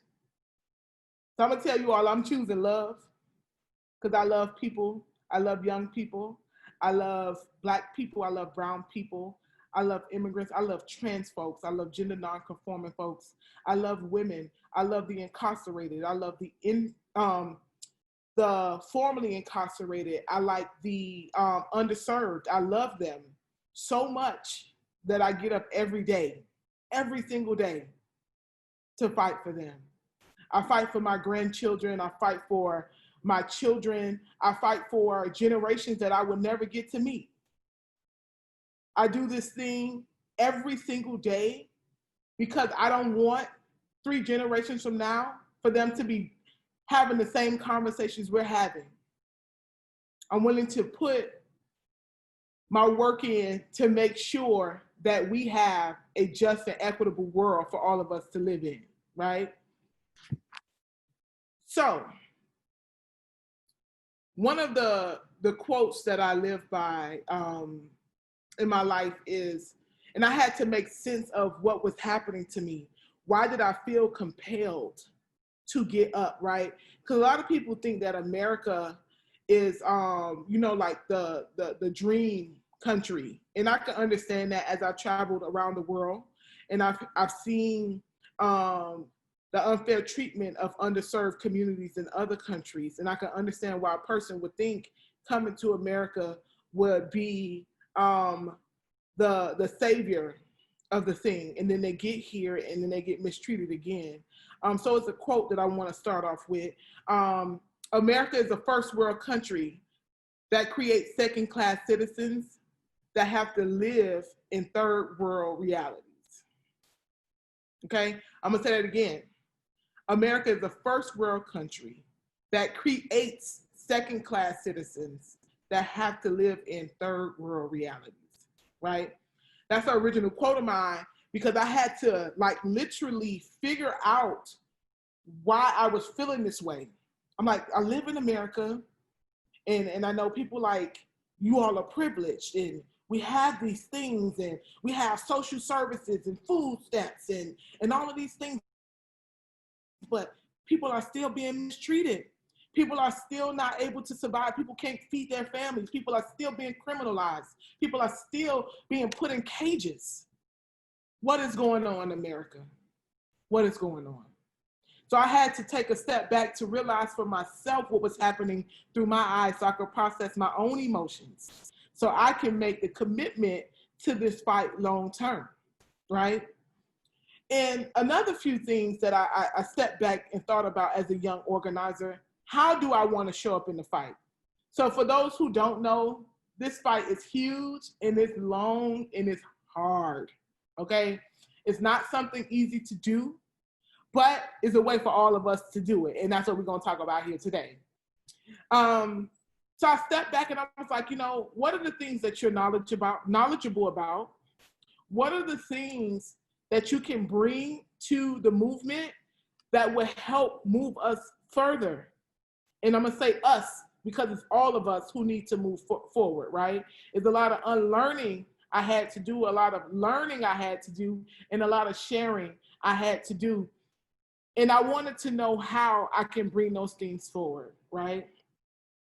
So I know we talk a lot about voting, and I know 2020 has been doing a lot of 2020, and if that makes sense for y'all, because it's been a lot of stuff going on. The Rona, we got some dust from the ancestors from Africa. We just missed a storm here in Florida. We got all these elections happening, school closures, quarantine, all the things, right? And I believe that this was our way to massage this muscle that we have been trying to develop over the years. So with 2020, with the election, it brings up a lot for me, because a lot of people question, does voting help? So yes, right? I feel as if I'm fighting for liberation every day in my life, right? And I also believe, just like our ancestors before us, shout out to Fannie Lou Hamer and Freedom Summer, y'all know, that voting is very important. And yes, it is a tool toward our liberation. It is, okay? So of course, y'all know I'm gonna give y'all the cliche, please make sure you register to vote if you haven't yet. But then that's not just what you need to do, right? So when you register to vote, also doing your due diligence to be an educated voter is very important. Learning, finding you a political home, right? So you can challenge your own politic. So when you go into the ballot box, you are doing it not just for yourself, but for your community, right? Now, what that looks like, some people may ask. That can look like a few things. I know some folks, they go to the internet, they Google, do the thing, look at some debates, and that's how they make to me, an educated decision on how they're going to show up, right? And then you have some who, I want to go to the conferences. I want to go to community meetings. I want to sit down with certain people in community who I feel has the knowledge to help me make a sound decision, okay? It's different ways that you can do it, but I want to go back to the fact that it is extremely important that not only that you are registered to vote, that you participate, but you are also educated around voting so that you can make the best decision, not just for yourself, but for community, okay? And for me, I'm never upset with a person who do they due diligence to make sure those things happen. So I know many folks may have a lot of questions around voting, but I want people to really, really think about if you are not active in who we put into office, right? All these taxes that we pay to make sure that this country ticks, these people who are in this office controls those tax dollars, y'all. You have to be a part of the process, right? And as a returning citizen, I lost my right to vote in 2010, right? A lot of people worry about a lot of things when they stand in that courtroom, right? I was facing 3 years in prison for writing a bad check for college. I did the crime, y'all, so I'm not denying that. Have I redeemed myself? I believe so. I didn't feel as if I deserved 3 years in prison for it. So I didn't go to prison, but I was still convicted, right? And during my time of conviction, I literally stood in the courtroom when the judge told me that I was found guilty, right, for the charge. And I looked at my lawyer, I was like, so what does that mean? And he was like, well, that means that you will be a felon in the state of Florida. And I said, well, what does that mean? And he was like, well, you can't vote. You can't get certain licenses. And I was like, wait, hold up. I can't vote. And the reason why that stuck out to me, because I was one of those people. At the age of 17, I literally registered to vote. I was excited to participate. I have been excited about voting since I was a young child. I'm not going to age myself, but in 1991, when I was in elementary school, I literally participated in a mock vote, and that just changed my life. And every year I tried to be a part of some type of voting something. So I just thought it was such a cool process to be a part of, to make decisions for our whole community. But at 17, They came to my high school. They was like, you can register to vote now. I signed my documents and I'm like, yes, I got my voter registration card. I found out I can do mail-in ballot because I had went up to school and I still wanted to participate, and I participated in the election when I graduated from high school when I was 18, and I participated in the 2008 election, and I was very, very proud of that. Y'all know that was a very historic year for a lot of us. And in 2010, I'm like, I can't vote anymore. I can't vote anymore. And the real reason why I was voting, because I was not an educated voter at the time, y'all. I was not. I was what you would call a, I would vote in protest just because they told my ancestors that they couldn't vote. I felt as if every time I went to vote, I was doing it on behalf of them. That was literally the reason why I was voting at the age of 18. Literally. Like, I would go and bubble in anything on the ballot. I was not an educated voter. And then that wasn't enough. And I figured out when I got convicted why it wasn't enough just that I was just blindly voting, right? Many years went by. I got active in the movement in about 2013, 2014. And I used to hide the fact that I was a returning citizen. I used to hide the fact about it because for a long time in America, being a returning citizen was like walking around with a scarlet letter. For those who don't know, you can't get certain housing. You can't apply for certain funding and resources from government. You can't participate in certain programs. So I would hide it often. And I started working at a social justice organization, New Florida Majority. And I met an amazing young man, Desmond Meade. And Desmond was like, Valencia, aren't you a returning citizen? And I'm like, are you crazy? Standing in front of everybody? And he was like, no, you're cool here. We're actually working to get our voting rights back. And like my antennas went up and I was like, yo, we're about to make something happen. And for years, we fought really, really hard. I mean, collecting petitions, that was one way. And going back and forth to our legislators. But what the uphill challenge was literally organizing our communities and doing political education to change their mindset on how they felt about people who literally were coming out of the system, right? That was the hardest part of the job, but that was the part of the job I enjoyed the most. One, I realized that sharing my story was helping so many other people, right? People see me, they're like, oh, V, you're feeding people, you're helping community. And they're like, we didn't know you were a felon, because people in community thought that felons or returning citizens had a look. Y'all ever heard about that before? Like people look like something, which is foolishness, right? Something we need to do away with, something we need to unlearn. And we did a lot of deep education in community. I mean, at churches, community centers. I mean, I'm at AARP meetings and at all the NAACP meetings and everything that you could think of, I was there. And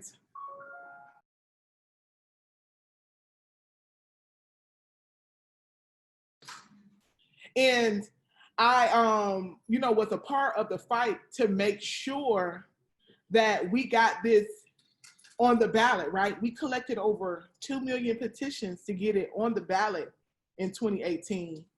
And what was so great about all of it is that we were successful.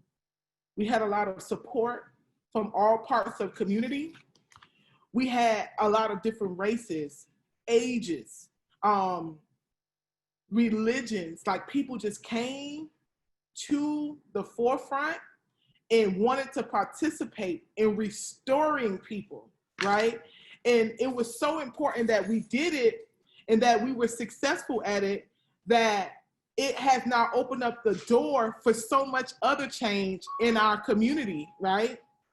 So in 2018, we were successful with passing Amendment 4. We were able to restore the voting rights to over 1.4 million Floridians, right? And just so y'all know, I'm really excited about this election because this will be my first time voting, literally, y'all, since 2010. Like, literally, I will be at the ballot box. Well, no, because of the Rona, I'm not going to the polls, but I definitely got my vote by mail ballot, and it is definitely getting dropped in the mailbox tomorrow. I am very excited about that, and it felt so good just to be a part of it. And I'm a part of a group of formerly incarcerated women and femmes, and you should just see the chat blowing up like, hey, I got my ballot. I'm about to vote. I'm about to vote right now. Like, people taking pictures of their ballots. And that makes me feel extremely good because the impact of the work is being felt amongst the people every single day. Because they're able to participate in something that should have not been taken away from them in the first place. Yeah. I also think through the way that we get out here organized. I know y'all hear the term organizing a whole lot, right? And there's different types of organizing. You have digital organizing. Some people do what some people may call old school organizing. I'm one of them type of people. I like to rap the block, right? I am a millennial, but I'm like an older millennial. Does that make sense, y'all? Y'all let me know. I literally like to go out in community and talk to people. I like cold hits.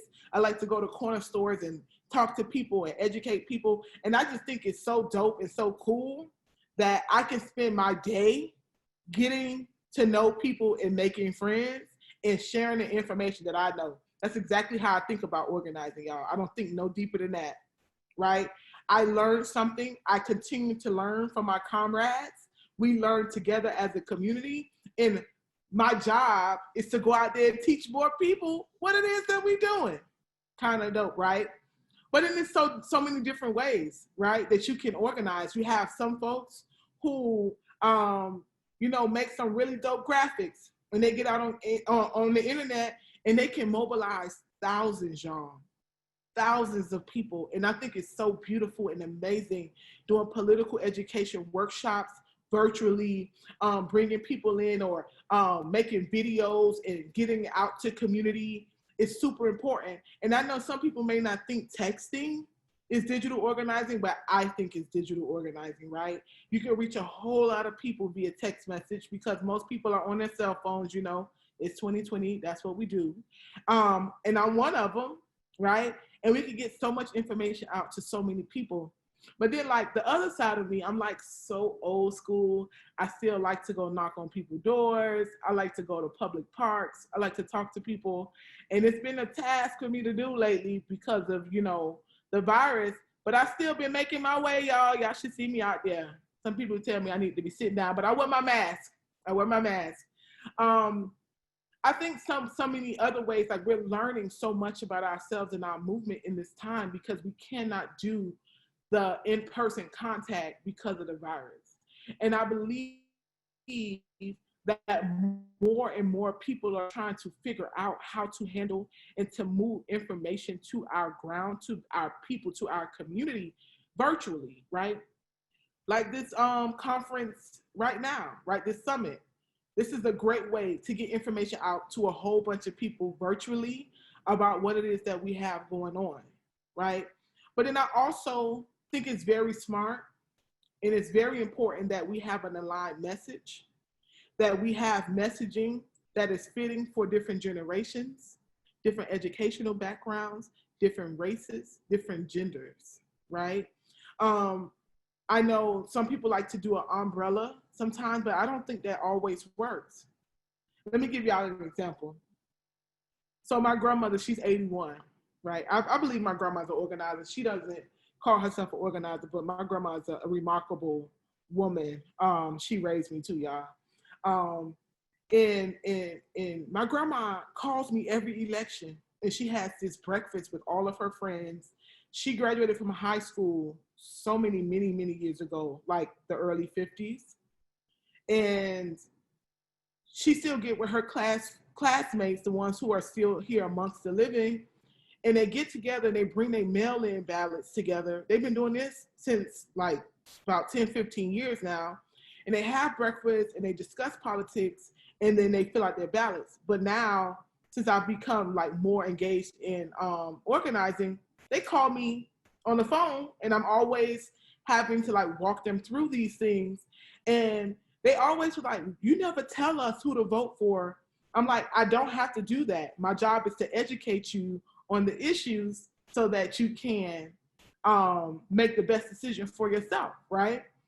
And I think like that style of organizing is so important. It's so raw, it's so uncut, and it's so needed. And I know it's so small, that's a really small example, but that's happening all over our communities, a lot of places, y'all. So we can't count it out. And then I'm also very, very, very happy to see like people are using things like people assembly models. I'm not sure if you all are familiar with the people assemblies that started out of Jackson, Mississippi. We have people who do caucuses. We have individuals who do steering committees. They bring people into a space. They have political debate. They talk through the issues, and then they make decisions collectively. That is amazing. And that is happening on Zoom and the Google Meetup groups, private groups on social media. Like, this is happening all over the place, and all of that, y'all, is digital organizing, and it's so great to see. I know some folks may think like it's just a digital campaign, but it's so much more to that, right?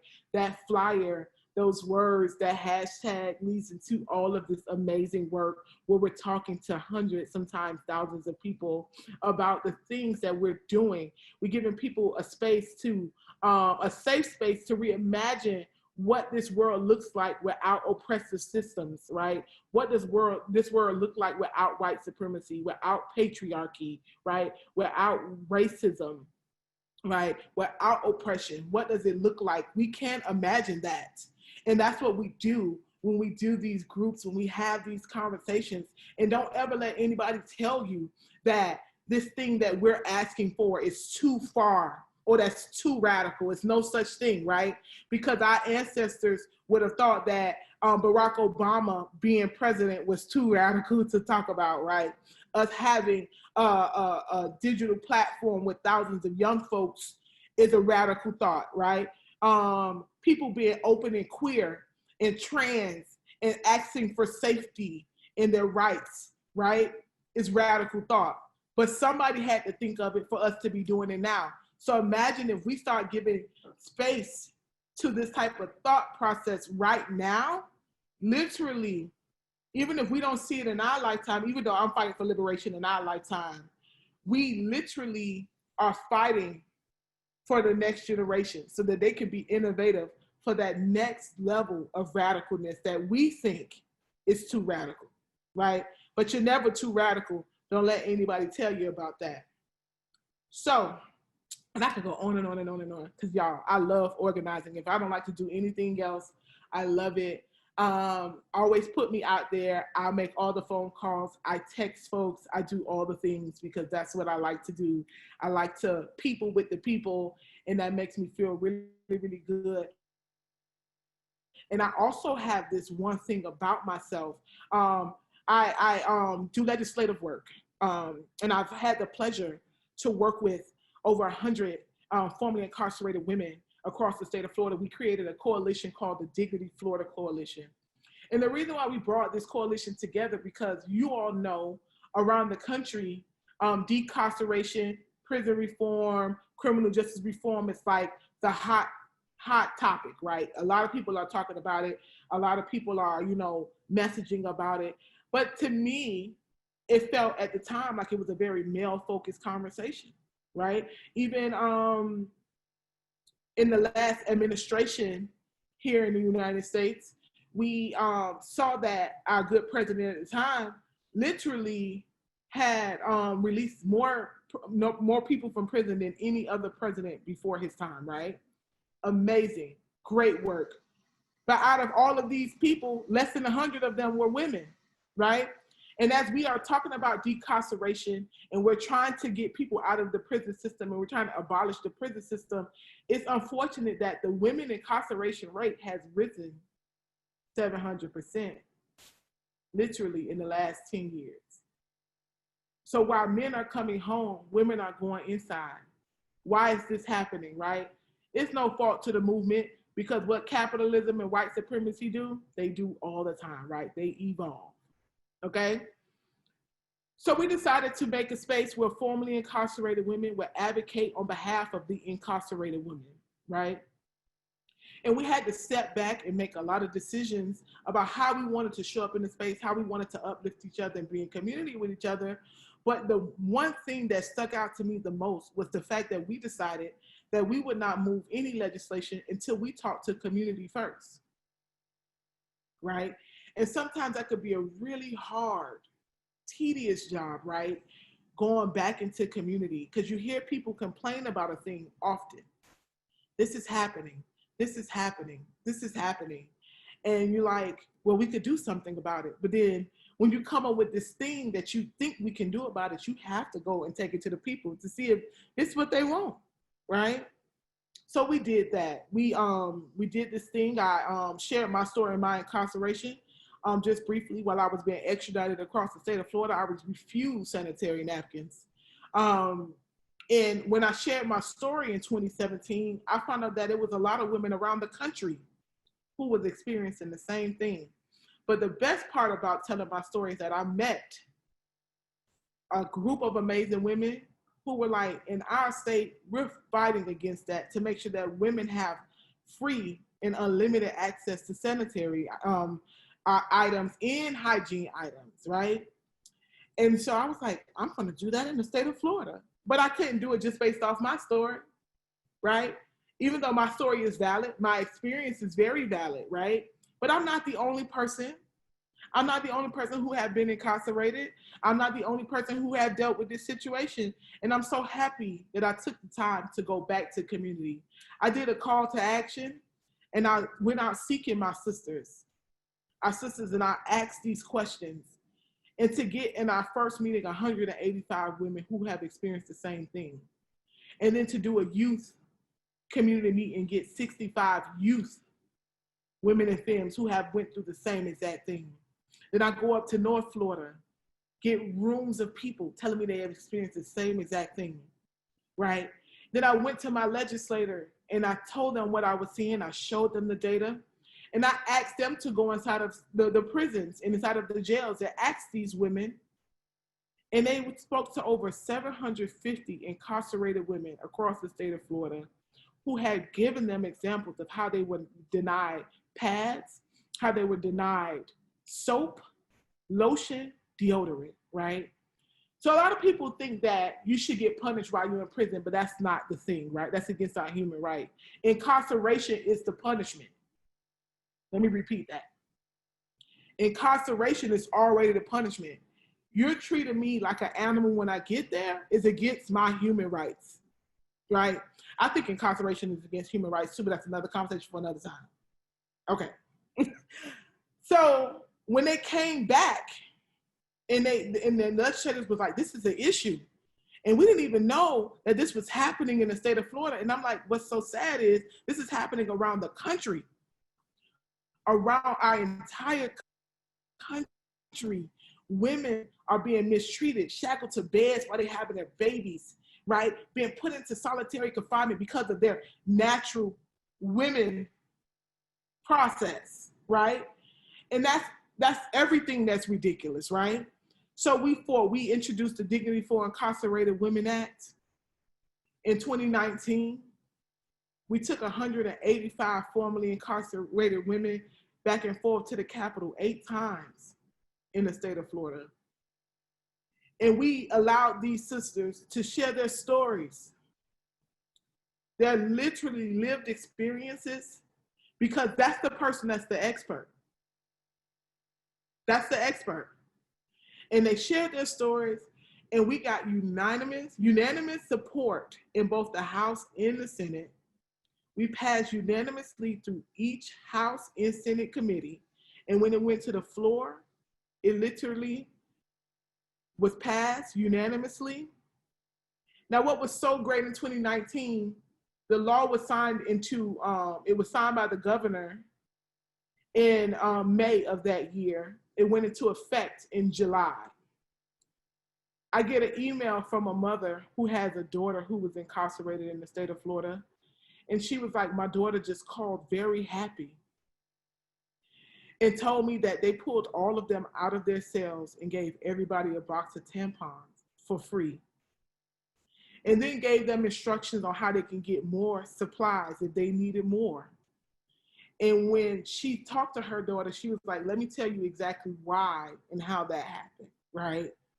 And her daughter came home from prison, y'all, this year.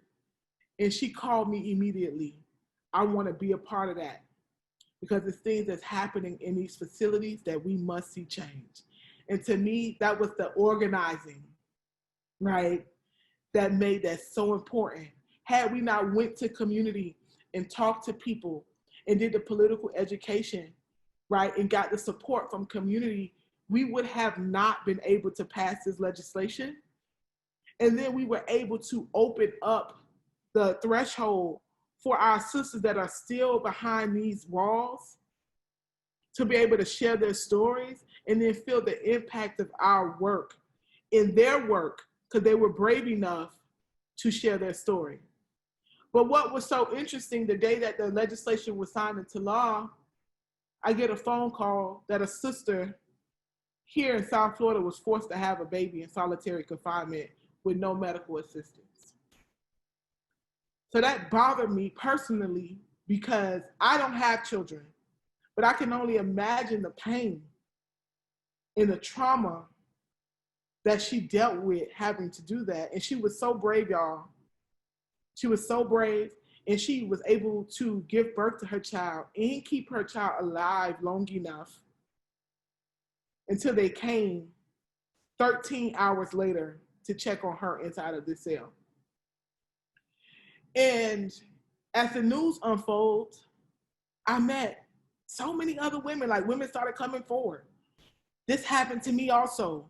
I had my baby shackled. I had my baby in solitary confinement. And it was ridiculous. Like, I could not believe that again, that we were being mistreated while in the care of the state of Florida. And so we introduced the Tammy Jackson Act. That was the sister whose story broke the news. And we took our time. We went to her family. We went to her. And we let her know who we were. We invited her to meetings. We invited her family to meetings. And we told them that we wanted to fight to make sure that this never happened to anybody else. And we had a few issues, not from the family. They were super supportive. They were very, very happy about it. And that made me extremely happy. But what the issue was is the fact that this sister, because she was formerly incarcerated, she suffered from addiction. Our legislators gave us pushback. Does it have to be called the Tammy Jackson Act? Does it have to include this language? You're absolutely right, it does. You know why? A few things. One, we have to change the way that people deal with our communities. Because a person is addicted to substance does not make them any less of a human being, any less of a mother. Because a person is incarcerated doesn't make them any less of a mother or any less worthy of getting the support that they need through a trying time, right? So we pushed hard. And I'm telling y'all, like, y'all can only imagine who was coming back to us and telling us what we couldn't do and what we wouldn't do.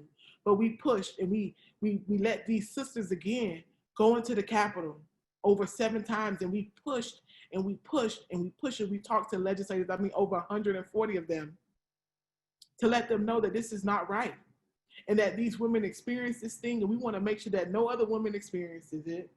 And the great thing about it was we passed it again unanimously. We passed every committee in the floor, and it was signed into law. It was signed into law. And a lot of people thought that we were not going to be able to do it, but we have been successful at it. So I gave you all those 2 examples of when you're fighting for something and people don't believe or understand why you need to fight for it, because sometimes it's not their lived experience, right? I don't have children. I never had a baby a day in my life, right? But I knew it was not okay for women that were pregnant while incarcerated to be put in solitary confinement, one, that's the worst thing you probably can do to a person mental during that time. And then two, you deny them medical access when they're having birth. No.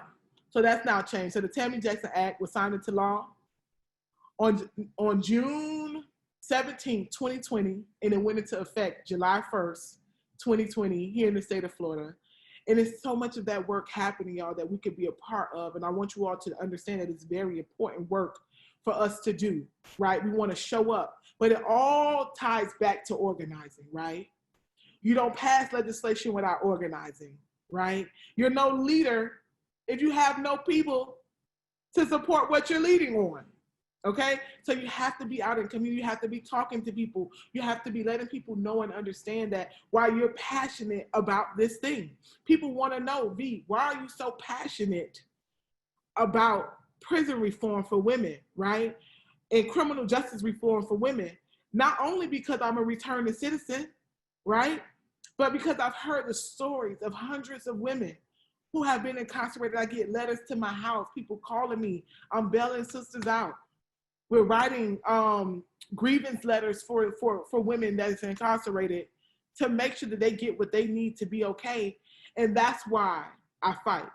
Not because of the hate of the system, but the love for the people, y'all, always. So, my favorite topic, and I wanted to save this one for last because like a lot of people in our movement don't understand how important this thing is, right? I want to start off with the quote. I love quotes, y'all. I love quotes. And this quote is, we don't inherit the earth from our ancestors. We borrow it from our children. What kind of earth do we want to leave for our next generation, right? So we know we're going to fight electorally, we're going to get out there and vote, we're going to do the thing to make sure that we have the proper leadership, right? Because I believe that that's what we're going to do together, right? We know that we can fight legislatively, right? We can go back and forth to our state capitol and to the federal government, and we can let them know what we don't want. We could draft legislation and we could fight and push and organize to change law. But if we're not conscious on how we're treating the earth, none of the rest of this work means nothing, y'all. None of the rest of this work means nothing. I want y'all to know and understand that climate justice is racial justice. Okay? Climate justice is not just a thing for tree huggers and the hippies. It's not. So when I started the work, when I started all of my work, before I did anything around being a returning citizen, before I did anything else, I was out here in these climate streets hitting it hard, y'all, because I live in a place, Miami, Florida, where we are ground zero for sea level rise in the world. Not the country, the world, okay? And I also live in a place where it's a sponge. We have sea level rise happening, the water's coming from the side and it's coming from underneath. Our city is built on limestone, not bedrock like the rest of the city, okay? So I was thinking when I came home, so I'm formally educated in international agricultural business, right? So I knew a little bit about the earth because I had to grow food in college, you know, and do all the things with the animals. So when I was invited to a space back in 2015 to talk about climate justice, I'm like, I don't want to go in here and listen to no scientists talk about no carbon in the air and all of this foolishness. And so I had my own thoughts about it, but I got into the space and it was the exact opposite of that. These individuals was in there and they wanted to know how climate was affecting us in our community. And I never stopped to think about it until I was sitting in that room. And I remember the thing my grandfather used to say. He used to like, they're gonna come steal our communities because it don't flood. It don't flood over here, they're gonna come and take it. And back in the day, I'm like, Granddad, ain't nobody want no Liberty City, right? I live in Liberty City, it's the hood of Miami, for those who are not familiar with it. And I'm like, nobody wants this neighborhood. It's a mess in my mind, right? It's crime stricken and all of these things, right? This is before my consciousness. And he's like, I'm telling you, they're gonna come take it. And then I sat into this community meeting and I hear all these homeowners like, I can't afford to live in Liberty City anymore. So when I had to check my privilege because I'm a college educated single woman with no children, and I had a job. So that makes me extremely, what they would call privileged in so many words. But I was listening and I thought about what my grandfather said. So I went and started doing some history, and I decided doing some digging, and I had to go take me a science course or two to really figure out why the climate was changing, right? And after I did my research, I started going into community and I was educating folks, doing community meetings. And this amazing woman, Miss Paulette Richardson, I want y'all to remember her name. She coined the term climate gentrification. A Black woman did that, y'all. Because Black women are dope. And she said that term in front of me, and I was like, wait, she just put a name to the thing.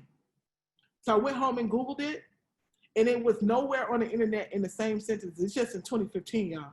Just in 2015. And I was just like, well, what is this thing? And I need to figure it out. And I started to do some research, and I started to walk around community asking questions and surveying folks. And I realized that historically, unlike the rest of America, South Florida did segregation completely different. Usually the Black community was put to the outskirts of the city unless they were sitting right next to downtown so they could go to work and get out of there, right? But in Miami, they put all the people of color to the center of the city, right? And in the center of the city, you remember I was telling y'all about this limestone that we sit on? Just so happened that the center of Miami is this ridge that's made out of bedrock. And that's where all the Black communities sit at: Liberty City, Little Haiti, Opelika, Overtown, Coconut Grove, Goulds, right? And then I'm noticing all of these people who would never even come by a bottle of water from here have literally started to move into our community, y'all. They came in, they bought it up, and I'm like, what is happening? Then I had to understand like the pricing and the general price of living and property and real estate and everything. So I had to learn really, really fast. And so I started to agitate at the county. I was like, this thing is happening. And I remember being put out the county commission meeting by the mayor. And he told me that I was trying to start trouble and I didn't know what I was talking about, y'all. That's what he told me. And so I continued to advocate. And it was this one scientist, Dr. Hugh Gladwin, and this other climate justice advocate, Ms. Caroline Lewis, who was listening in and what I was advocating for. And they went back and created a map, y'all, for me. Well, they didn't create it for me, they created it for community, but that's all I needed. I just needed proof, the science and the data to prove that climate gentrification is a thing, right? And so we also have seen how these corporations have been coming into our communities, buying it up by the block, right? And so why this makes sense, right? So Miami ain't too high above sea level, nowhere. Like we go up 16 feet and we're expecting 6 feet of water, right?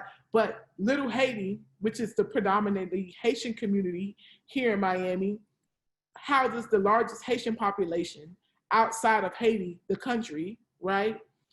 Sits 8 feet above sea level. So when the water come in, guess what the shore front gonna be, y'all? You guessed it, Little Haiti.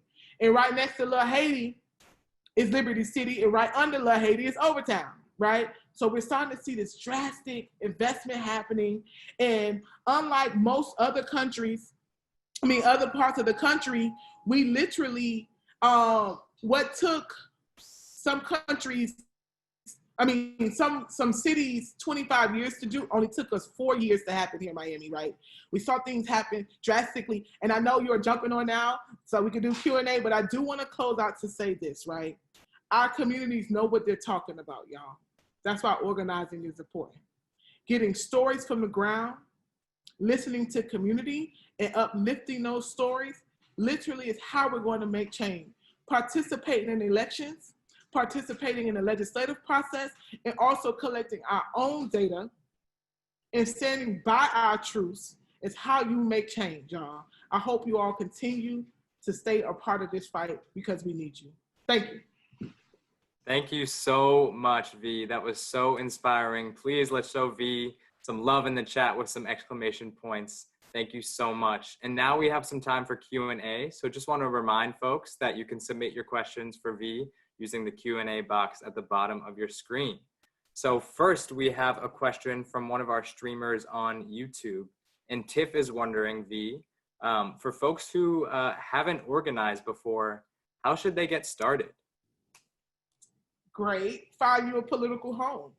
I mean, YP4 is an amazing organization to join, plug.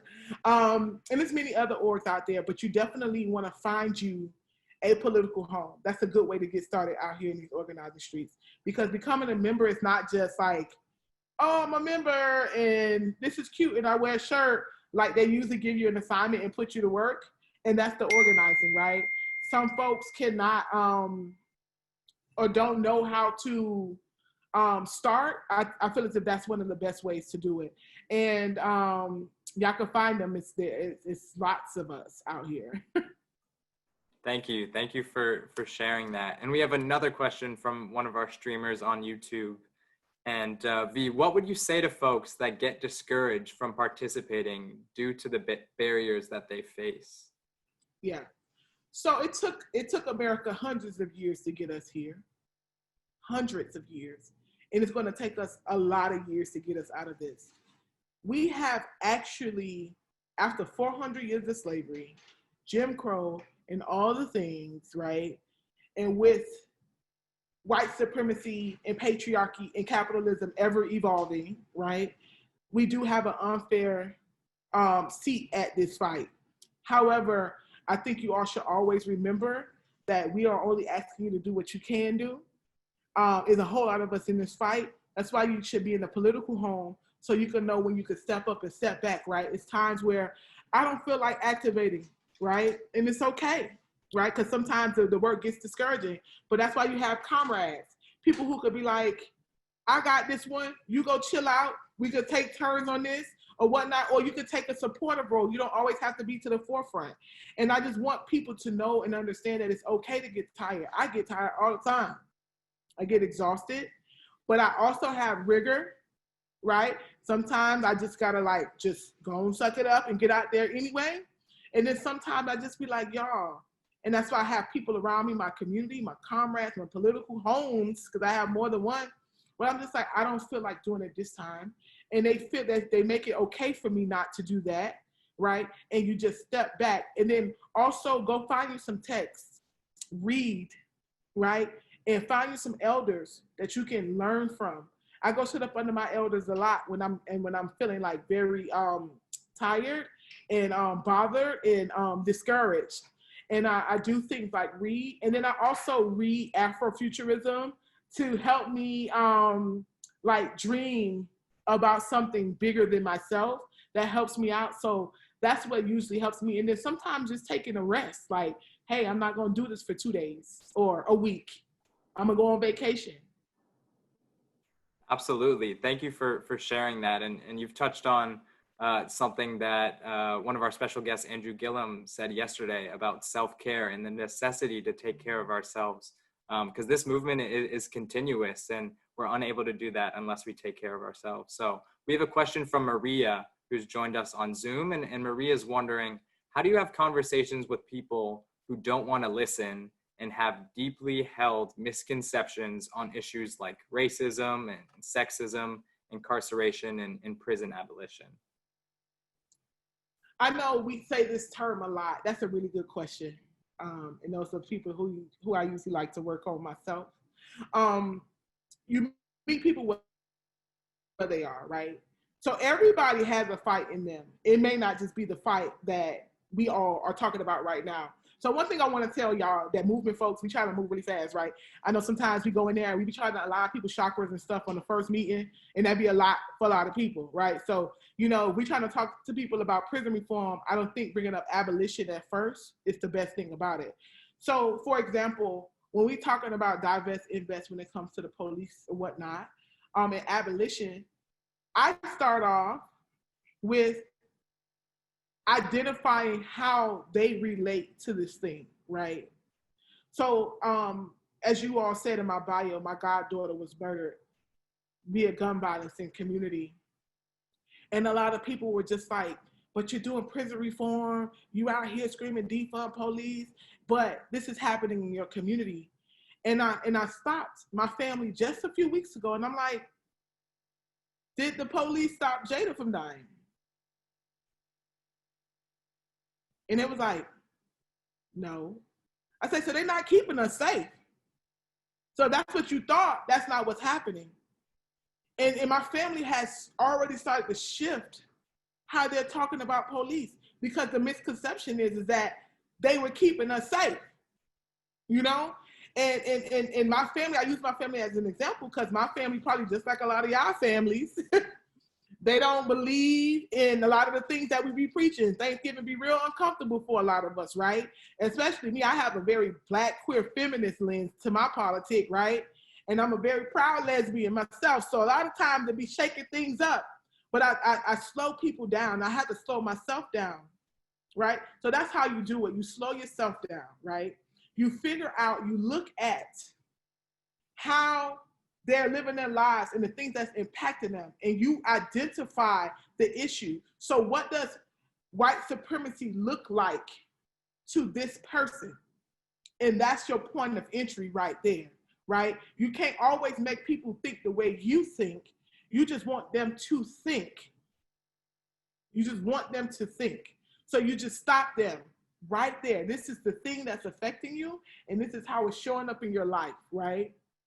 And let me tell you why we are reading this thing and we're asking for this thing. Because honestly, if we divest from the police and invest in community, it won't be no more Jada Pages. Police don't help with that. And that's how you do that. Thank you for sharing that, and thank you for your vulnerability. And we have a couple more questions for you. This is coming from Katie. And Katie's wondering, what strategies can we use to fight and organize against evolving voter suppression tactics during COVID? And I know you briefly mentioned that you just secured the right to vote and will be voting in mail, but again, what strategies can we use to fight and organize against evolving suppression tactics that have arisen during COVID-19? Right. So one of the main things that we do, especially at the New Florida Majority, is we do BYOB, bring your own ballot. We come together, you can bring whatever you bring to relax. And we go through this whole process to teach people how to do their ballots, right? Because a lot of people do not understand the thing. And then, you know what? Some people don't have the time to be understanding all that. That's why we do these platforms. That's one way. But then also we do voter protection, like the week of, or the 2 weeks of early voting. So we have people who we literally train to go out to the polls to make sure people are not being mistreated, right? And then they call back to our group of lawyers, because we have a whole bunch of movement lawyers, y'all, right? That can help and fight rapidly to make sure people's votes are not being suppressed, right? And then capturing stories, I'm gonna always use that, right? People have experiences. In 2016, we had Miss Celeste Victor. She was 104 years old, a woman of Haitian descent, amazing, amazing sister.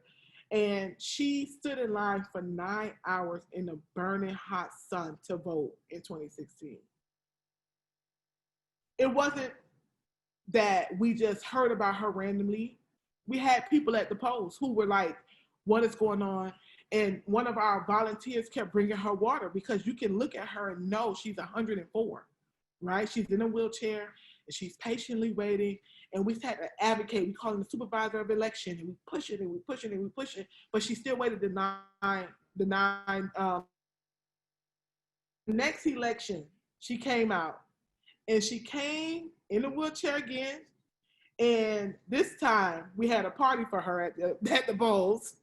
And she didn't even wait 10 minutes to vote this time. Because of her story, we was able to advocate that everybody has a better experience, especially our elders and our disabled folks who do not have the capacity to be waiting in line for all of those hours. And y'all know that making people wait at the polls is one of the biggest ways to suppress a vote, right? But then also like trying to push against legislation that want to do like the signature matching and things like that. That's stuff that happens off season that we have to do all the time. But the biggest strategy is having people there watching, right? Doing the education to walk people through the process of voting, to try to make sure that they have a really good experience so they can come back again. Thank you for that, and highlighting the power of organizing and advocacy in our communities. So we just have a couple more minutes. So 2 final questions for you. Richard is wondering, what is currently bringing you joy, V? Joy. So I like doing mutual aid. I did not even get to my hurricane outreach work. I like to feed people, y'all. That's what I do at the Smile Trust. We do food security work. We do mutual aid work.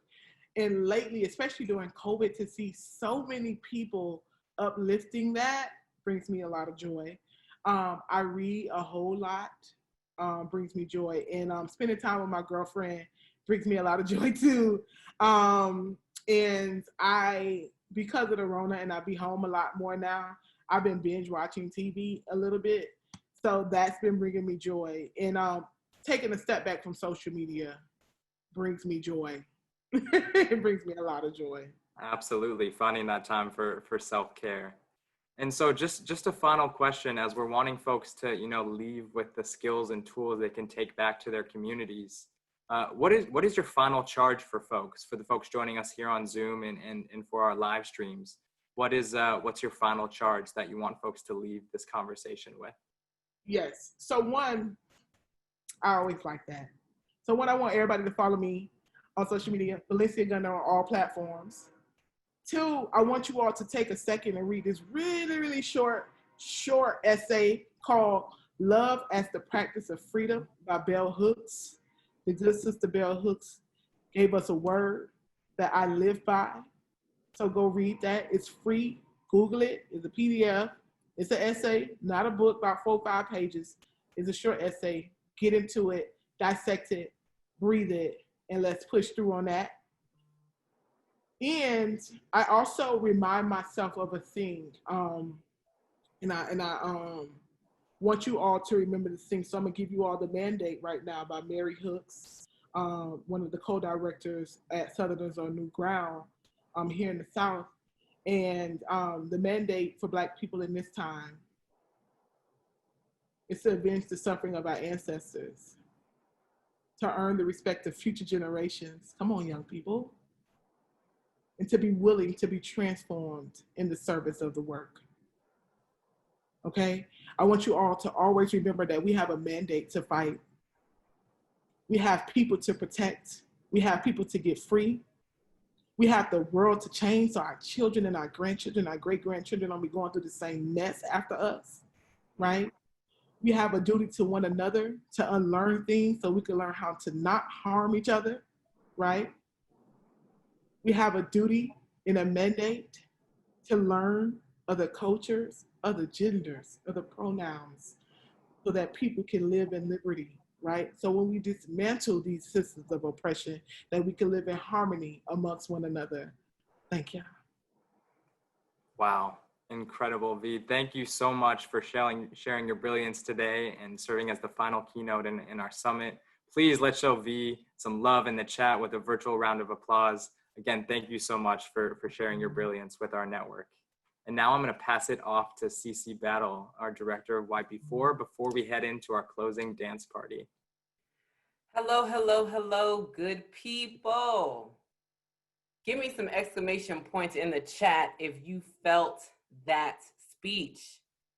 From one Miamian to another, I love you with all my soul, and I hope you all were as energized with her words as I was. I see it coming in.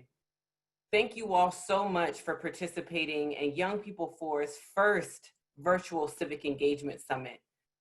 We had such an amazing time learning and building with each of you all. But before we go into our final dance party of the summit with the amazing DJ Kara, I quickly want to reflect on everything that we've learned over the past 4 days.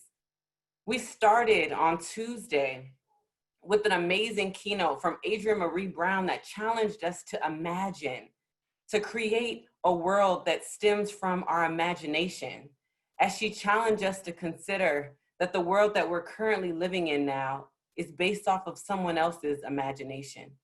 Then we went on and listened to the good words of the good brother Philip Agnew, who challenged us to be transformed by the work.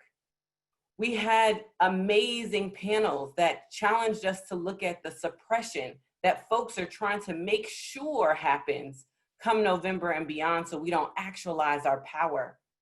We had an amazing chat from Andrew Gillum that challenged us to take care of ourselves first, as if there's no us, there will be no work. And we closed out with V that centered us in understanding that we are here to be transformed. So we're not causing harm with others, but we're causing and creating harmony. Did y'all enjoy the summit? Give me some exclamation points in the chat if you felt this. Thank y'all. I see them coming in. Thank y'all. Producing a virtual summit is not easy. So I want to take the time to thank the amazing YP4 team who made this possible. And I'm going to ask that they show themselves as I say their names. I would love to thank Haley and Katie and Harper and Andrea and Gabe. Thank you, thank you, thank you for your hours and hours of work to make this summit possible. Can you give them some exclamation points in the chat to thank them for their hard work?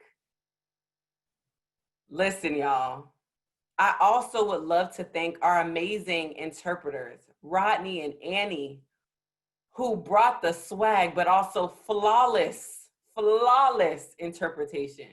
Thank you all so very much. I would like to thank DJ Kara, who helped us set the vibes and set the moves, and also thank all of our panelists and keynotes, but most importantly, all of you all who have committed to not only be here for your own education, but for your communities. Thank you all so much, staff. Y'all, this summit was a labor of love, and I hope you can see it's a reflection of our team, our network of over 2,100 young and youngish folks from all over the country, but most importantly, it's a reflection of the vision that we want to see in this country and the world. A world that centers Indigenous folks and Black folks and queer folks and trans folks and all of the different folks that make this world and country what it is. We started this Building Power to Win campaign 3 years ago when we noticed that we as young people and youngish people and the communities that we come from needed access to information to make the best decisions for our communities. So we created this. And as one of our special guests, Kendrick Sampson, said, we must use our vote as an act of liberation because we are beautifully different, y'all. We come from different territories and states and districts and cities and cultures and races and bodies and experiences. What we need is unity, not conformity. We need unity at the polls, y'all, but we need unity in allyship. I challenge you all to consider when you all look back on this moment in history, 10 years from now, will you be proud of how you acted and how you showed up? Because our time to transform is now. And we can do that with our vote, but not only ours, but the votes of our families and our communities, because we are living in a serious point in history. We're living in a world where Indigenous women are being murdered and their killers run free. We are living in a world where people don't have clean drinking water, but where others are becoming trillionaires. We are living in a world where the murderers of Nina Pop and Tony McDaniels and Sandra Bland and George Floyd and Breonna Taylor and all of those who are not hashtags are still not being held accountable. If you all don't feel like this is a world that we deserve, I challenge you to vote like it isn't. Not just in this election, but in every election, because voting is an act of harm reduction. We as Young People For, we as a network of young and youngish people who are Black and brown and Indigenous and queer, who are poor, we challenge you to show up and bring your friends and your family and share the commitment, the pledge that we are going to drop right now in the chat to mobilize your folks. This summit is free and it's recorded, and we challenge you to use this and the training series as an organizing tool to help to continue to equip you with the information you need to build a better now, right damn now. If you feel that, hit me with some exclamation points in the chat right now. Right now. We can do this, y'all. So in the moment, in the mood of celebration in advance, celebration that we are going to vote in a way that aligns with the vision that we want for the world, we're gonna party. So I wanna bring up DJ Kara because we are going to dance. We are going to party in advance because we will win. We're gonna win for our communities in November, but more importantly, we're gonna win moving forward. I love you all. Thank you so much for being here. Ashe and good night. Hit it, DJ.